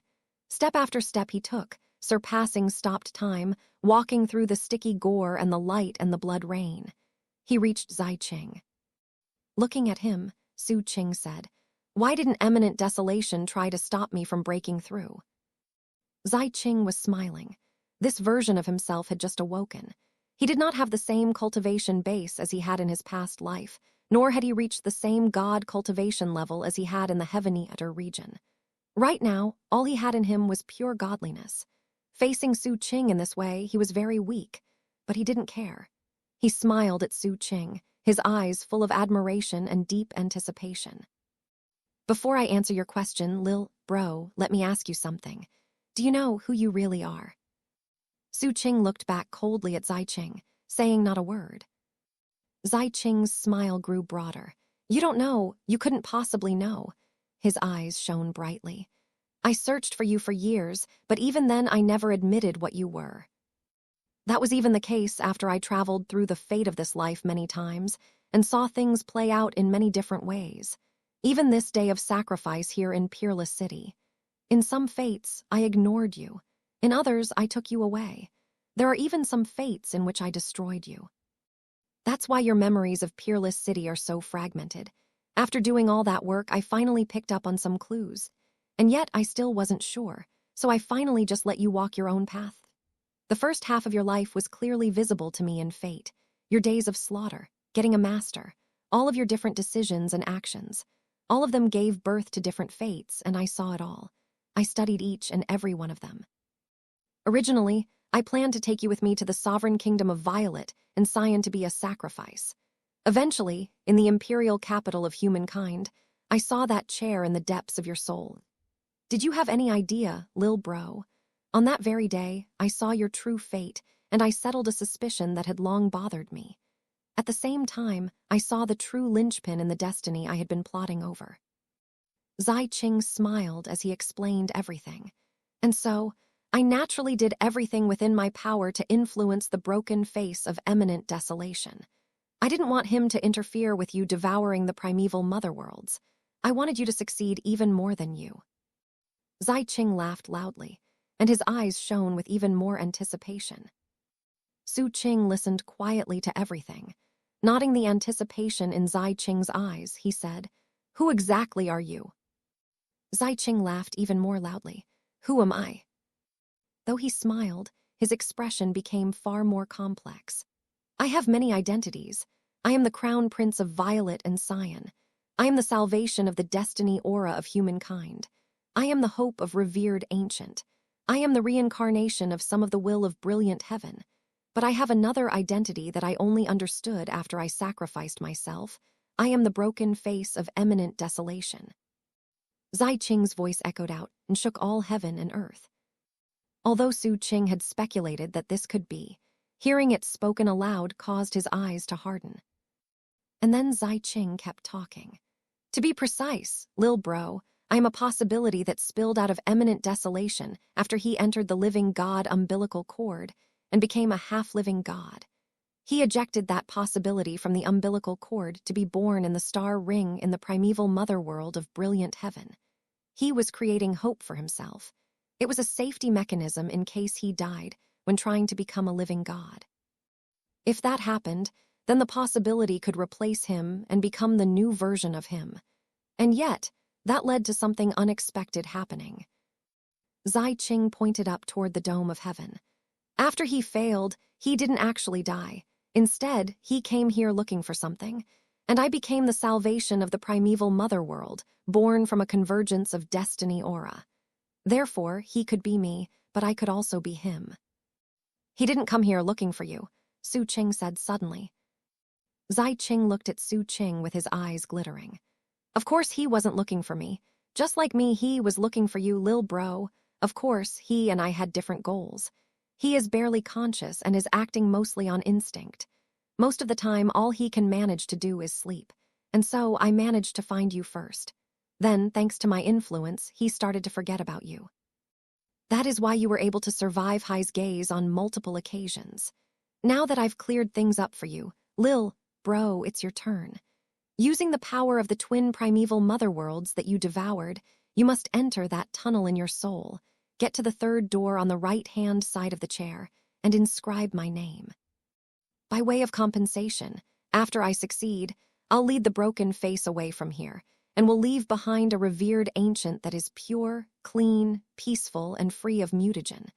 At the same time, I will cleanse the 9th star ring on your behalf. I'll make sure there are no other gods around to threaten you. The 9th star ring will be a world of cultivators, and it will be your star ring. In addition, after I succeed, I'll tell you who you actually are. I'm the only one who knows that most profound of secrets. What's more, after I succeed, I'll take the sacrificed Peerless City, including your father and mother, out of fate. I will resurrect them so you can be reunited. It's a good deal, Lil Bro. What do you say? By the time Xi Qing finished talking, the anticipation in his eyes had reached a peak level of intensity. From all of the varying fates, he had seen the finale, and knew that Xu Qing would definitely agree. His voice was a godly pact, a part of the natural laws of the ninth star ring. Xu Qing could sense that clearly and understood that Zai Qing was not lying. He could really do as he said he would do. Xu Qing looked at Zai Qing, and then he looked at the broken face above. A moment passed, and he softly said, "Absolutely not, I refuse." As the words echoed out, he raised his right hand, then dropped it. To Zai Qing's astonishment, a terrifying power erupted from Xu Qing's palm. A force of extermination swept over everything, crushing all in its path as it poured into Zai Qing's body. It wiped out all godliness there and severed all karma. Zai Qing's flesh and blood exploded in all directions. "All those things you said you'd do," Xu Qing continued, "are things I already plan to do myself. As far as your desire to possess eminent desolation, whether you succeed or fail is all up to your own good fortune." Xu Qing waved his hand, causing Zai Qing's flesh and blood to rise into the sky toward the broken face. "Sacrifice," he said, and heaven and earth trembled. Zai Qing's flesh and blood rose. Xu Qing looked up as they floated ever toward the broken face. Zai Qing wanted to replace the broken face. Xu Qing was absolutely clear about that. Zai Qing wanted his name inscribed on the third door inside Xu Qing.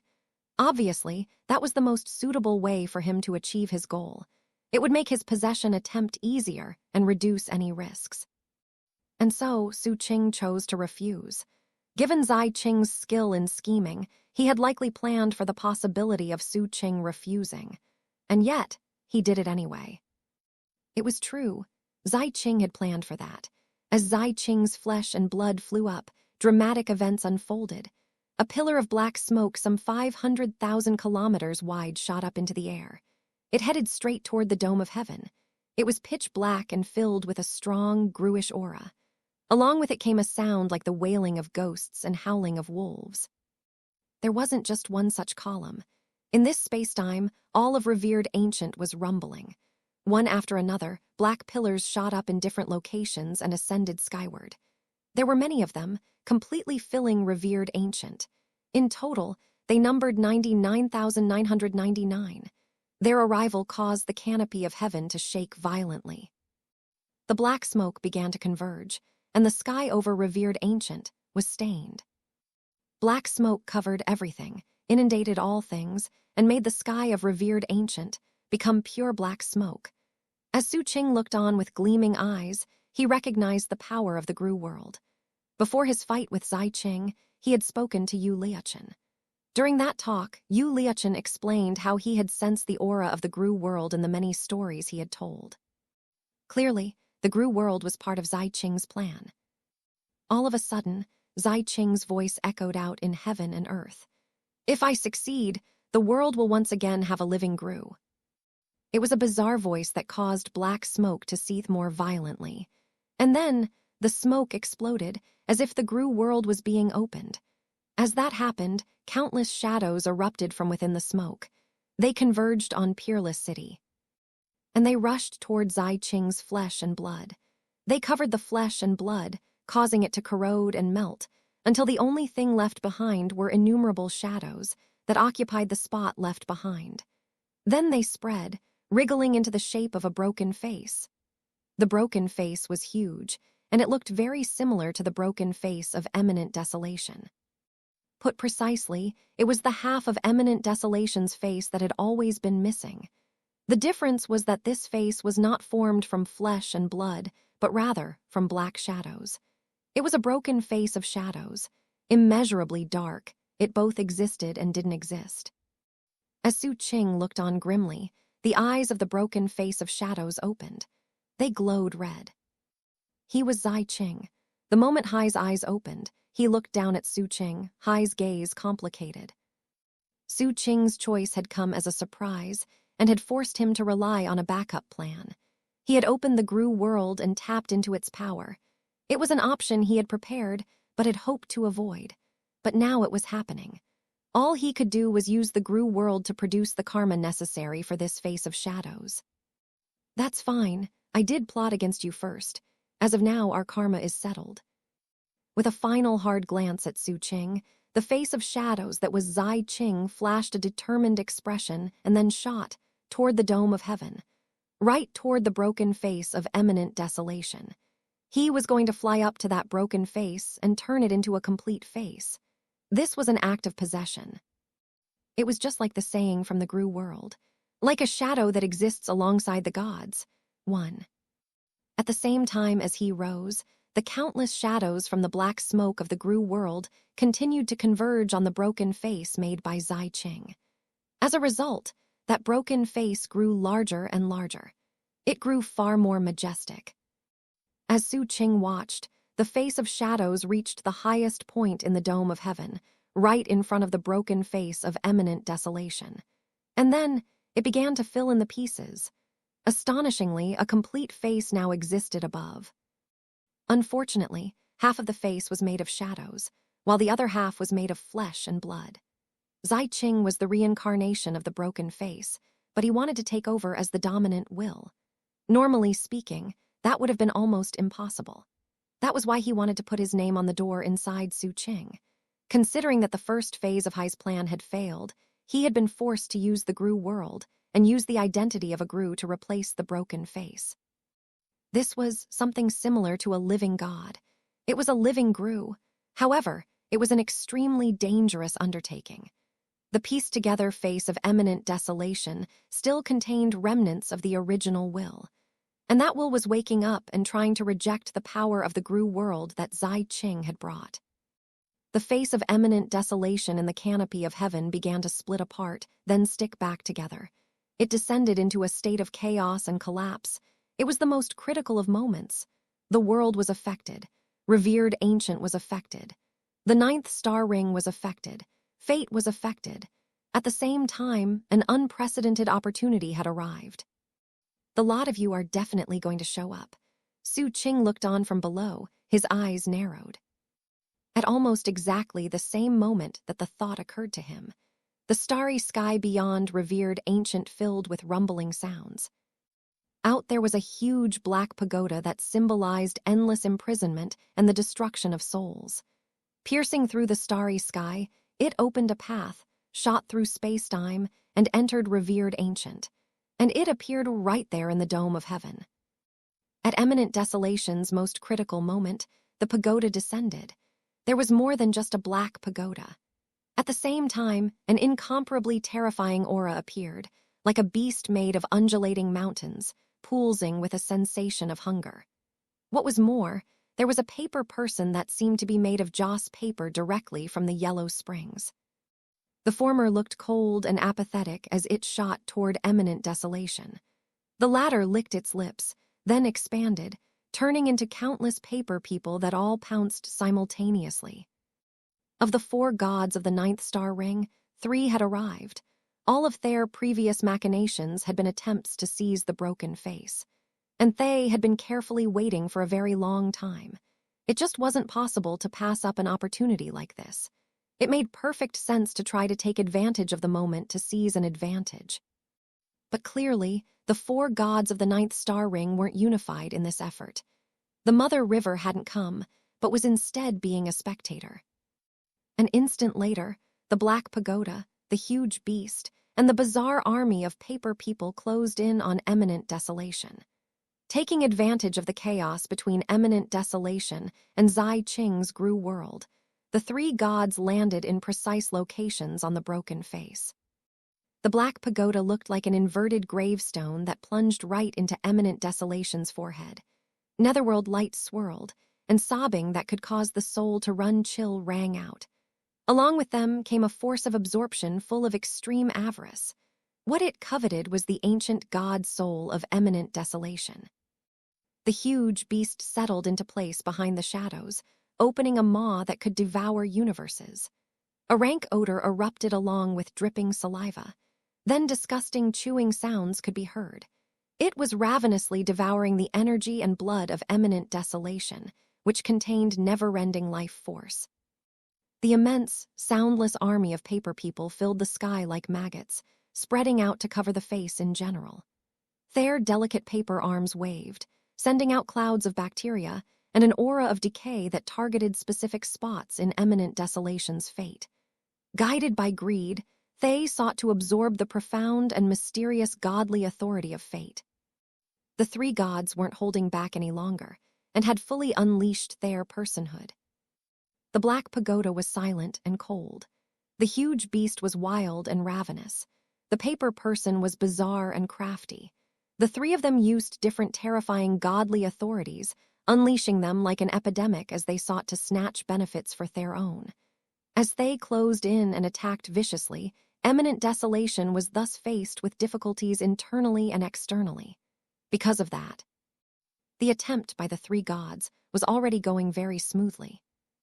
However, Eminent Desolation was half a step into the terrifying living god level. That, plus the invasion of the power of the Gru world, ensured that the three gods had to pay a price for what they were doing. As the three gods went on the offense, a terrifying corrosive power raged against them. The huge beast instantly began to writhe and distort, growing weak as if it was being erased away. The Black Pagoda's impregnable form began to ripple, like a shadow on water that might vanish at any moment. The seemingly weak army of paper people erupted with bizarre pale flames, becoming like a stream of sparks dissipating into the silent, starry sky. Upon witnessing that, the divine will of the three gods trembled. That brief attempt at possession confirmed to them that Eminent Desolation really was like an arrow that had reached the end of its flight. This was not some sort of carefully laid trap. Therefore, an instant later, the starry sky shook violently. The barrier of space-time shattered like polished glass, and two incomparably explosive bursts of power descended. 3 embodiments of Their-Will descended, along with 3 forms that pulsed with the power of terrifying destruction. The forms resembled a huge beast, a black pagoda, and a paper person. Right now, they shone with blinding light that surpassed anything from before. Godly might caused revered ancient to groan and tremble, as if the entire starry sky were weighing down on it. This time, they had come in their true forms. Ignoring all obstacles, they emerged from the void, instantly piercing through all dimensions, and shot with extreme precision right into Their's shadowy clone forms. They fused in an instant. What had already been a terrifying aura erupted like a volcano, and the possession attempts against the dying Eminent Desolation intensified. As rumbling sounds echoed out, Eminent Desolation's enormous face trembled. Bone-deep crevices spread rapidly, creating a visual like shattering pottery. Inside, the god soul's essence began to collapse thanks to the black pagoda, which started devouring it. The flesh and blood quintessence suffered a similar fate, as the enormous beast chewed and swallowed it. The entire face began to visibly wither, dry up, lose its luster, and emanate an intense aura of decay and death. Behind the face, the beast's eyes were red with greed, as if the beast had encountered the most amazing delicacy imaginable. The horde of paper people acted similarly. The invisible threads of fate grew tighter, and the plundered godly authority of fate caused the pale paper people to wriggle in a bizarre manner, all while vague facial features and skin-like textures began to rise up. It was just barely visible to see inauspicious threads of fate, almost like snakes, coming into existence within the paper people. They were transforming from paper into living things.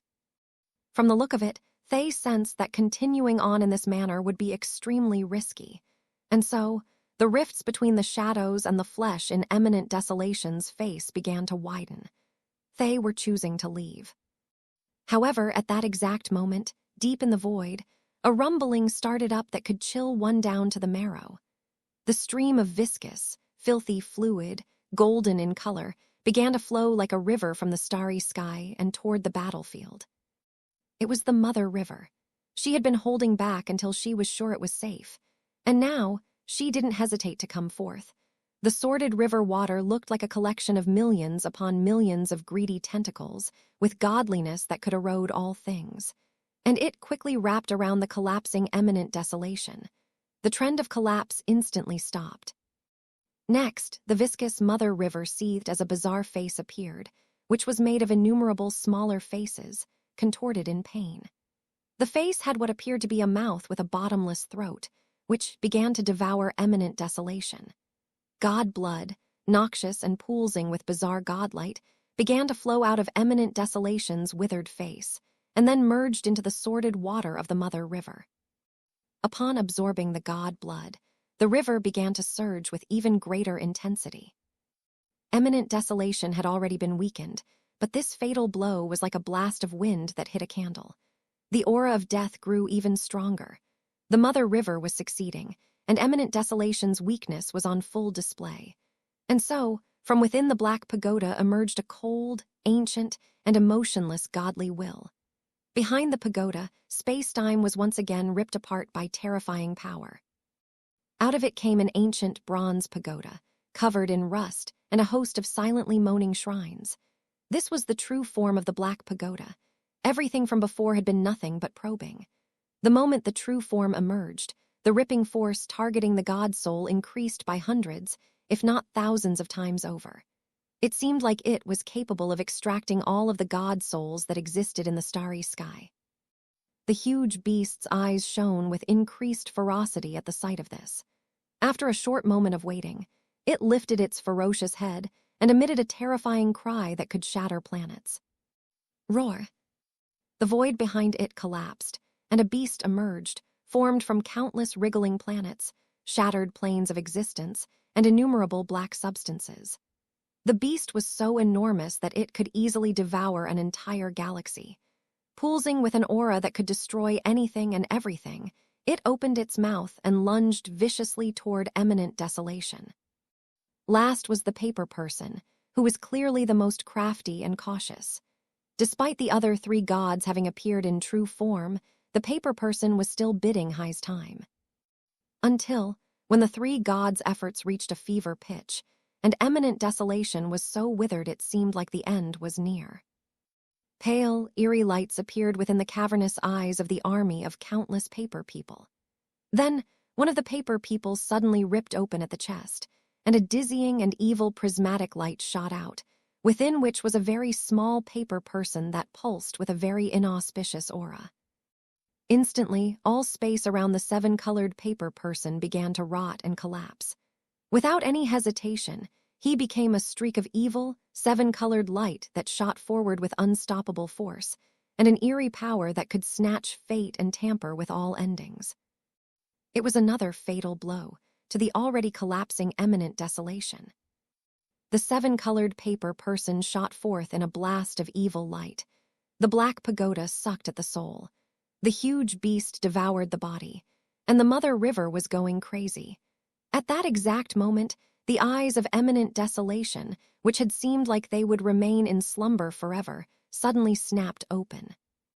Within one eye burned endless flames of karma, like scarlet magma from the depths of an abyss. The other eye devoured all streams of light, like a void that could annihilate all things. Then, a voice spoke, like a combination of countless voices, cold enough to freeze space-time. It was like millions upon millions of dying planets that slammed into the senses of all the god paragons. You people finally came. The moment the voice spoke, something very strange happened.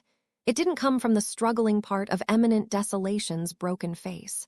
Rather, it came from the flesh and blood that fought against it, which was Xianxia Qing. It seemed that he had been waiting for this very moment.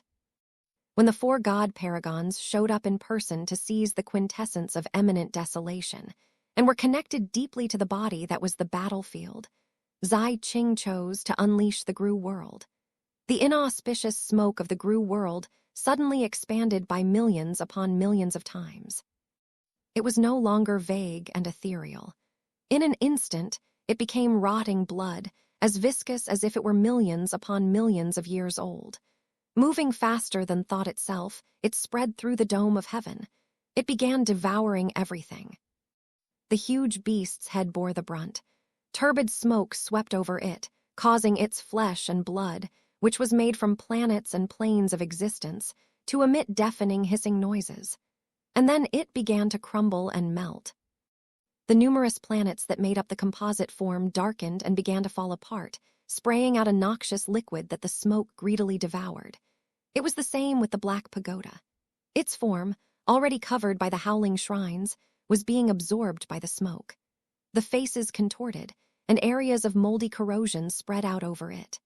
The gobbling sounds that the tower emitted when absorbing souls changed and became screams of terror. And at the base, the seemingly impregnable pagoda showed signs of melting. The mother river was no more capable of evading disaster. The bizarre, agonized faces emitted soundless screams as the water seethed, and all were forcibly devoured like food by the smoke.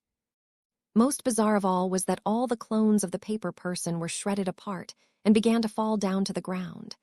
Hai's seven-colored true form suddenly began to darken and dim as the corrosive smoke glittered. The intensity of the danger forced him to fall back and try to manipulate fate to escape. Unfortunately, the fate nodes connected to imminent desolation were like fatal fetters. Smoke followed them backward and started madly infecting Hai's essence. He started twitching and writhing madly as the color bled out, until it looked like an ordinary piece of paper soaked in dirty water. Nutrients, more nutrients. The deep voice which spoke contained a greedy sound like millions upon millions of bugs rubbing their carapaces together, and it slammed into the minds of the four god paragons. The predators had become the prey. They had to flee. The beast howled with infinite terror, all while madly trying to escape from the vile fate. But the planets that made up the body just continued to flake off. The black pagoda rumbled loudly, the surface shining with deathly light that tried to break free from the corrosion. The mother river seethed, and the distorted faces that made up the river water fled as they consciously wanted to break free from the connection to the smoke.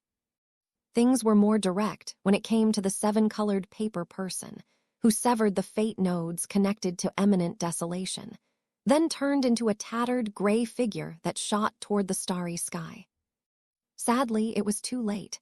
The withered black hair surrounding the face of imminent desolation like wriggling mountains, which had been in a passive position up to this point, began to dance madly within the smoke.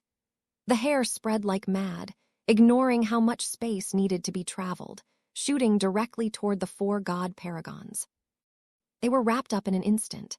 The huge beast was tightly bound, and then the hair stabbed into it. A sucking sound rang out that could cause one's hair to stand on end.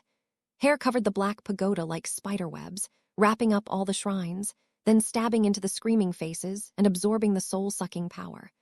The waters of the mother river were thoroughly contaminated. The hair rapidly covered the distorted faces and turned into the pure power of godliness absorption. As for the fleeing paper person, the hair grabbed him and viciously dragged him back. The four god paragons were simultaneously dragged into the smoke. All were covered. And then an indescribable howl echoed out, only to be covered up by an even more hair-raising sound. Crunch, chew, gurgle. They were the sounds of godly bones being shattered. They were the sounds of godly bodies being torn apart. It was the godly essence being ravenously devoured. The sound continued for a time within the smoke. Eventually, it grew softer and softer, until everything went deathly silent. Only the smoke remained in the dome of heaven, as if using the plundered life force to spread out in all directions. Xu Qing watched it all happen with a profound look in his eyes. He didn't believe that the god paragons had truly perished. God paragons were god paragons, after all. Even if they really had come as their true forms, Xu Qing was convinced that they would have contingency plans in place. That said, regardless of what they do going forward, they have definitely paid an immense price for this. And who knows whether or not they'll be able to keep their god paragon personhood.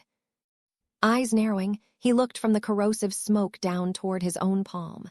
There was a piece of paper there. It was a piece from one of the many paper persons that had been ripped to shreds. In the vast starry sea of the seventh star ring, an inconspicuous yellow planet started trembling. The surface layers of the planet collapsed, until eventually the entire thing exploded. In the core of the planet was an egg. The egg also shattered. A tiny beast crawled out. The aura of a peak god lord erupted from it, all as it turned to look in the direction of the ninth star ring. So it was a trick.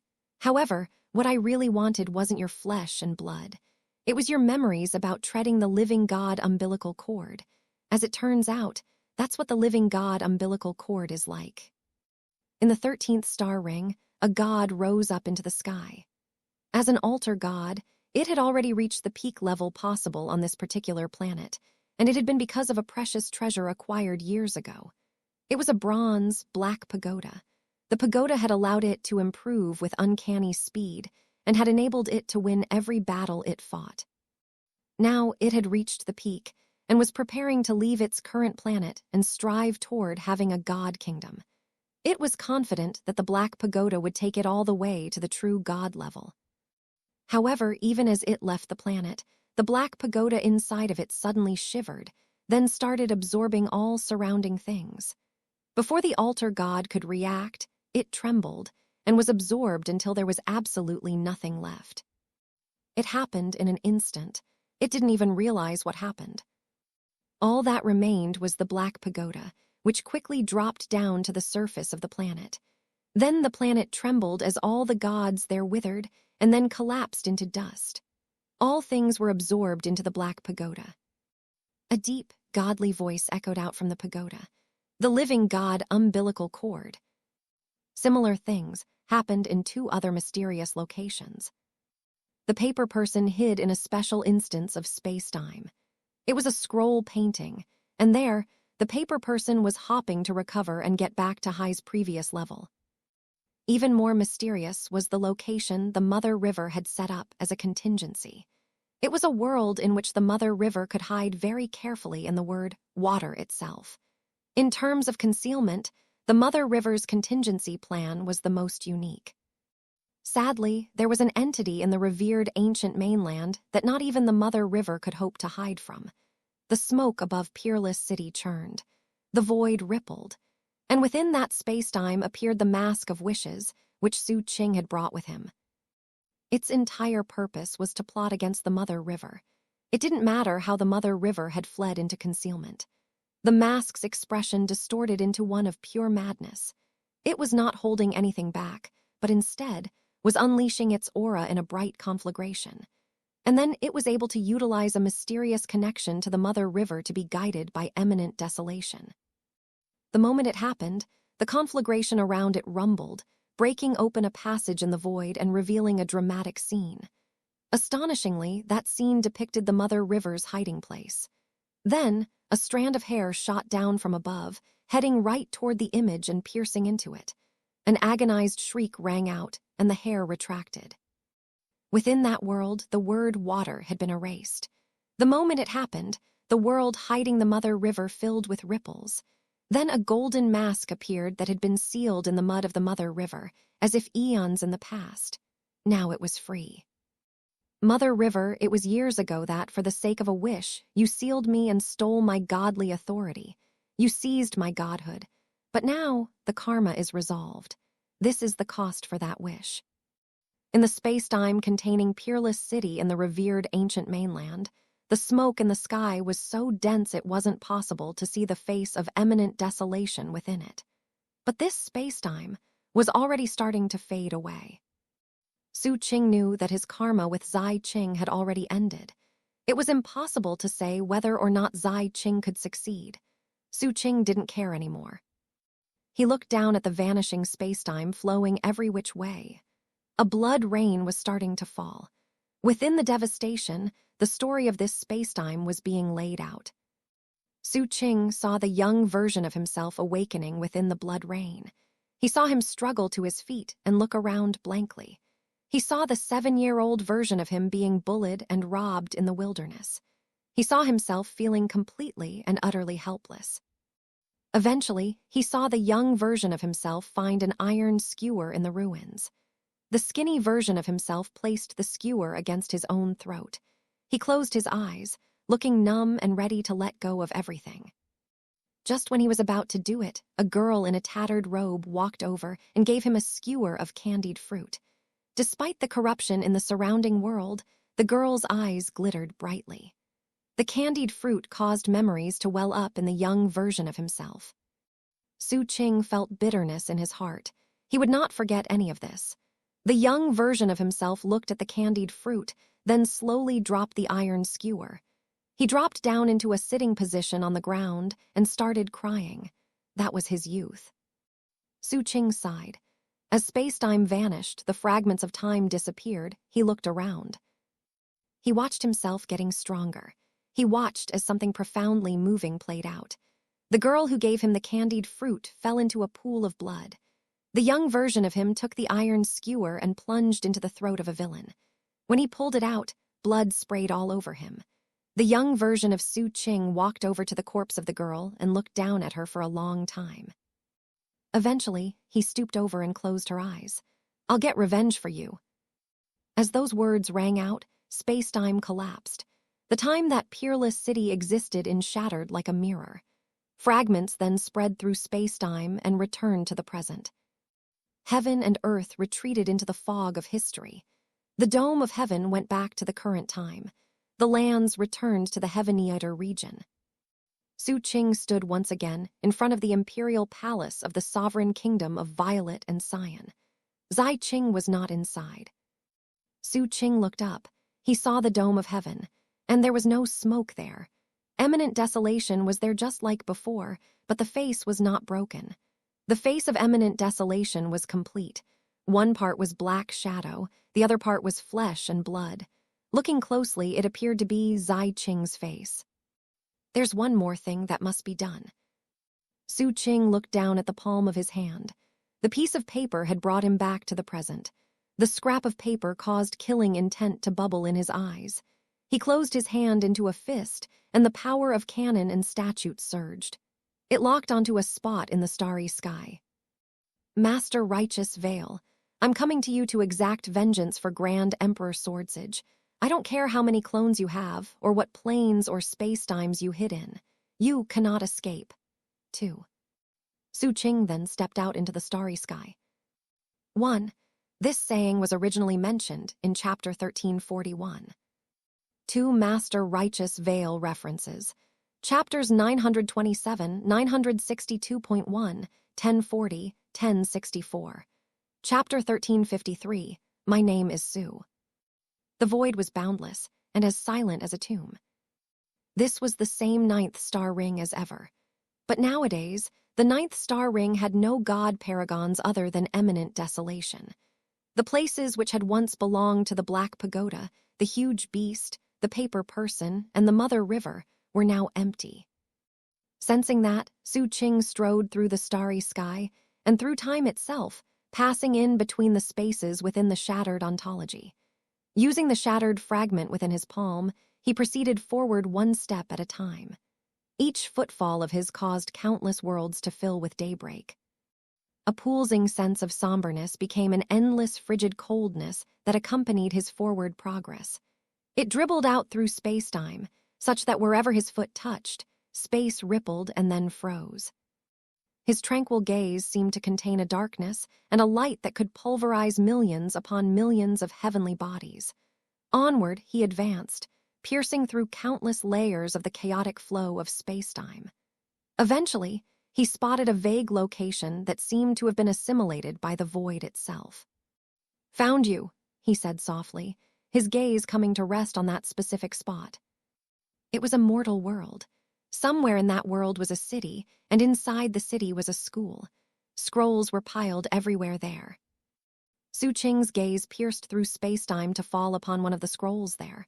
It was an ancient scroll made of mundane materials. It looked completely ordinary. It really seemed like any old object from the mortal world, such that it fit in perfectly with its surroundings. In fact, if Xu Qing didn't have the scrap of paper in his hand, as well as extraordinary canon and statute, he would never have noticed it. "You hid very well, Master Righteous Veil." Xu Qing's voice contained no hint of emotion. Stepping forward, he pierced through myriad worlds until he was inside that one specific one. There he appeared, inside the school, right in front of the scroll. Without even an instant of hesitation, he reached out with his right hand to grab the scroll. It was not an ordinary action. Rather, he directly tapped into the will of the world that the scroll sustained. A terrifying rumbling echoed out, as if the membrane that connected heaven and earth were being ripped apart. The ground heaved, causing all living beings to lose their senses. The scroll opened. A painting was revealed. It was a painting of a sprawling, luxurious immortal palace complex. Bejeweled structures hovered above a sea of clouds. Daybreak shone endlessly. Auspicious energy swirled about, all while immortal cranes soared and goddesses danced. It was a magnificent image of pure joy. However, that amazing scene was enveloped in a deathly gray gaze. That color infected everything. All colors became bizarrely empty, as if they had been washed away by the timescape. The immortal cranes seemed to have empty eyes. The dancing goddesses seemed like marionettes, all of them full of a stifling sense of deathly emptiness. It was as if this world had been intentionally and meticulously filled with an aura that could corrode the bones and marrow. Astonishingly, in the very middle of the painting, above the magnificent sea of clouds, a huge figure sat cross-legged. It was a paper person. It was none other than Master Righteous Veil. He was no longer made of thin paper, but rather had a three-dimensional form. He wore a magnificent imperial robe that pulsed with an aura of death, as well as a crown of pearls. He looked both comical and terrifying, like an emperor made of paper mâche. Countless semi-transparent threads of fate spread out from all the living things in the painting, and they pierced through the shining clouds to connect to him. In that manner, he created a resonance with the surrounding world to gain nutrients. Almost as soon as Xu Qing's gaze landed on the huge paper person, Hai's eyes opened. Those eyes glittered with crimson light as they focused on Xu Qing's gaze. Xu Qing. Master Righteous Veil's spirit sank, and Hai's heart started pounding. He knew he had karma with Xu Qing. However, based on Hai's omniscience, he had believed there was no way Xu Qing could find him. He was hiding so well that, unless imminent desolation woke up, nobody could ever detect him. That was also why he had not been able to detect the scrap of paper on the outside. He had long since severed karma with all of Hai's clones. Something's not right here. Master Righteous Veil's mind and heart were in chaos as a deep sense of unease built within him. The timing here couldn't have been worse. As long as he had enough time, he was confident that he could once again become a god paragon. With the memories of the living god umbilical cord that he had acquired, he would eventually be able to tread his own future living god umbilical cord, and with a lot more confidence. Except, everything got turned upside down the moment Xu Qing arrived. "So," Xu Qing said, "your personhood dropped. You're not a god paragon anymore." He entered the painting. When he did, the fake world reacted like a tranquil, dead pond that had been hit by a boulder. The gray membrane of light stirred wildly and tried to reject Xu Qing. Countless goddesses, immortal cranes, and spirit creatures reacted like puppets that had just been activated. Stiff, bizarre smiles appeared on their faces as they surged as one toward Xu Qing. They were not corporeal. They were curses and rancorous wills made from the natural laws in the painting itself, and they had the ability to invade souls and taint essence. Xu Qing's face remained completely expressionless. His canon and statute of ontology turned into threads of black and white, which spread out around him in all directions. It was like a tide that could destroy entire worlds. It swept out everywhere, and when it hit the puppets, they were shredded into scraps of paper before they could even scream. The gray membrane emitted a soul-piercing wail as the black-and-white tempest assailed it. It rippled violently as it was infected, which resulted in all of the color in the world to rapidly retreat. Xu Qing disregarded all obstacles. Taking a step forward in astonishing fashion, he spanned the sea of clouds and appeared directly in front of the paper emperor, Master Righteous Veil. He launched a punch with his right fist. The black-and-white tempest swirled, smashing through all obstructions toward the rippling imperial robe that covered Master Righteous Veil's chest. This was a tempest that did not rip apart space, but rather annihilated entire concepts. Time, color, shape, natural law. All elements that made up the fake world were smashed by the tempest and reduced to ruins. And then, the tempest smashed into the imperial robe of Master Righteous Veil.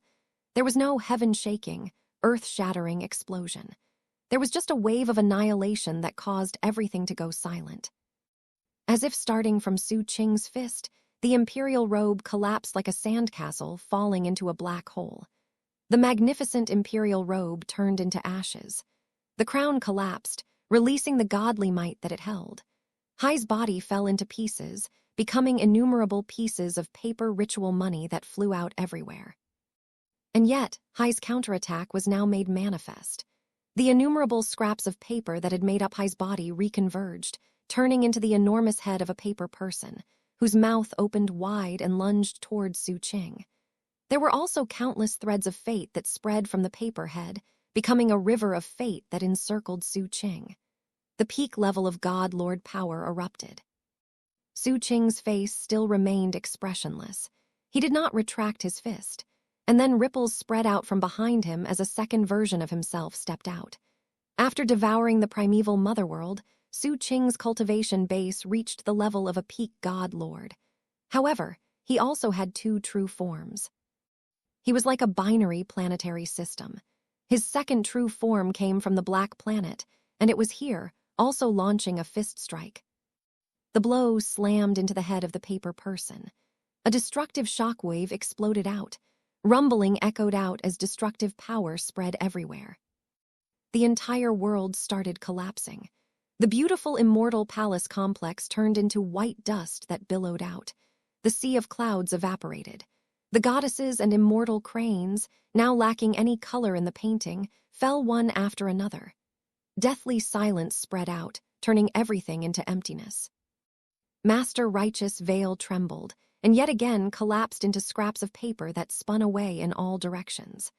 As for the millions upon millions of threads of fate that surrounded Xu Qing, the fist blow from just now wiped them out like a destroyed spider web.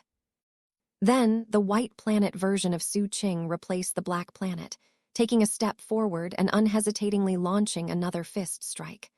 However, this time, something very unusual happened.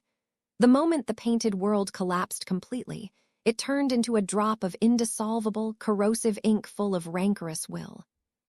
The ink did not attack Xu Qing. Seemingly possessed of a life of its own, it quickly wrapped up one of the scraps of paper of Master Righteous Veil that were spreading out. Taking advantage of the gaps of chaos created by the destruction of the world and the collapse of the natural laws, it used pure essence, paying a heavy price to enact a bizarre escape magic to pierce through the void. The speed involved surpassed all senses. Xu Qing's fist hit nothing. His eyes narrowed. As he stood there in the wreckage of the painted world, his gaze turned cold as he looked at the spot where the ink had just disappeared. The only thing left behind was a rotten bit of paper pulp mixed with some noxious, toxic ink. He slowly retracted his fist, and yet the killing intent in his pupils only grew stronger. "Running away again," he said calmly, his voice echoing out with bone-chilling coldness into the void. Stepping forward through the annihilated world, he entered the vast void again, where he pursued the silent scraps of corrosive, rancorous will. He was not going to give up on this pursuit, ever. Time did not have any meaning, as Xu Qing pursued Master Righteous Veil with killing intent. Both Xu Qing and Master Righteous Veil had the ability to slip through time, to enter different times and planes of existence. The chase was not limited to the higher star rings. They went to the lower ones as well. At a certain point, after Xu Qing caught up over and over again, Master Righteous Veil finally took a dangerous risk. He split apart. He created 1,000,000 or possibly even more clones that entered different spacetimes and different instances of time. This was Hai's life-saving magic. He had so many clones they were almost impossible to count, and any of them could become the true form. So as long as just one of them survived, he wouldn't die. As long as he had enough time, any of those clones could eventually recover God Paragon personhood. If that happened, all the other clones would crumble into ash, while the remaining one became the only version of him. There were some downsides. Although he had an advantage with so many clones, in the end, none of them were as strong as Hai's true form. Because of unleashing this technique at Hai's current level, the clones weren't God Lords. All were at the lower true God level. And yet, that was the only way that Master Righteous Veil could buy time. To deal with this God magic, Xu Qing used a corresponding Tao. He also made clones. His canon and statute of ontology was fundamentally about unification, so all he had to do was just split apart. Unfortunately, he had to deal with the same flaw as Master Righteous Veil. His scattered clones could not maintain the same level as his true form, and so all of them were summer immortals. And thus, the chase continued. But this time, instead of one pursuing the other through various spacetimes and planes of existence, it was a case of endless versions chasing endless versions. The nation trembled. Everything smelled like rust, soot, and oil. In the distance, huge steam pipelines coiled like serpents, feeding steam into the huge buildings that climbed up into the clouds. The sound of gears was deafening, a never-ending roar like a dirge of death. This was a small world, and it had no cultivators on it. A shadowy figure appeared in this city of metal, high on a bridge of iron. He wore a long black robe and had violet hair. He didn't seem to fit into this world of oil and machinery. He was none other than Xu Qing. His gaze pierced through the steam and spinning flywheels to a massive differentiator off in the distance. In that spot, billions of tiny gears whirred constantly as they calculated each breath of this metallic city. There was one gear among them that was covered with a network of white marks that looked like dust. It spun very smoothly, with an efficiency that was strangely superior to the surrounding machinery. Xu Qing's eyes glittered coldly as he looked at the white marks. Then, like a weightless specter, he made his way across the iron bridge using a method that made him completely undetectable to the patrolling guards. He landed on the surface of the finely crafted differentiator and then used a delicate finger to poke a small hole. With that, he produced a drop of black oil that was pure canon and statute. He let it drop through the hole. Sizzle. A faint, piercing sound cut through the din. The gear covered with the white marks suddenly slowed down, and then the dust covering it stirred as if trying to escape, but the black oil quickly covered it and seeped into it. The white marks writhed like a bug caught in tree sap. The blackness slowly covered it, and the gear moved slower and slower. It even started to let loose sounds like gurgles of pain. In the end, the struggles turned into calm. The gear stopped moving, and there were no white marks on it. There was only a faint moan of godliness that was wiped away by the oil and the steam. Outside, Xu Qing retracted his finger, and the metal exterior of the differentiator repaired itself. He turned and disappeared into the steam. The only thing left behind was the whir and rumble of machinery. The depths of the abyss were as silent as a graveyard. The darkness and gloom was absolute, and endless seawater covered everything. This was an abandoned abyss that existed between the lower and higher star rings. Xu Qing was suspended in the bone-chilling water, a short distance above the decaying wreckage of an enormous sea cruiser. It looked like the skeleton of some enormous beast, slowly sinking down into the seafloor. Time seemed to be frozen here. The only light came from the phosphorescent sea creatures that occupied these depths. It cast a pale blue glow onto the designs carved into the wood of the ship, as well as the tools and utensils that had scattered when the ship sank. Xu Qing scanned the wreckage visually, then entered. He moved toward the captain's cabin. Sitting on the corner of the captain's wooden table was a parchment map. The parchment was yellow with age and a bit tattered. At a glance, it was obviously as old as the shipwreck itself. But in the dim light that filtered into the cabin, the lines of the parchment, which represented reefs and navigation routes, suddenly started to wriggle, almost like the blood vessels in a living being. As soon as Xu Qing arrived, the parchment suddenly moved. Then it suddenly started melting, as if it were attempting to flee. It was too late. Xu Qing's right hand shot out. An iron skewer flew forth, slamming into the wood with thousands of pounds of force. It pierced through the parchment map, impaling it into the wooden planks of the hull. Ink flowed into the shape of a distorted face, which bulged from the parchment, mouth gaping unnaturally wide in an expression of pain and terror. Thanks to Xu Qing's unique canon and statute, seawater was able to pour into the parchment through the gap torn open by the iron skewer. The face made of ink writhed, the islands made of ink blurred, and the navigation routes distorted. Eventually, all that remained was a chaotic blur of ink, and as the icy seawater continued its work, the ink became an eternal part of the surrounding darkness. Xu Qing's face was completely expressionless as he turned and left this silent coffin, and disappeared into the stillness of the sea. Spirit energy swirled around immortal Mount Skycloud. A peak towered above the never-ending sea of clouds, and it was constantly covered with a hazy mist filled with spirit energy. The song of immortal cranes echoed out. Fantastic flowers bloomed everywhere. Jade palaces could be seen within the mists. The Taoist right center there was the very center of this lower star ring. It was a grotto heaven, a blessed land that countless cultivators dreamed of finding. Xu Qing stood atop the windy peak of the mountain underneath a clear sky. His long black robe flapped in the wind, and his violet hair danced behind him. It was an image that seemed incongruous with the sunny environment full of immortal energy. He looked more like a devil. His gaze pierced the cloud cover below until it reached a Taoist temple in the grotto heaven. In the depths of the Taoist temple was a secret chamber protected with warding spells. In that chamber were 3 Dark Heaven Dharma protection amulets, covered with dense magical symbols and flowing light.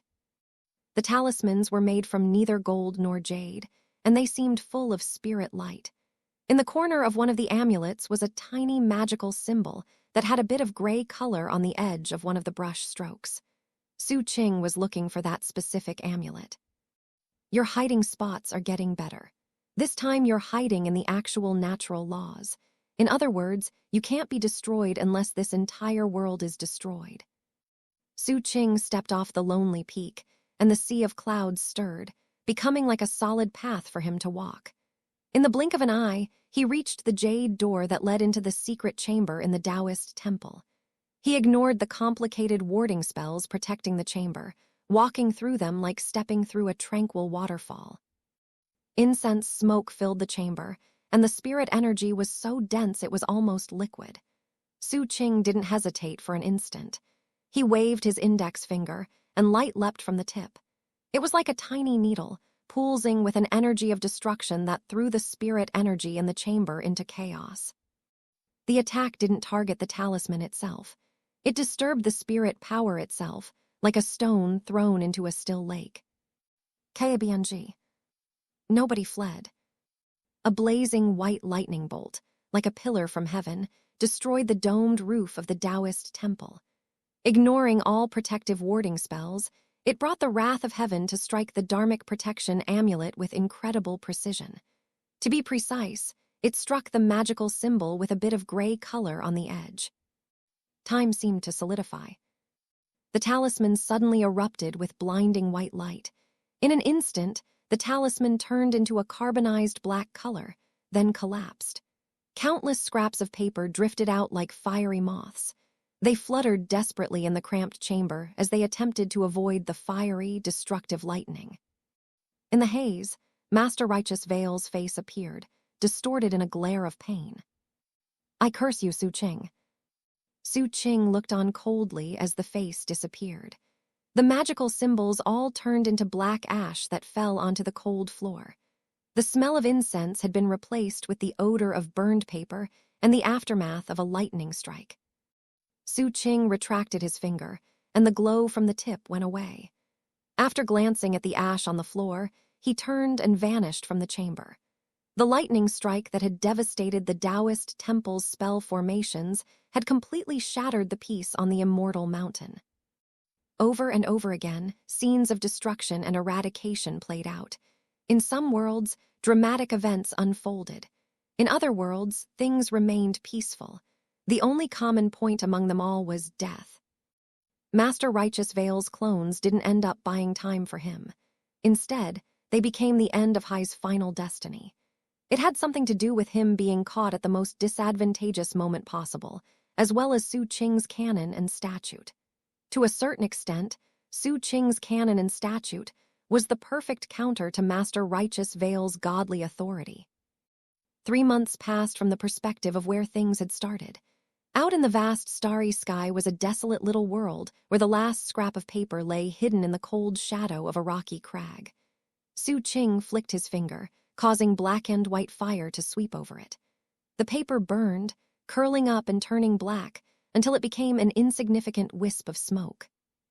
In all the many heavens and all the countless worlds, places that had previously been infected by white scraps of paper filled with something like an overlapping of millions of screams originating from the same soul. The screams contained pain that could shake kingdoms, despair that could penetrate the deepest depths of the sea, and terror that could destroy all grotto heavens and blessed lands. They contained all the various pains and horrors that had been experienced in all those many worlds. It became a grand-scale death by horrifying torture. Xu Qing stood in the void, in the spot where the final execution had occurred. Underfoot was that desolate crag, and surrounding him were 9 burning lamps of violet. The lamps were not connected to his earlier lamp made from the eye of a god paragon. Rather, during his pursuit of Master Righteous Veil, he made the lamps from the essence fire of his enemy's clones. Within the light of the fire, Xu Qing's face didn't show any expression whatsoever. It was as if he had merely reached out to wipe some dust off the edge of his sleeve. However, in the depths of his eyes, in the abyss of his violet pupils, the cold killing intent had not dissipated. In fact, it was growing stronger. He could clearly see the source of the combined scream within the depths of the endless ontological flows. Because all the clones had been destroyed, inflicting a serious mental blow, a tunnel that had been hidden before was now revealed. How interesting, Xu Qing murmured. Waving his hand, he summoned a bronze lamp and stepped forward. It was a hidden tunnel. Within it fled a desperate Master Righteous Veil, who was now incredibly weak and had become nothing more than a face. He was scared. Not only had Hai's cultivation level dropped, but also he could sense death looming over him. I still have a chance. I originally built this tunnel as part of my plan to deal with revered ancient. At the end of the tunnel is the future of the deep earth star ring. If I can just get there, I can buy some time to work with. Master Righteous Veil sped up. He was currently a true god, so it only took an instant to reach the end of the tunnel. At that spot was a ceiling mark that resembled the surface of a mirror. Through that ceiling mark, he could see the outside world, as well as the terrified face of a pudgy young man. Ignoring that, Master Righteous Veil's eyes shone with golden light. The huge face shot directly toward the ceiling mark. The mirror-like ceiling mark didn't seem like it could sustain the force, and cracks started to spread out over it. From the other side, the mirror-like ceiling mark seemed to have a huge face bulging out from beneath. The mirror was like a membrane, and the face seemed to be pure evil as it tried to break out. "This is my chance right now," Master Righteous Veil howled, surging forward with all the strength possible. To him, the ceiling mark was like paper mâche that could easily be burst through. Hai's plan was simply to gather all of Hai's strength to break free in one moment. However, just when he was about to hit the ceiling mark, a vortex of starlight appeared in front of the terrified, pudgy youth outside. A finger made of starlight emerged from within it. It touched the ceiling mark. The aura of a summer immortal seemed to surpass the will of heaven in that world. The finger landed on the forehead of the face. Master Righteous Veil shivered and screamed as Hai's aura collapsed. Summer immortal. How could there be a summer immortal there? And this person is not an ordinary immortal's. Blood sprayed out of Master Righteous Veil's mouth. The face withered, and though he wanted to struggle, given Hai's current level, all such efforts against this finger were completely futile. He held out for 3 breaths of time. After that, he was sent tumbling back, having failed to get through the ceiling mark. He was preparing for one final desperate attempt when an icy will swept over him, so cold that it could freeze Hai's soul. It became a hand that grabbed him by the head. "Found you." Master Righteous Veil's soul trembled as the canon and statute of ontology swept through him and sealed him. Xu Qing appeared in the tunnel. He held Master Righteous Veil tightly in one hand and had 9 violet lamps swirling around him. He looked at the mirror-like ceiling mark that Master Righteous Veil had nearly escaped through. The cracks in the mirror were already being repaired by the power of the starlight on the other side. Xu Qing's eyes narrowed as he stepped closer to the ceiling mark. As he did, the ceiling mark trembled and powerful fluctuations rolled across its surface. It seemed that all Xu Qing had to do was walk closer, and the ceiling mark would reach its limit. On the other side of the ceiling mark, a finger had stretched out of a vortex, but it was now fading away. Just before it did, the starlight suddenly stopped fading. In fact, it reformed and turned into a pair of cold eyes. "Stop right there," a cold voice said, drifting from the vortex and into the ceiling mark. Xu Qing stopped where he was and looked through the ceiling mark to the world beyond. He looked at the pudgy young man, then looked into the eyes of starlight within the vortex. He saw a cultivator with white hair who emanated a will of slaughter. His cultivation base was at the summer immortal level. "Interesting," Xu Qing said calmly. "I chased Master Righteous Veil for 3 months and cut down 1,000,000 of his clones. It's hard to believe that he actually set up a secret tunnel that his true form could use to escape. Even more interesting is that I actually ran into someone here who seems like a fellow Taoist very similar to me."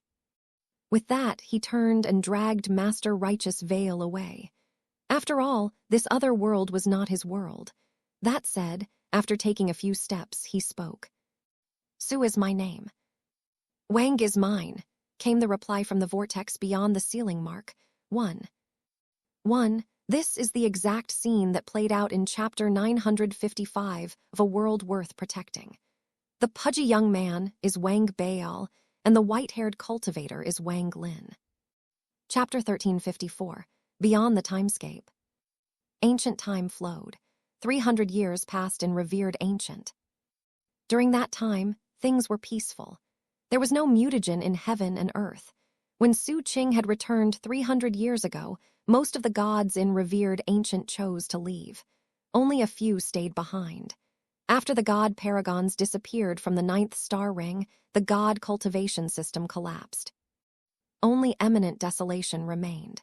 He continued to loom over revered ancient, Hai's face complete but Hai's eyes closed. In the 300 years that passed, Xu Qing's old friends had their own strokes of luck and good fortune. As for Master Seventh, because he practiced a unique type of cultivation, he eventually reached the end of his cultivation path and made the same choice as always. He entered the cycle of reincarnation. However, this time he didn't choose to be reincarnated in revered ancient. He went a deep earth to be reborn. That was his Tao. After making his decision, he explained it to Xu Qing. "We won't meet again in the future." Of course, Xu Qing made no attempt to change his mind. He nodded quietly, then sent Master Seventh on his way to Deep Earth. As Master Seventh disappeared into Deep Earth, Xu Qing clasped hands and bowed deeply. After, Xu Qing went to Brilliant Heaven. His eldest brother was still there, slumbering just as before. Given Xu Qing's current cultivation base and experiences, he now had a fairly good idea of his eldest brother's background. Eldest brother has no connection to the primeval motherworld. Instead, he's connected to the living god umbilical cord. Eventually, he left Brilliant Heaven and went to Mount Daybreak. There, he continued to work on the cultivation progress he had been engaged in for the last 300 years. He had already reached the point of grasping at the immortal paragon level. His path to immortal paragon lay in fusing the binary planets. However, it was going to take a long time. Xu Qing wasn't anxious. In fact, he didn't immerse himself completely in cultivation. His heart was calm as he experienced life. He spent time with Plumdark. Seasons passed. Years went by. One day on Mount Daybreak, Xu Qing grinned as Plumdark talked about how they had met years ago. But then, something inside of him twitched, and he looked up at the dome of heaven. An instant later, he remained on Mount Daybreak while another version of himself appeared in the sky, right in front of the looming face of eminent desolation. Looking at the closed eyes, he settled in place cross-legged and waited. After a few dozen breaths of time passed, the eyes of eminent desolation, which had not even twitched for the last 1,000 years, slowly opened. They were no longer like they had been in the past, with one being crimson and the other empty. The eyes were clear as they looked at Xu Qing. "You're awake," Xu Qing said calmly. Eminent desolation was quiet for a moment, and then all of revered ancient filled with intense rumbling. If you could look at revered ancient from out in the starry sky, you would see eminent desolation's spine, which looked like a giant centipede wrapping up revered ancient. But now it was unwrapping. In an instant, it unfurled and then began to shrink down. So did eminent desolation's complete face. In the briefest of moments, they both disappeared. All people in revered ancient felt their hearts racing. From generation to generation, that broken face had always hung above them, but now it was gone. A figure appeared in front of Xu Qing. He wore a black robe and had black hair. He sat cross-legged in front of Xu Qing, then looked up. His face resembled Xu Qing. "I showed up," he said softly, "and for years I caused a lot of trouble for you and your world. It was the flame of karma in my fate, and it will always exist like that. The day I achieved godly ascension, I swore a godly oath that I would bring back all the people who died because of me and make sure they share in my glory." Xu Qing looked long and hard at the person in front of him. "Should I call you Zai Qing or Eminent Desolation?" "I don't even know who I am. Maybe I'm Eminent Desolation or maybe I'm Zai Qing. Maybe I'm a combination of them, but I do prefer the name Zai Qing." Zai Qing looked at Xu Qing and smiled. "So, are you finally going to tell me who I am?" Xu Qing asked calmly. Zai Qing's eyes flashed with a profound gleam. "Do you really want to know?" Xu Qing nodded. Zai Qing quietly looked off into the distance. When he spoke, it was as if his voice resounded from ancient times into Xu Qing's ears. "Your fusion is almost complete. You're almost at the point of completing the final step possible in the higher star rings. Whether it's God Paragon or the path you chose, that of the Immortal Paragon, the reality is that there is no difference between previous and subsequent realms. It comes down to the strength of your enlightenment of authority. In fact, to some degree, once you've reached that level, you've reached it. That's it. Those are the limitations of the higher star rings. But that's not the limit for you and me, or the people who came before us.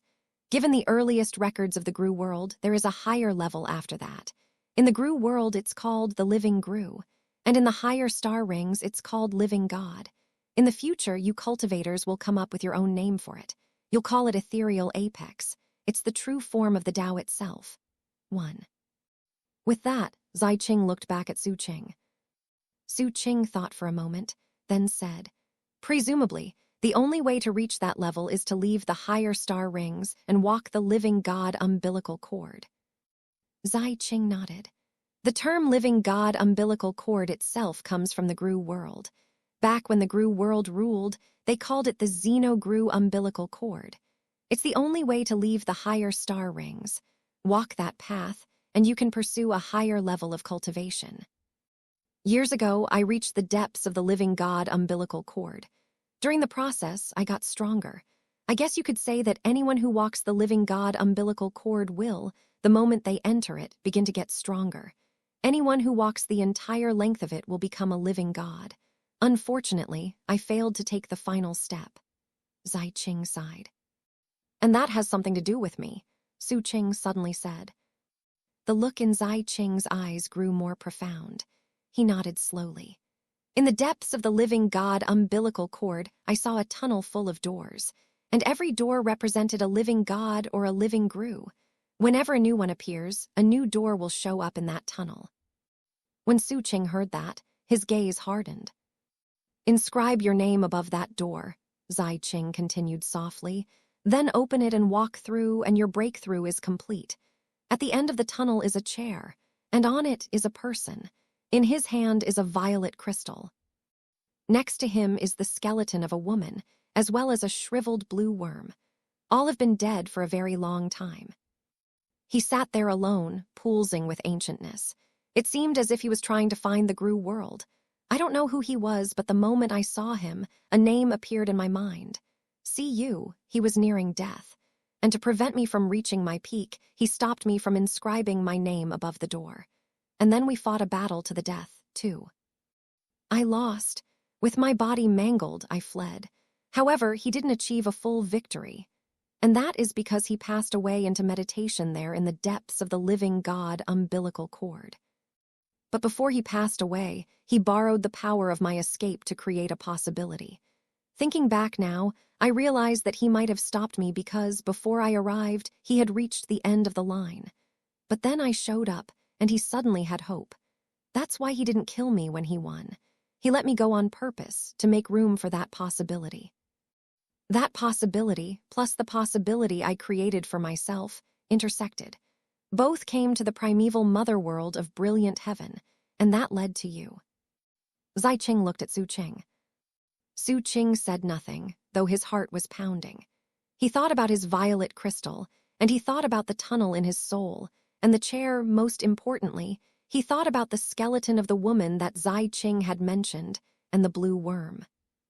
Time passed. Xu Qing rose. Now that I'm awake, I'm going to walk the living God umbilical cord again. This time, I don't think someone will oppose me, and you are going to let me go, right? Xu Qing smiled. Xu Qing nodded. The living God umbilical cord existed everywhere in the higher star rings. However, opening it required the will of one of the higher star rings.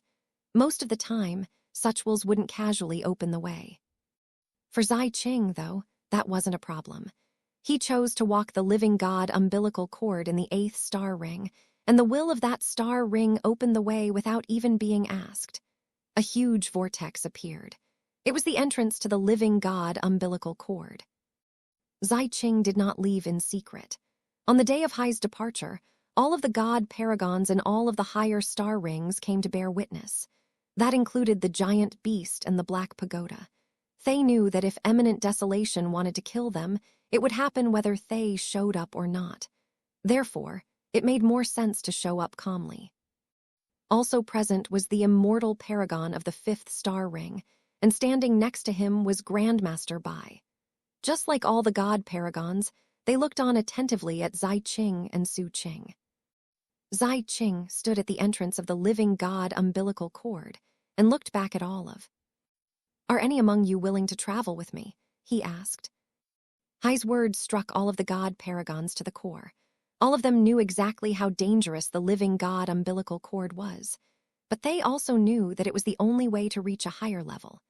Anyone who could reach the level of god paragon was obviously a person of daring who was capable of pursuing difficult goals. As long as there was a possibility of advancement, they wouldn't just stop at their current level. And this was an opportunity. In the end, some of the god paragons made the decision to go with Xu Qing. Most did not. Like Xu Qing, they chose to simply see the others off. It wasn't until the living god umbilical cord faded away that Xu Qing looked away from that spot. He did not see the tunnel Xu Qing had talked about. The other paragons chose to leave. People who reached the level of a god paragon or an immortal paragon didn't casually go around fighting each other. Gods and immortals walked different paths, but compared to the living god umbilical cord, they counted for little. Before leaving, Grandmaster Bai and the immortal paragon of the 5th star ring talked about old times. Then they went back to their respective star rings. Xu Qing returned to Mount Daybreak, where he smiled as Plumdark continued to talk about how they had met. Time flowed by ceaselessly. The story of the Timescape went on, one story after another, one event after another. New cultivators rose to prominence.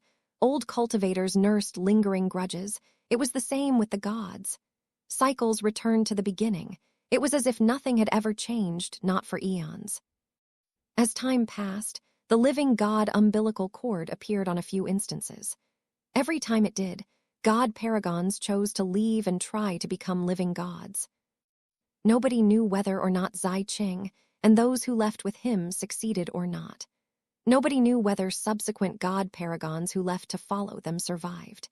It was as if it was impossible to look into what lay beyond the higher star rings or beyond the timescape. One year in the 3rd month, during awakening of insects, Erniu woke up. When he did, all of brilliant heaven shook as proud laughter echoed into revered ancient. "Little Ah Qing, your eldest brother is awake, and now I'm even more amazing than before. I can finally help you take care of that, what's his name, Xu Qing, and that broken face, well, I'll." Looking very haughty, Erniu strode out of brilliant heaven and into revered ancient. And when he looked up into the dome of heaven, he realized the broken face wasn't there.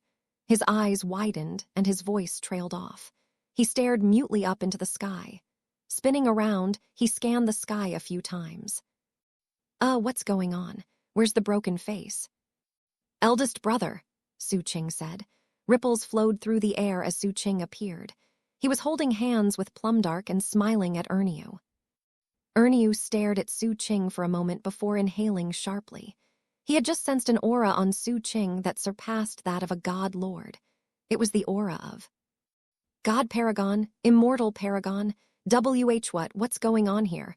I just went asleep for a bit and everything changed. The broken face is gone. Zai Qing is gone. Little Ah Qing somehow became a paragon. Erniu was visibly stunned. Xu Qing smiled warmly. I've been waiting for you for a long time, eldest brother. I'm going to walk the living god umbilical cord.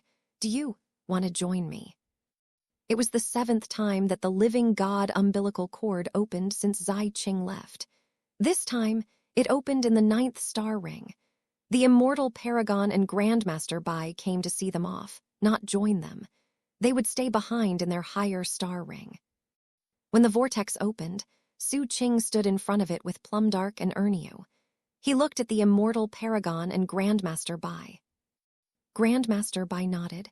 Remember what I told you back then. The world is a tavern for living beings, and the timescape is an old guest. Back then, you saw me off. Now I'll see you off. As long as we don't die, we'll meet again. Xu Qing clasped hands and bowed deeply to Grandmaster Bai. Then he turned to look at revered ancient. With the wave of his hand, he gathered up the spirits of all the people he cared about from his memories, including his father and mother. Eyes filling with determination, he looked at Plumdark and Erniu. Plumdark nodded and entered Xu Qing's protection. Erniu turned into a blue worm that hopped onto Xu Qing's shoulder. Let's go, he barked. It's just some umbilical cord, right? Let's go in and see what yummy stuff is inside. Xu Qing smiled. Then, without any hesitation, he approached the vortex and stepped inside. He began to walk the living god umbilical cord. He was pursuing a higher level, the level of the ethereal apex. I'm not sure how many times I've done this before, but this time, I'm definitely going to succeed. The end. 1. The 2 characters here come from the Dead Edging, where they are used to describe the Tao as being formless and boundless. Combining them to make a cultivation level seems to convey a sense of infinite transcendence, ultimate enlightenment, etc. 2. There does not seem to be any linguistic connection between the name Cu and Xu Qing. What's more, Cu does not appear in any of the author's other works, as far as I can tell. It seems to me that it's only relevant to this chapter, possibly as a hook or mystery box for a future novel, or it might never be mentioned again. Also, it's always possible that I missed some connection. If you thought of something, feel free to explain in the comments section.